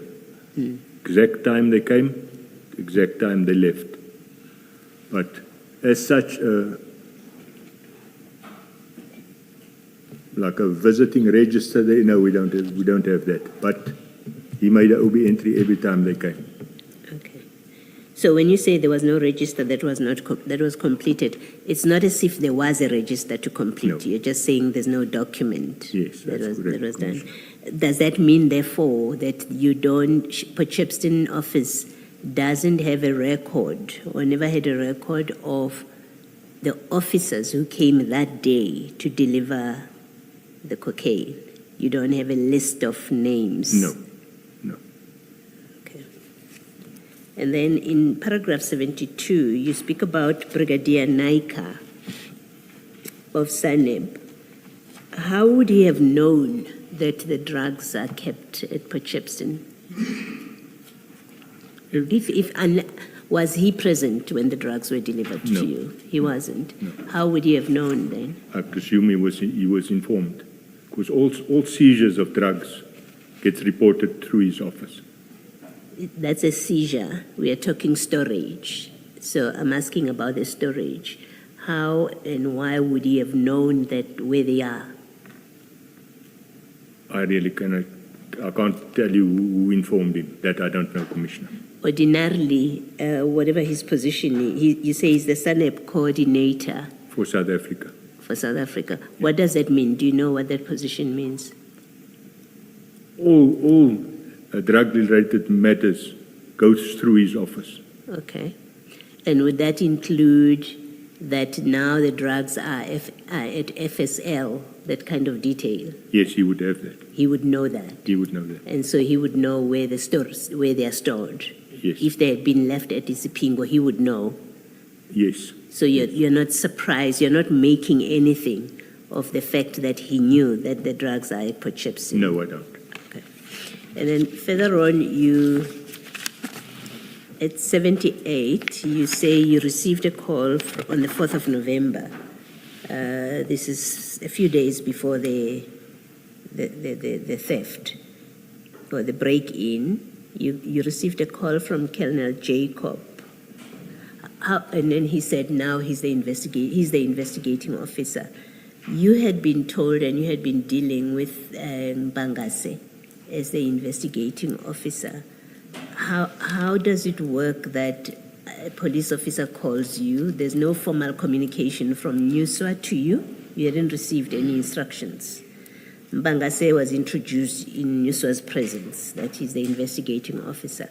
How does it come about that Colonel Jacob can just pick up the phone and call you and say, now I'm the investigating officer, without you hearing from your superior? Thank you, Commissioner. Commissioner, that was originally why I put it in my statement, the first statement that I conducted for this theft.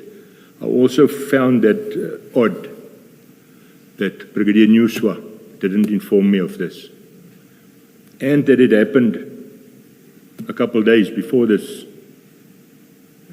break-in.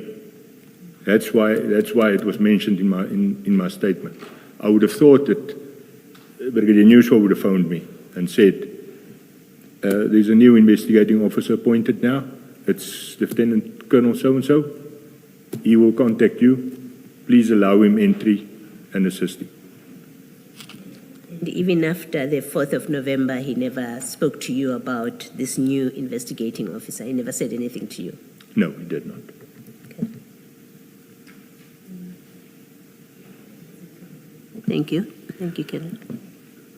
If I were to draw up a list of suspects as to who stole this cocaine, members of the DPCI would be number one on my list. Do you want to comment on that? Commissioner, not only members Of course, that's a no. I'm just answer that part of it. I'm actually going to go where I think you want to go. But number one for me would be members of the DPCI.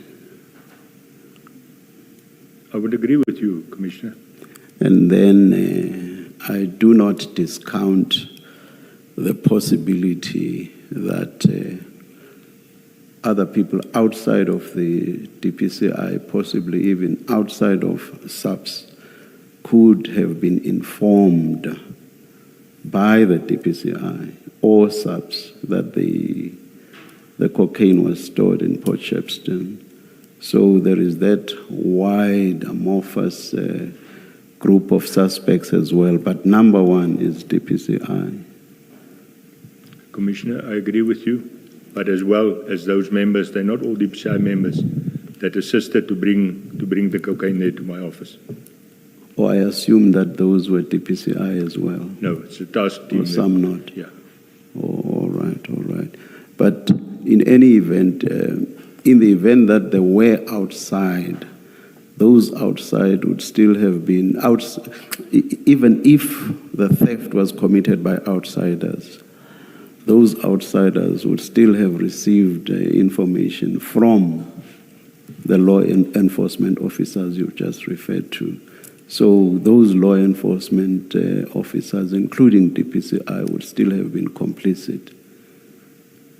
I agree with you, Commissioner. Thank you. Something else. You said in paragraph 50 you say that the team of people that came included the tracing team, which is composed of TRT members and DPCI members, and then their commander is Dina Govenda. Do you remember that?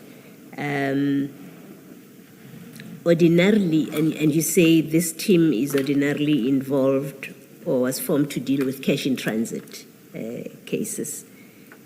Now, ordinarily, who would accompany the transport of drugs? What is unusual about this cash in transit team or the TRT members being with DPCI members to transport this consignment? The possibility is there, Commissioner, that they just assisted Warden of Simpangase for manpower to bring the drugs there to Port Shepstone. Because they're obviously well armed. Yeah. Ordinarily, do the TRT ordinarily provide support for the transit of drugs that have been seized, such as this? They do. When we had that large amount of mandrax, it was a TRT from Port Shepstone that assisted us to take the stuff to Pretoria. Okay.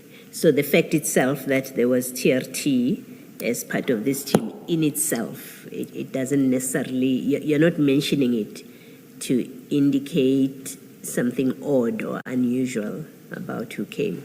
No, Commissioner. You were not doing that? No. All right. Thank you. Thank you, Colonel. Can I just follow up on that? Apologies, Commissioner. The combis, just to be clear, were they sub-marked vehicles or they were unmarked?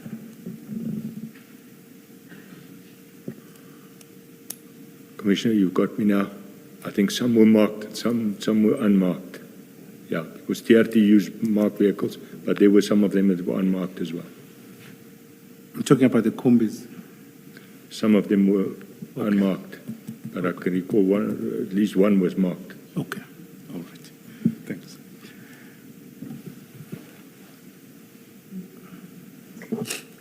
Colonel, lastly, you've heard me earlier expressing the concern that something is horribly going. If you were invited to make suggestions that would empower officers to speak up in situations like this, because for me, an ordinary member of the public who is not in the police force, I do not understand what happened here, and that someone of your seniority who is left, in whose custody these drugs are left. Yes, the key is with somebody else, but it is your office.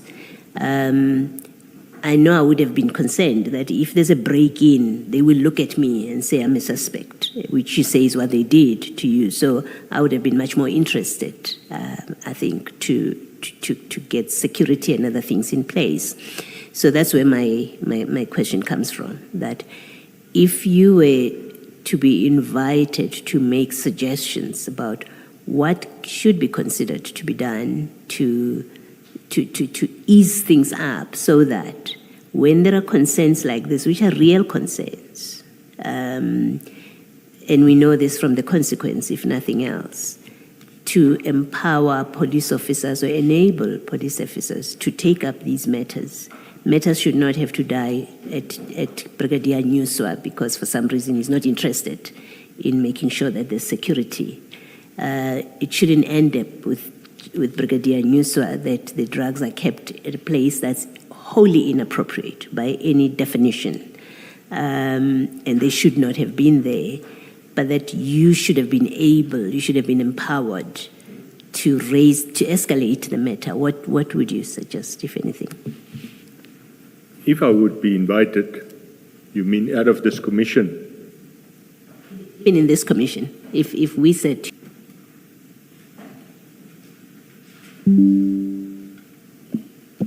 Thank you very much, Colonel. You are excused. Do we resume at 9:30 tomorrow? I presume so. I know there's an issue about an application, but I should presume it should start 9:30 tomorrow in any event. Let's adjourn and resume then. Thank you.